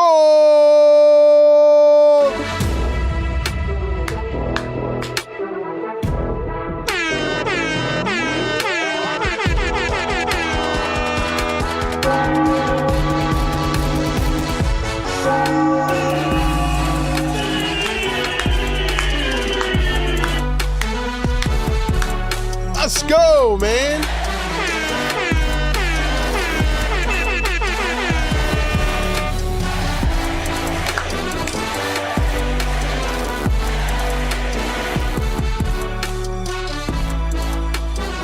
Ladies and gentlemen, it's going to be a fun post-game show tonight. We're going to head over there. Vincent says Embiid's post-game game is titled Vintage Embiid Performance. I mean, I don't understand why people are like confused about the word vintage. I literally said at halftime, this was vintage. This, like, vintage, you know what? I'm going to look up the exact definition. I know James tried to give it, but, like, this was vintage Joel Embiid. Just so y'all don't think I'm, like, you know, pulling stuff out of left field. Vintage refers to items of enduring quality or classic style from the past era. So again, when we say Joel Embiid vintage, we're saying MVP Embiid. Like this was shades of MVP Embiid. That's what we're trying to say. Because he hasn't looked like himself because of the injuries. That's it. Don't overthink it. I know it was only 2 years ago, but man, so much has happened since then. I think we're all getting caught up on the word vintage. We're excited. It's supposed to be a good thing. I'm not saying Joel can't be that guy. I'm just saying we haven't seen it consistently. $2 super chat. James says, I'm drunk. All good, James. Appreciate you, man. He says, I'm drunk, but yeah, Embiid might be the Ghost. Yeah, James, you've been sipping one too many tonight, brother. Appreciate you tuning in and the support, though, man. Don Boyle, $2 super chat says, despite what the Pacers had, Embiid moved very well. And that is going to be my main point of the post-game show. That is going to be my main point.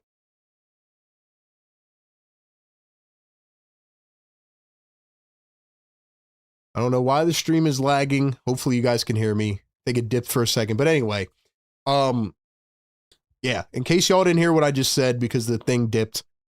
James, you're drunk. You've been sipping a lot. Hope you're safe tonight, buddy. And shout out Joel, man. Shout out Joel. And as for my guy Dom, yeah, despite what the Pacers had out there on the floor tonight, Joel Embiid looked good himself. Joel Embiid looked good himself. So, to me, that's all that matters right now. And I'm happy. I'm very thrilled, actually. Very thrilled. I'm very thrilled at how Joel Embiid looked tonight. I'm thrilled at how Paul George looked tonight. And we're going to talk about it all, man. We're going to try to toe the line about where we should be. How should we feel after this performance? All right? So don't go anywhere. I have a lot more to say on this. We'll be back in about 7 minutes, setting up the post game, and we will be back. So once again, shout out to the Game Day Show. Shout out to the partners. Shout out to the mods and the members. Appreciate y'all being in here. Matter of fact, we're going to load up the phone lines right now. We're going to load up the phone lines right now. And I'm going to tell y'all why I deserve credit for Joel Embiid's comeback and why he was so good tonight. Because there is a concrete reason as to why. So let me go ahead and put the phone number in the chat.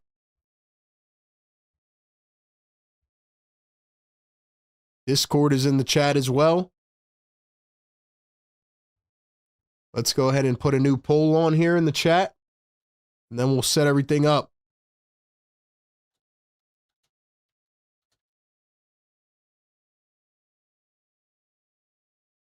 All right, ladies and gentlemen, we will be back in just a few minutes.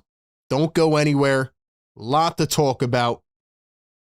Everything coming up on the Philly Take post-game show right here on the Game Day Live show. We'll be back.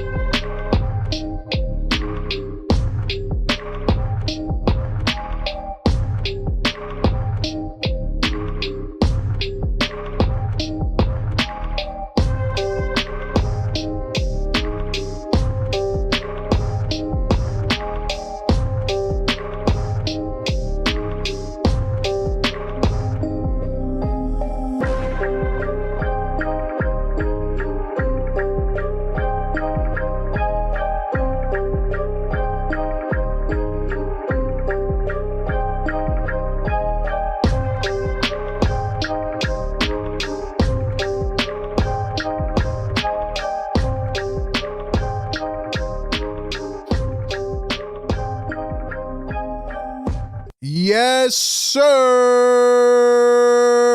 Welcome on in to the 76ers post-game live show right here on Philly Take with RB. We do it every single game, pregame, live game, postgame. And let me tell you something, man. I have not been this fired up in a while for a post-game show, and I'm still a little bit under the weather. But right now, I feel like I'm over the moon. Ladies and gentlemen, I don't want to get ahead of myself, but I have some things to say on this post-game show. So whether you're live in the chat right now watching it, like it, subscribe, or if you're watching or listening back tomorrow, let's say you're listening on audio platforms, and oh, by the way, go follow us on all audio platforms. We're growing over there. All right, and share and follow this and subscribe and rate. Leave us a 5-star rating on Apple Podcasts, all that good stuff.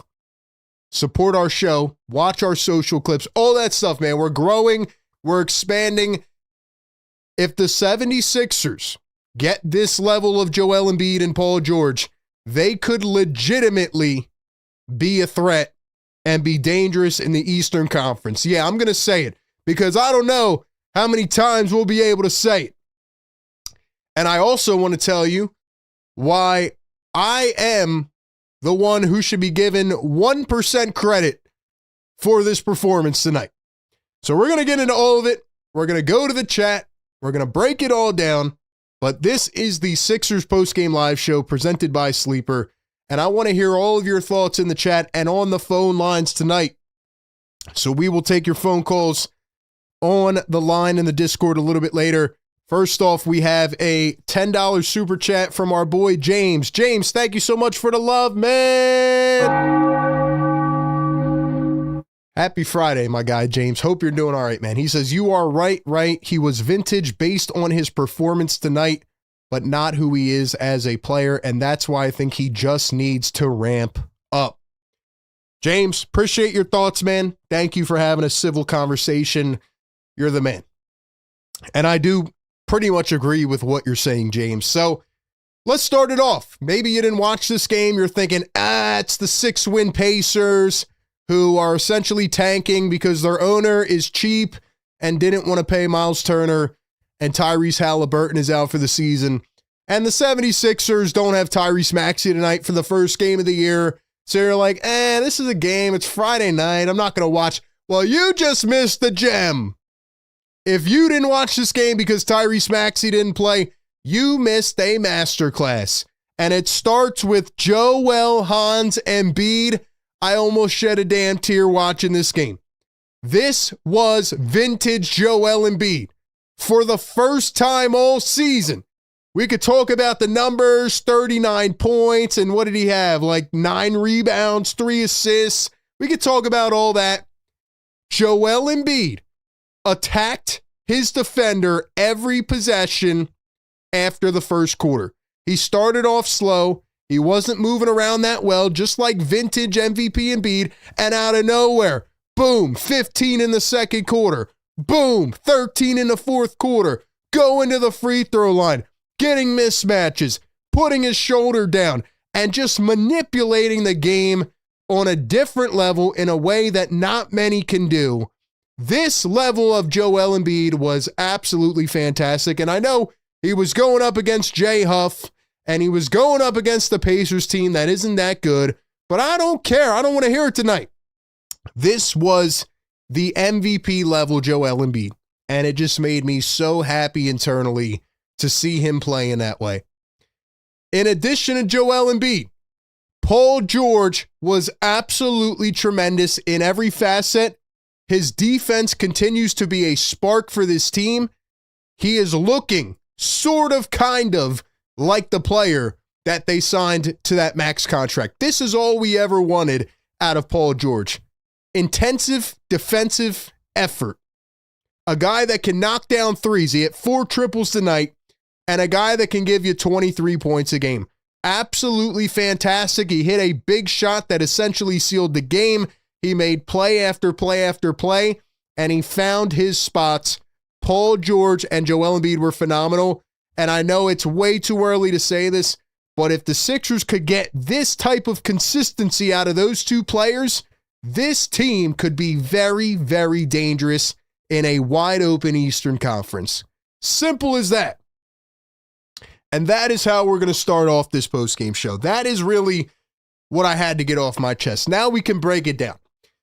Because, man, we did not have Tyrese Maxey tonight. And I said at the beginning of this game, by the way, I predicted the score would be 115 to 109. I said it would be closer than we think. I said Jared McCain would lead the game in scoring. He was nowhere near close, thanks to Joel Embiid. But also, we'll get to Nick Nurse and why I think Nick Nurse was partially blowing this game and why he should be playing Jared McCain more. But anyway, no Tyrese Maxey in this game. So I said it would be very interesting to see whether or not Joel Embiid and Paul George could take over. And the Sixers come out of the gate, and it's a very close game. Sixers have a comfortable lead, and it's VJ Edgecombe who comes out of the gate with 14 points in the first quarter, his career high for any quarter. VJ Edgecombe comes out of the gate, and we're like, man, maybe those 5 days off finally helped VJ get some rest, and he's boosted back up to 100%. VJ's driving downhill. He's turning the corner. He is so lightning quick. He cannot be stopped. And VJ's cooking every possession. So we're thinking, okay, this could be a 30-point VJ Edgecombe game. Well, then we get to halftime. VJ has 18 points. He had 4 in the second quarter. And the guy only had 2 shot attempts for the rest of the game. Now, VJ Edgecombe, don't get it wrong, played a very good game tonight. 22 points, 4 rebounds, 5 assists, no turnovers, 2 steals. I thought VJ picked his spots accordingly, but in the first quarter, it almost felt like VJ was doing his thing because he didn't have anybody else in his way. Like, he finally got the touches, and as we've been saying for weeks, give VJ the ball more. Let him create. I don't know why he only had 2 shots in the second half. I think that's ridiculous, and I think he could have had 30 in this game. But it was Joel Embiid, after that slow start, who stepped it up, who got active, and started to dominate. Joel Embiid took this game in his hands, whether it was Jay Huff, a random guy who cooked the Sixers with the Memphis Grizzlies last year, whether it was Isaiah Jackson. The Pacers are a travesty right now. And Joel Embiid knew that. And just like the old Joel Embiid from 2023 and before, when the Sixers were playing a bad team, he would say, give me the ball a million times and let me go to the free throw. And tonight he went 13 of 18. And I thought, this is exactly how he used to take games into his own hands. Paul George started off the game. I think he had 8 in the first quarter, something like that. Sixers were on some runs. Then the Pacers came back. It was close. It was a few-point game at halftime, I think, right? It was a 5-point game at halftime. And the Sixers actually had a decent third quarter, thanks to Joel Embiid. He had 15 of the 27 in the third, but they get outscored by 5. And as we knew all game throughout, it had that feel almost like of a playoff game. This was going to be a close game down to the wire. And it goes to the fourth quarter tied, and it was a little bit of everything.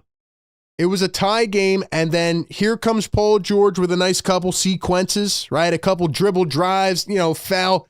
There was a Rick Carlisle technical late in the game, which I thought was absurd for him to do, especially in a game that was, 2 points decided at that time. Kept going back and forth. And, we'll talk about that in a little bit because that shouldn't be the case in this game. But it was a couple Paul George buckets. And then it was VJ Edgecombe with a nice steal. And then even Quentin Grimes got involved late, even though he didn't have the best night. Justin Edwards went 0 for 5, but it was Jabari Walker in the first half, with 6 points. So it was a little bit of everybody. Even in the fourth quarter, there was a couple late possessions where the Sixers found a cutting Dominic Barlow under the rim. I thought Barlow was fantastic in this game, and nobody will even realize it or talk about it because you have to actually watch the games to see the type of impact Dominic Barlow is making night in and night out. Dominic Barlow had 10 points and 8 rebounds, but he had a couple buckets in the last 5 minutes where he cut to the rim, he lost his defender in space, and he, laid it in or got a second chance bucket. There was a couple offensive rebounds by Andre Drummond in the third quarter when the Sixers couldn't pull one in and Joel was getting a little bit tired. So again, there was contributions, it felt like, from everybody.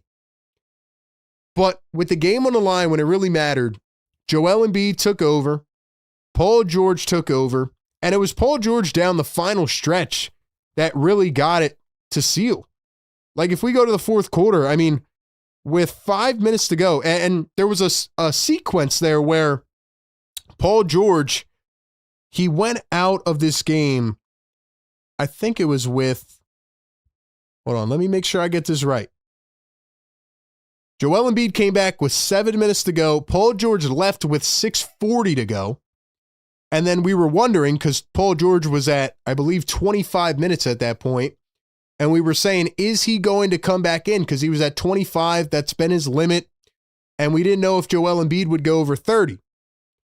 But Paul George comes back in 2.5 minutes later for the last 4:20, and he plays the rest of the game. And his impact was absolutely needed because when Paul George came back into the ball game, it was a 2-point game.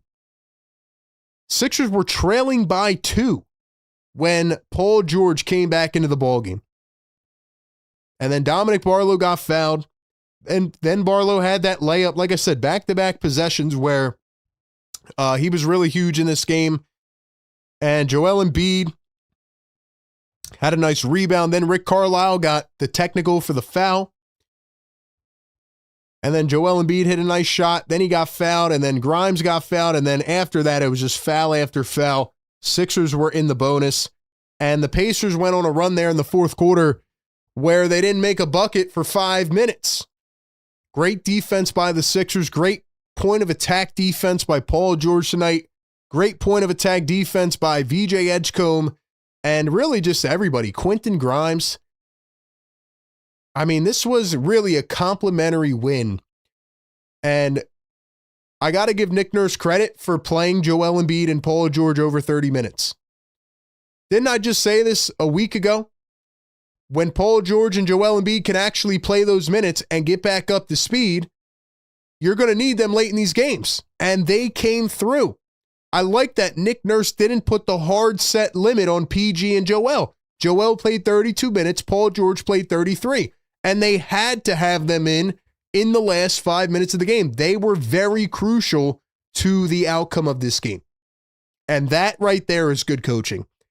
Now, before that, I thought some of the lineup combinations were inconsistent. I thought for the beginning of the fourth quarter, they weren't running any offense. Like, it just felt very like throw whatever at the wall, see what sticks. But then, like I said, you got your stars back in the game and they made the plays. Now, overall, over the full course of a game, I still think that you have to find more of a consistent identity, whether that's Nick Nurse, whether that's just getting the players on the floor. The Sixers should not have had this close of a game against the Indiana Pacers. I talked about no Halliburton. They don't have a quality starting center. They're starting Jay Huff of all people. The Pacers are not that good. So the Sixers should have already put this game away. But nonetheless, they like to make every game blood pressure filled, and they like to raise our heart rates, and they like to make it cardiac. You didn't get really anything out of your bench tonight, and for the Pacers, as I've said for the last several years now, and continue to be proven right, TJ McConnell is an absolute dog. I thought Rick Carlisle got outcoached by Nick Nurse in this game. Because why would the Pacers not play TJ McConnell more? 17 minutes tonight for TJ McConnell. He had 15 points. 7 of 11. He was absolutely cooking the Sixers. TJ McConnell had 13 in the first half. Why did he not play more? Rick Carlisle had a full bench lineup out there together with 5 minutes left in the game. He didn't even put his starters back in until there was a couple minutes left. So I thought that Rick Carlisle got outcoached tonight. Isaiah Jackson, Jarris Walker, these guys were playing late in the game. Tony Bradley, just like random minutes. And I don't know. Siakam did not have his best night either. 20 points for Siakam. I thought he would have a much better game. But I got to be honest, man. Paul George played tremendous defense. Dominic Barlow played tremendous defense. All season long, we've talked about, can this team defend? No, that has not been the case. But tonight they did. And they took advantage of it. I thought VJ was playing well against a really tough, gritty defender in Andrew Nembhard. Everything feeds off of Joel Embiid. Everything feeds off of Joel Embiid, man. You saw the type of pressure that he commanded and the attention. And usually we've been seeing that lead to double teams where then he creates for shooters. They didn't really double him a lot tonight. And Joel took advantage of that. And I just love the aggressive mentality for Joel Embiid. Now, to bring it full circle, I don't know how this is going to look like moving forward. Did Joel Embiid look this good because he had 5 days of rest? Or can this carry into Sunday's game against the Atlanta Hawks? You just played the shorthanded Atlanta Hawks. That was the first game you had the trio on the floor together, and you lost in double overtime, mainly because of minute restrictions. What is their limit? Can they get these guys to a point where they're playing 35 plus a game? If you can do that, and if you can channel some of what you saw tonight, then this team could be very dangerous. And I think with Joel, it's kind of just the pain tolerance thing. And you have to see if his knee swells or not. But I do have to say, man, Paul George is playing his butt off, man. This is now like 4 games in a row where Paul George has made an impact on both sides of the ball. He's giving you around that 20-point per game mark. He's playing excellent defense. And he's making some big shots in big time moments. So I don't want to get too ahead of myself, but who knows how many moments we will have like this again for the rest of the season. And it just felt like the good old days, man. It felt like a good game from 2022 where the Sixers go out and they play the Charlotte Hornets and Joel Embiid drops 50. That's what it felt like tonight. If Joel could have played more minutes, he only played 32 tonight, and he had 39 points. If Joel played 38 minutes tonight, he might have 50. That's how dominant he was. 13 of 18 at the line. I thought the Sixers as a whole, man, I mean, the free throw disparity was pretty wild in this game, if we're being honest. 76ers shot 43 free throws tonight. When's the last time you can remember the difference in team free throws being this drastic? Maybe the last time Joel Embiid dominated this way. And for most of this game, we were saying the same things that we have been saying all year with Tyrese Maxey. Maxey is doing everything. He's carrying the team. Now, thankfully, the rest of the team stepped up and did their thing when they had to. But Maxey's been going through the same thing. But if you could take what Maxey's been doing and then pair it with what Joel and PG are doing and find that balance, man, I think this could be something.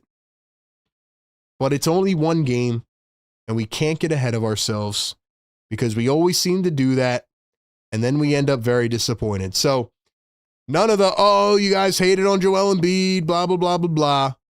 He had an amazing game. I hope he can build on it.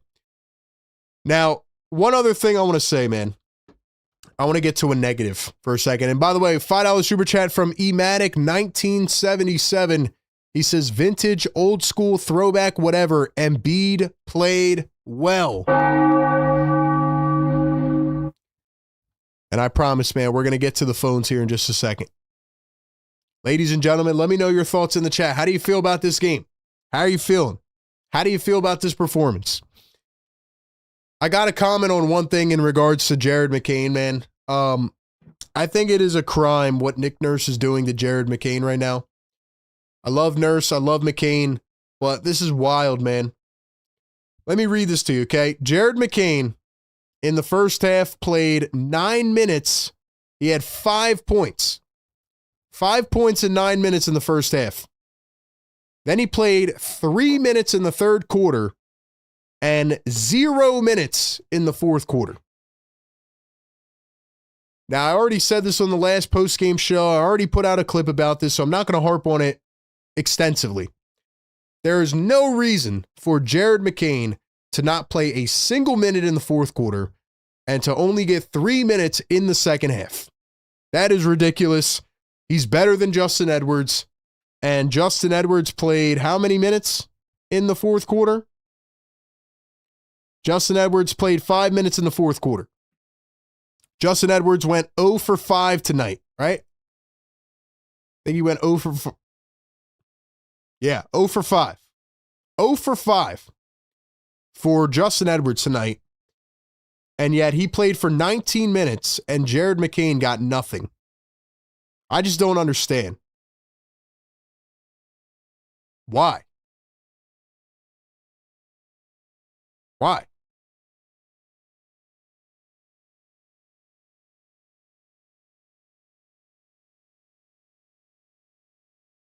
What is wrong with Jared McCain that Nick Nurse does not like?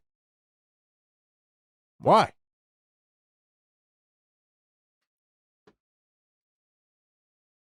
I just want to know. Anyway, other than that, Drummond had 16 minutes. He didn't score a point. He only shot the ball once, but he had 9 tough rebounds, 4 on the offensive side, and 2 blocks. He had a nice block on TJ McConnell. And there was just a little bit of everything in this game. There was a little bit of spice in every way in this game, from Paul George with the little crossover, hezzy pull-up, to the nice little baseline fade, to the Joel Embiid absolute terror domination, to VJ Edgecombe going off for 14 in the first quarter. This was a team win. I'd like to see a little more balance throughout the game. And, you know, you can't go dry for 2.5 quarters like they did. But they shot 32% from 3. They out-rebounded the Pacers.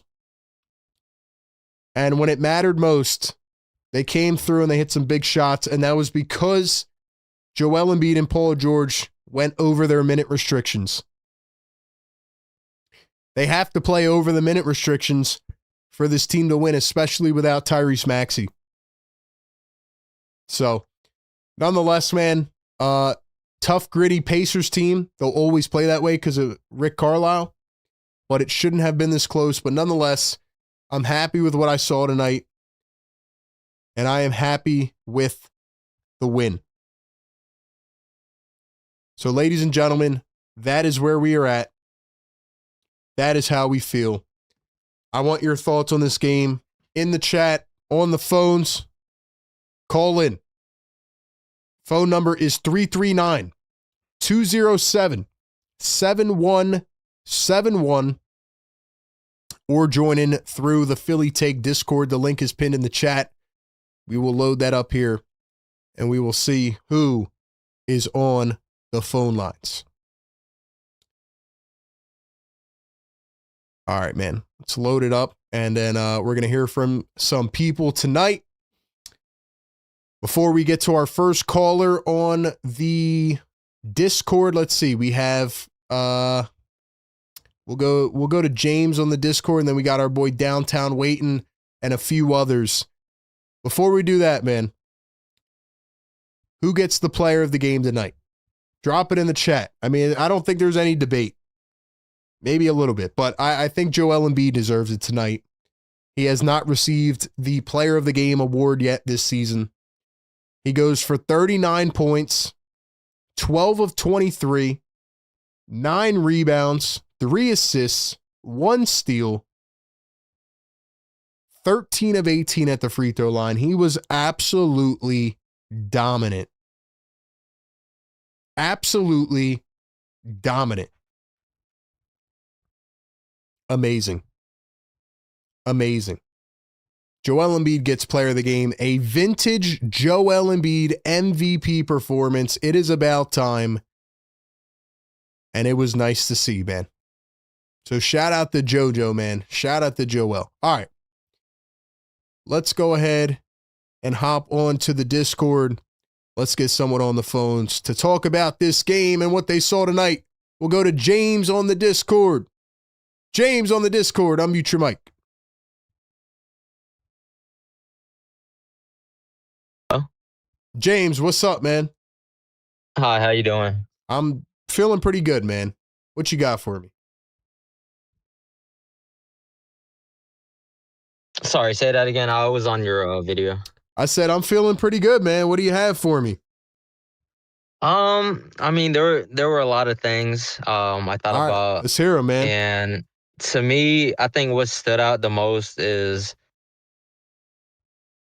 Embiid dropping 39. I feel like there's not a player that can just everly drop 39, you know what I mean? And I think the fact that he's able to drop that many points, and obviously he's not healthy at all, but I mean, there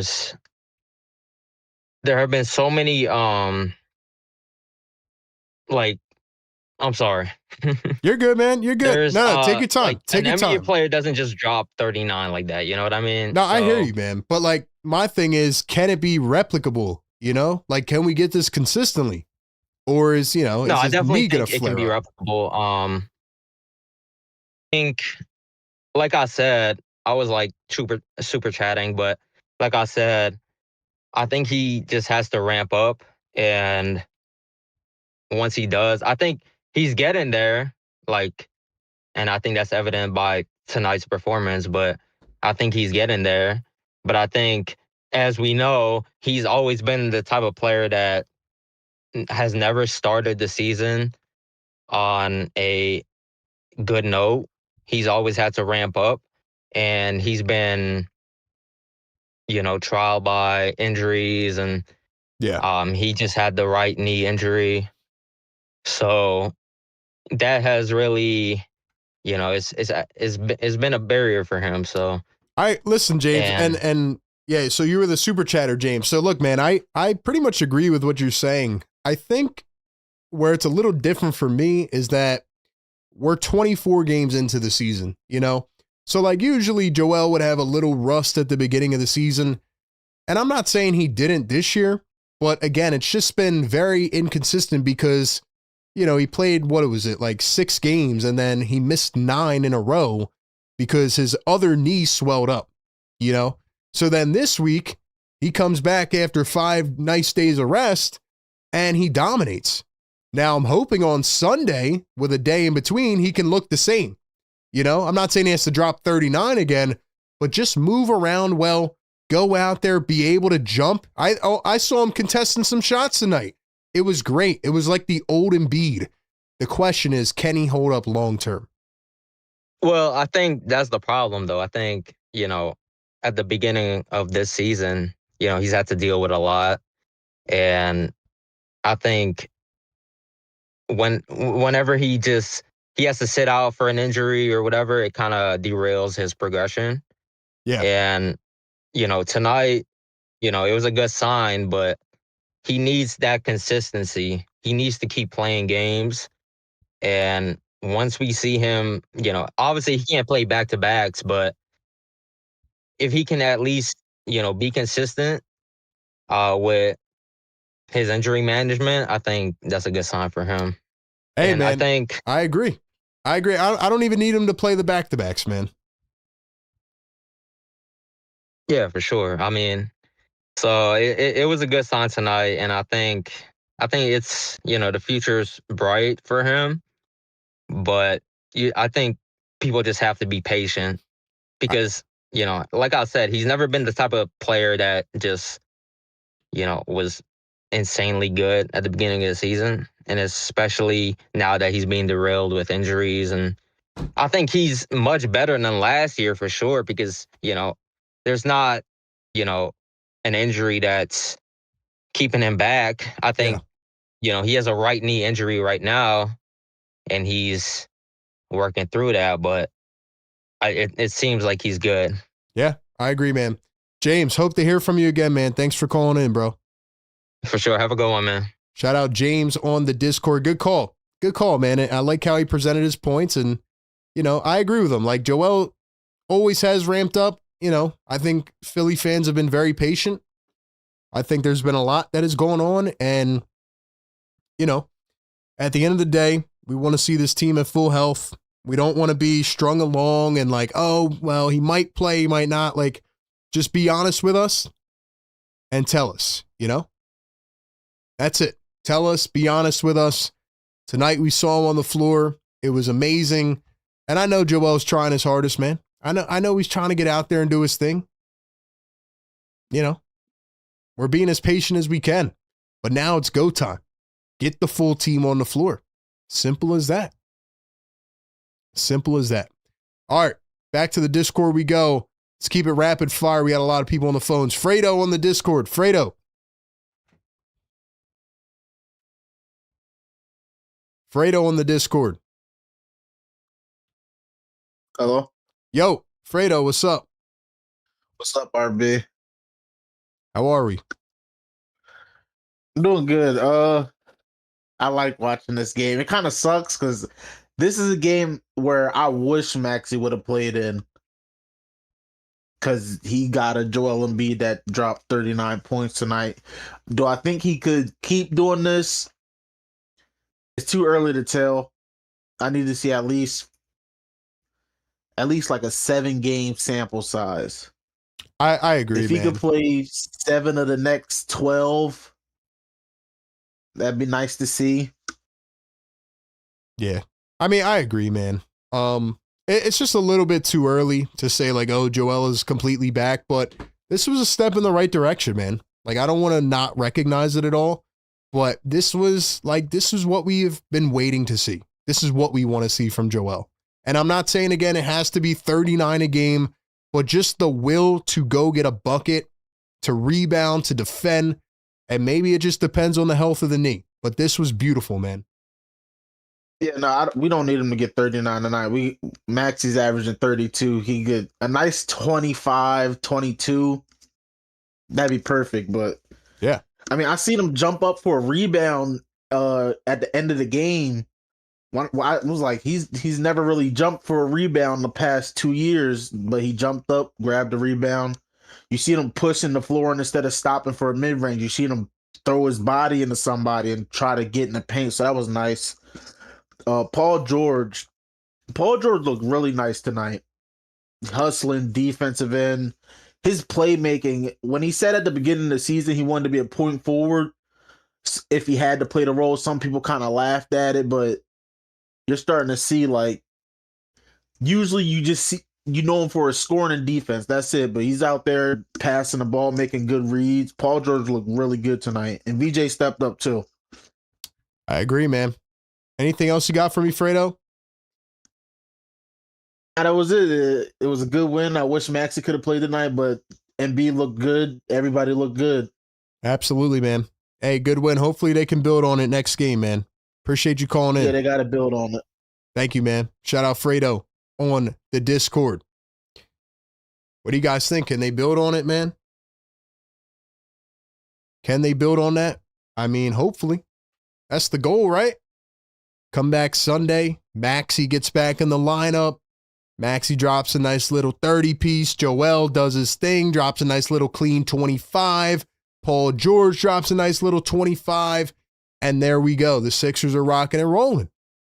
I saw a lot of positives from different players tonight individually that did their thing. So I'm really up on that, man. All right. Chat, give me your thoughts, man. How do you feel about this performance?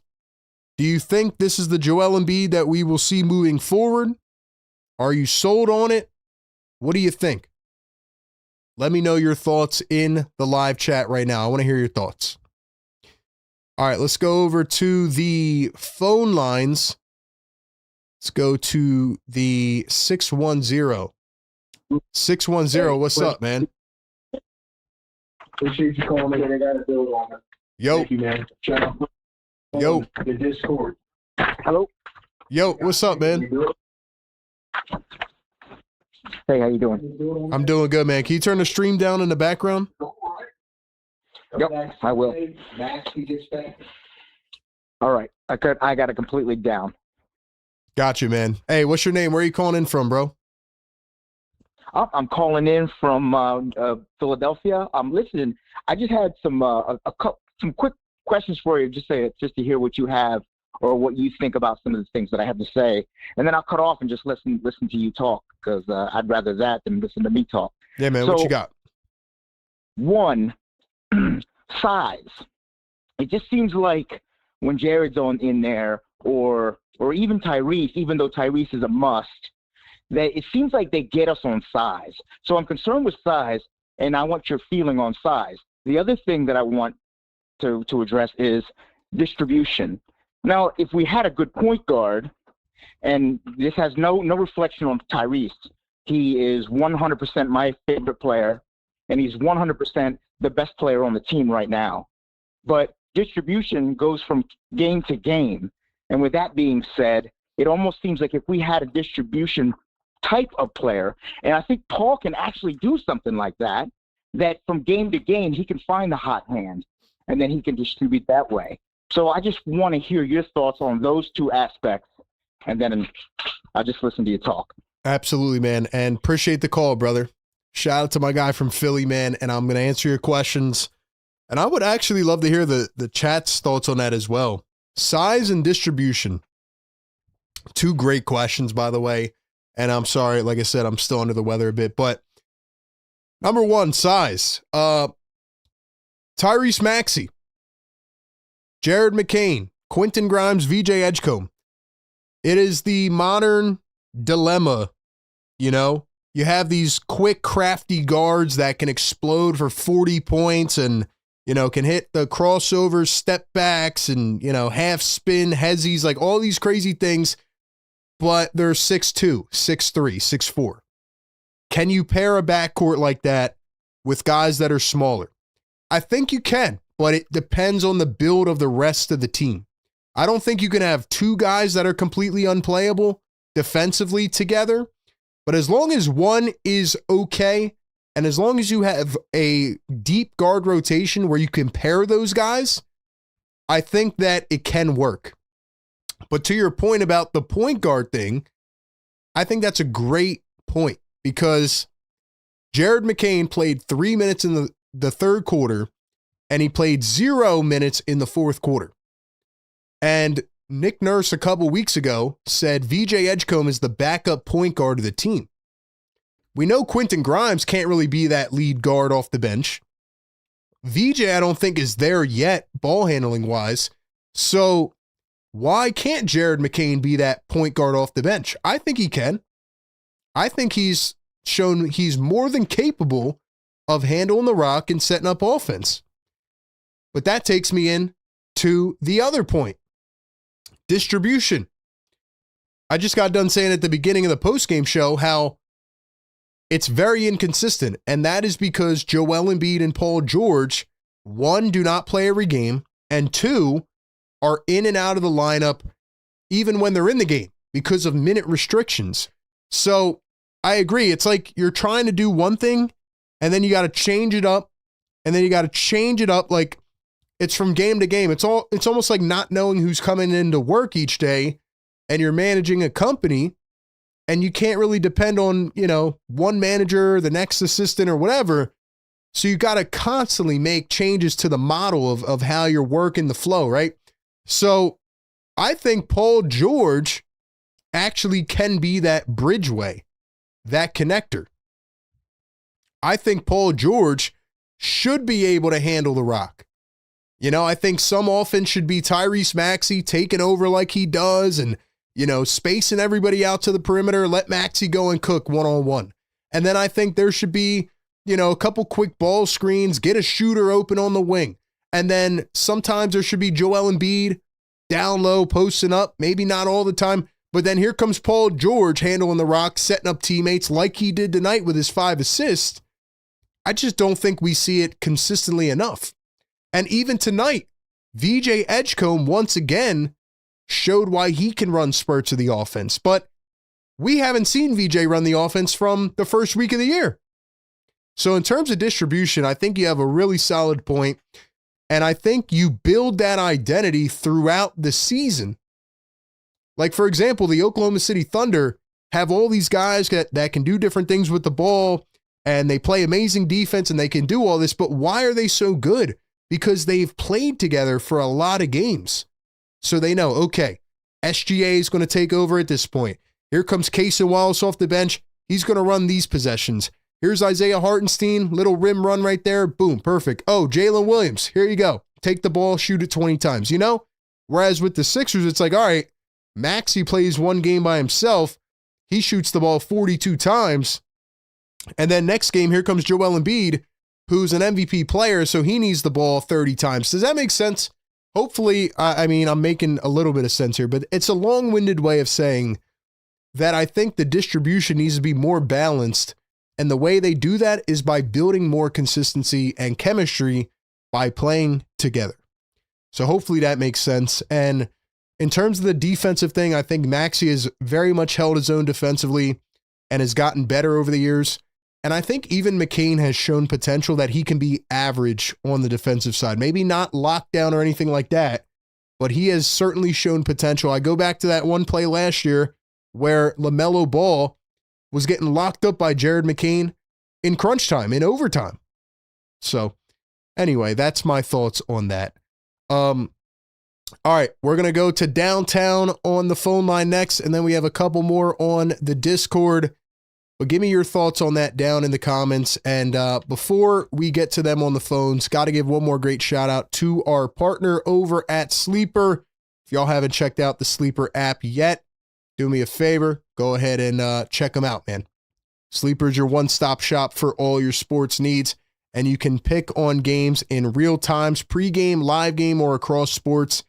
And our picks tonight once again got busted thanks to Nick Nurse not playing Jared McCain enough. I was going to go with VJ or Paul George, but I ended up going with Jared McCain. So I had Jared McCain over 12.5 points. He goes for 5 in 14 minutes. I had Siakam on the over at 23.5. He goes for 20 points. And I had TJ McConnell on the over at 8.5, and he goes for 15 points. So we went 1 for 3. Still haven't hit the perfect 3 for 3 mark, but we're getting there. And if you think you can outpick me, go ahead, download the Sleeper app.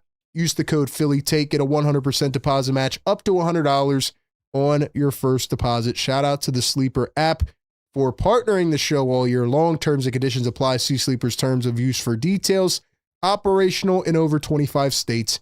Check out Sleeper today. It's like a game inside a game. Speaking of which, man, we saw a lot of games inside a game tonight from different players. All right, let's hear what our boy Downtown from Virginia has to say about this game. Downtown, what's up, man? What's up, Aubrey? You doing all right, man? I'm doing all right, man. How are you? I'm doing okay. Hey, great game tonight. Seems like old times, bro. You know, Embiid scoring 30-some points and the team helping them out, man. But it was a good game, and I'm not here to knock down what they did, man. But the team is a lot better than what we think. And I know we critically talk about them a lot, but they are a very good team When healthy. and When healthy. yeah, win healthy. And you said it yourself last game on the phones. You said, take the training wheels off. Well, here we go, man. 32 Yeah. minutes for Joel and 33 for Paul George. And look what happens. Yes, sir. And that's without Maxey. Right. You know, so add Maxey to the mix, they probably would have beat him. They probably would have blew him out.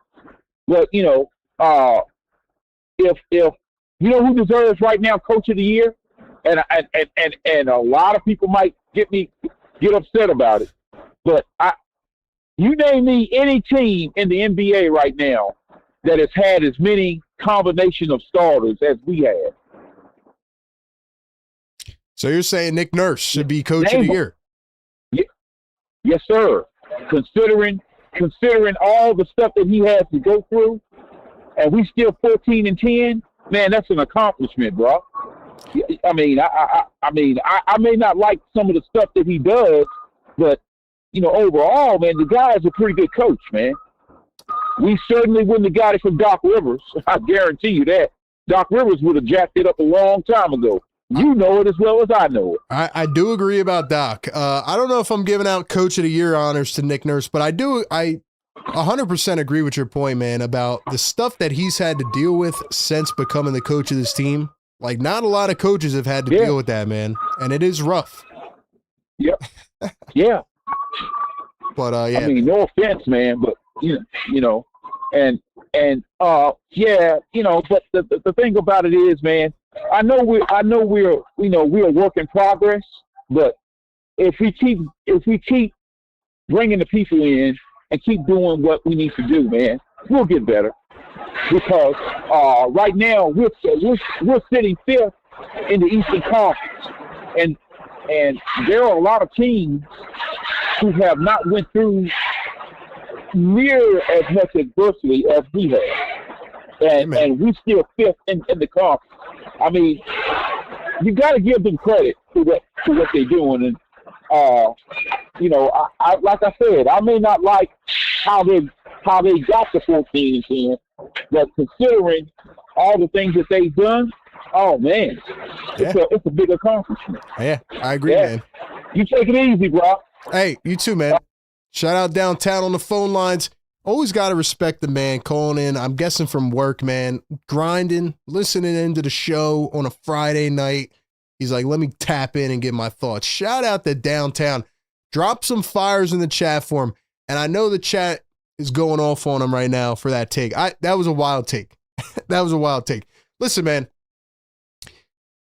as you guys know, or probably know, I interviewed Nick Nurse before. I met him. I think he's a sharp guy. Like, a lot of what he has done the last year and a half has very much confused me because, again, this is a former championship coach that has won at every level. He won in the British Basketball League. He won in the G League. He won in the NBA.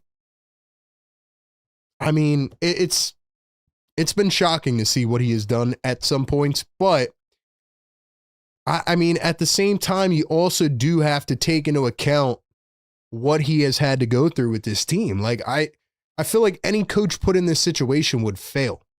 I think there's more he can do to make up with the players that he does have, but he also has been dealt a disastrous hand. So I think it can go both ways. But I'm not giving him Coach of the Year. No.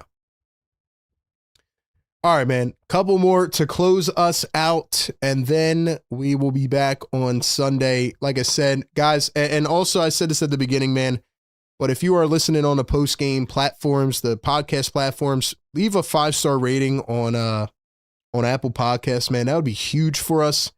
We're growing on every social platform right now, but we're also trying to grow in the audio world. Right now, we're at 30 5-star ratings. So definitely leave us a review. Go on over to the podcast platform and support us over there as well. All right, back to the Discord we go. Our boy Sixers Sash on the Discord. Sixers Sash, what's up? Barbie, how you been? Doing all right, man. I've been sick this week, but we're bouncing back, just like the Sixers. What you got for me? I know. No, I think this game was sick because we got to see VJ with his confidence that we've been talking about. We saw him aggressive to the paint. He went to the line, I think, 5 times. And just his all-around presence was great. I think I was kind of like in and out of the post-game interview and or the chat, and I don't know if this was talked a lot of, but without Maxey on the floor, it really kind of showed that this really is his team. Mhm. Without without him, there isn't really any like oil that goes on the machine, as a weird way to say it, or on the gears. But you could see a lot of disconnect, although people were somewhat having chemistry. But I know a lot of the us fans in the chat, and from a little bit what I've heard from the post game interview, is they resonate with that. Maybe PG is the point forward, maybe building chemistry. You didn't really get to see as much of Jared McCain taking the lead today. Some too much ISO movement with Joel, but it's still a phenomenal game with Joel. No complaints. But I think the bottom line of what I'm trying to say is that it's crazy to see that we're seeing this transition in real time, and it's working. That Tyrese Maxey is the captain. That's a weird way to say it, but It's crazy, how do you man. feel about it? Let me comment on that, because I feel like it's a very tough situation, and let me know if you agree with this. But like, let's say, all right, Tyrese Maxey comes back next game, and Joel Embiid's on the floor, himself, and Paul George is on the floor. It's like, I feel like we're making that shift, right? Like, it does feel like Maxey's offense, right? But it's like, with how Joel can play, if Joel is not in the primary scoring role like he was tonight, then what is he best suited doing? I guess we would typically say playing defense and protecting the rim and getting rebounds, but we know that his knee probably can't allow him to do that at a superior level right now. So if he's not backing defenders down and, scoring 30 a game, can he contribute in those other areas? What does that balance look like? And then with Paul George playing the way he is right now, I feel like PG looks like the perfect complement to those two. But you're right. It feels like it's Maxey's offense. And then you got to also sprinkle in the VJ touches. But then you got Jared McCain, who's rotting away on the bench because Nick Nurse won't play him. And then don't forget about Quentin Grimes. So it's like, that's where the coaching comes in and like kind of sets the table for that hierarchy. But it's a very tough situation to be in, because Joel has been your former MVP, but it feels like Maxey is your MVP, Yeah, and I just feel like it goes back to your comment of chemistry.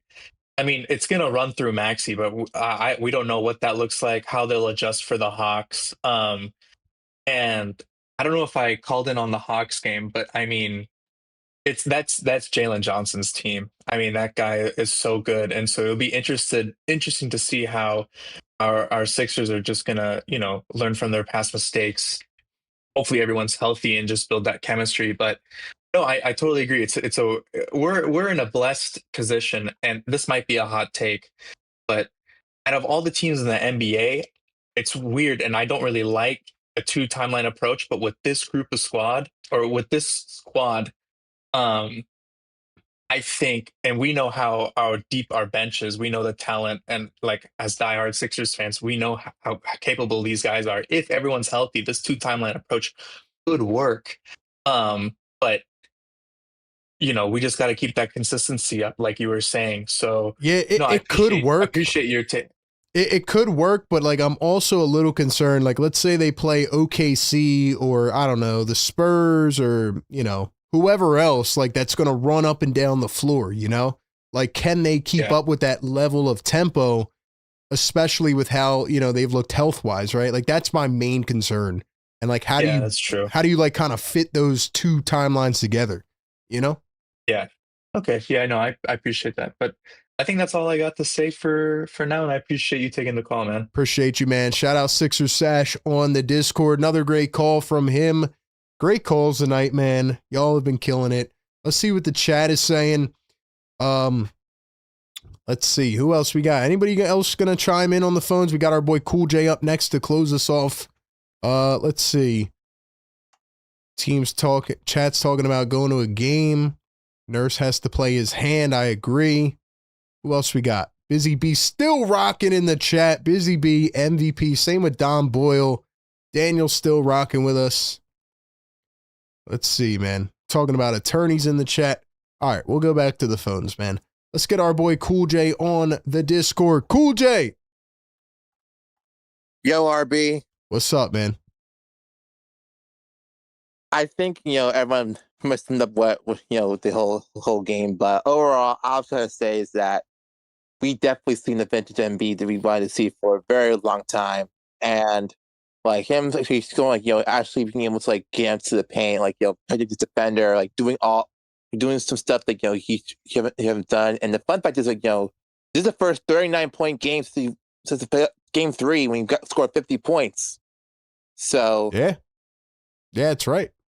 I mean, it's been a while since we saw him like this, Yeah, for sure. And Paul George also was phenomenal tonight as well. Like both of our max players have been actually very well. Now, the question, of course, you said this before, like it's all about consistency. Like, even if you're not, this level, like if that's scoring 50 points like every single game, like as long as you're actually still contributing and still being up tempo, trying to build chemistry, like as long as you have that kind of thing, then these are those mid restrictions. That's a big problem with the mid restrictions. Like you can't really build anything if you have mid restrictions. And I agree. Them longer this go around. So glad they're able to at least try and build something up. Yeah, it was a good win tonight. I don't want to get too ahead of it, but it's like, all right, well, can they do this again next game? Can they do it the game after? Because that's what great teams do. They put together consistent stretches of winning. They reveal their identity. They build it up. And then by the playoffs time, they're ready to go. Simple as that. Yeah, absolutely. And this schedule is going to test all of that. Like, who's going to, it depends on who's going to be here. Who's going to, what team going to be healthy or not. Like, the next couple of games are going to determine a lot, especially the Thunder game, which you mentioned that before during the previous caller. Like, how are you going to go up against the Thunder, who their team is like literally 24-1. Like, how are you going to, continue, how are you going to ship with that team? Because that's going to be a very, very huge test for them. Yeah, I mean, that was an extreme example. I mean, the Thunder are just ridiculous, but it's, the point is, like, how can they stay up tempo against a team like that? Like, will Joel's knee be able to hold up and move around? And, can he play 35, 40 minutes a game? He's going to have to against a team like that, Yeah, and I 100% agree. And, it's just it's a lot of questions. But and you've seen both different sides. Like if one person's out, then this player has a good game. We've seen another person that was out. We have another good game from that side. Like we have two sides of teams that can play really good without the other. It's about what can they do together. Yep. Like what can they do together? Yeah, you're exactly right, man. And that's going to be the test now for the next however much. I mean, I'm glad they're getting a little bit of rest here, but tough stretch coming up, man. So we'll see. Yep, for sure. All right, man. Cool J, appreciate you calling in as always, my guy. Thanks for waiting on the line. Thanks for having me in. Shout out Cool J on the Discord. Fire callers tonight, man. Drop the fires in the chat. That's why I love going to the phones and hearing from the people, man, because I'm up here. I've been talking for 4.5 hours. Who's doing it like us, man? This community, I mean, I just love it, man. I love it. We are building something special. 4.5 hours of me talking, and then you guys chime in and do your thing, man. Pre-game, live game, post-game, every game. Hey, man, other than that, I don't have much else to say on this one. We will be back on Sunday as the Sixers try to get their revenge against the Atlanta Hawks. That was a tough game in double overtime a few weeks ago. So the Sixers have now won 5 out of their last 7 games. They are 14-10. They are in the top 5 of the Eastern Conference, but we'll see if they can replicate this on Sunday. Anyway, man, this is the Sixers post-game live show presented by Sleeper right here on a Sixers Game Day live show. Y'all know what to do. Like it, subscribe, turn the noties on, follow us everywhere. We do it every single game. Great chat tonight. Great callers, man. Shout out to the mods, the members. Daniel in the chat, busy. Our boy Nelly's in here. Cool J, Dom, John Monroe. Everybody chiming in tonight, man. It was a good one. Vintage Joel Embiid and a Paul George masterclass. Sixers pull off late, get the win 115-105. Enjoy the rest of your night, man. Catch you on the next one. Peace.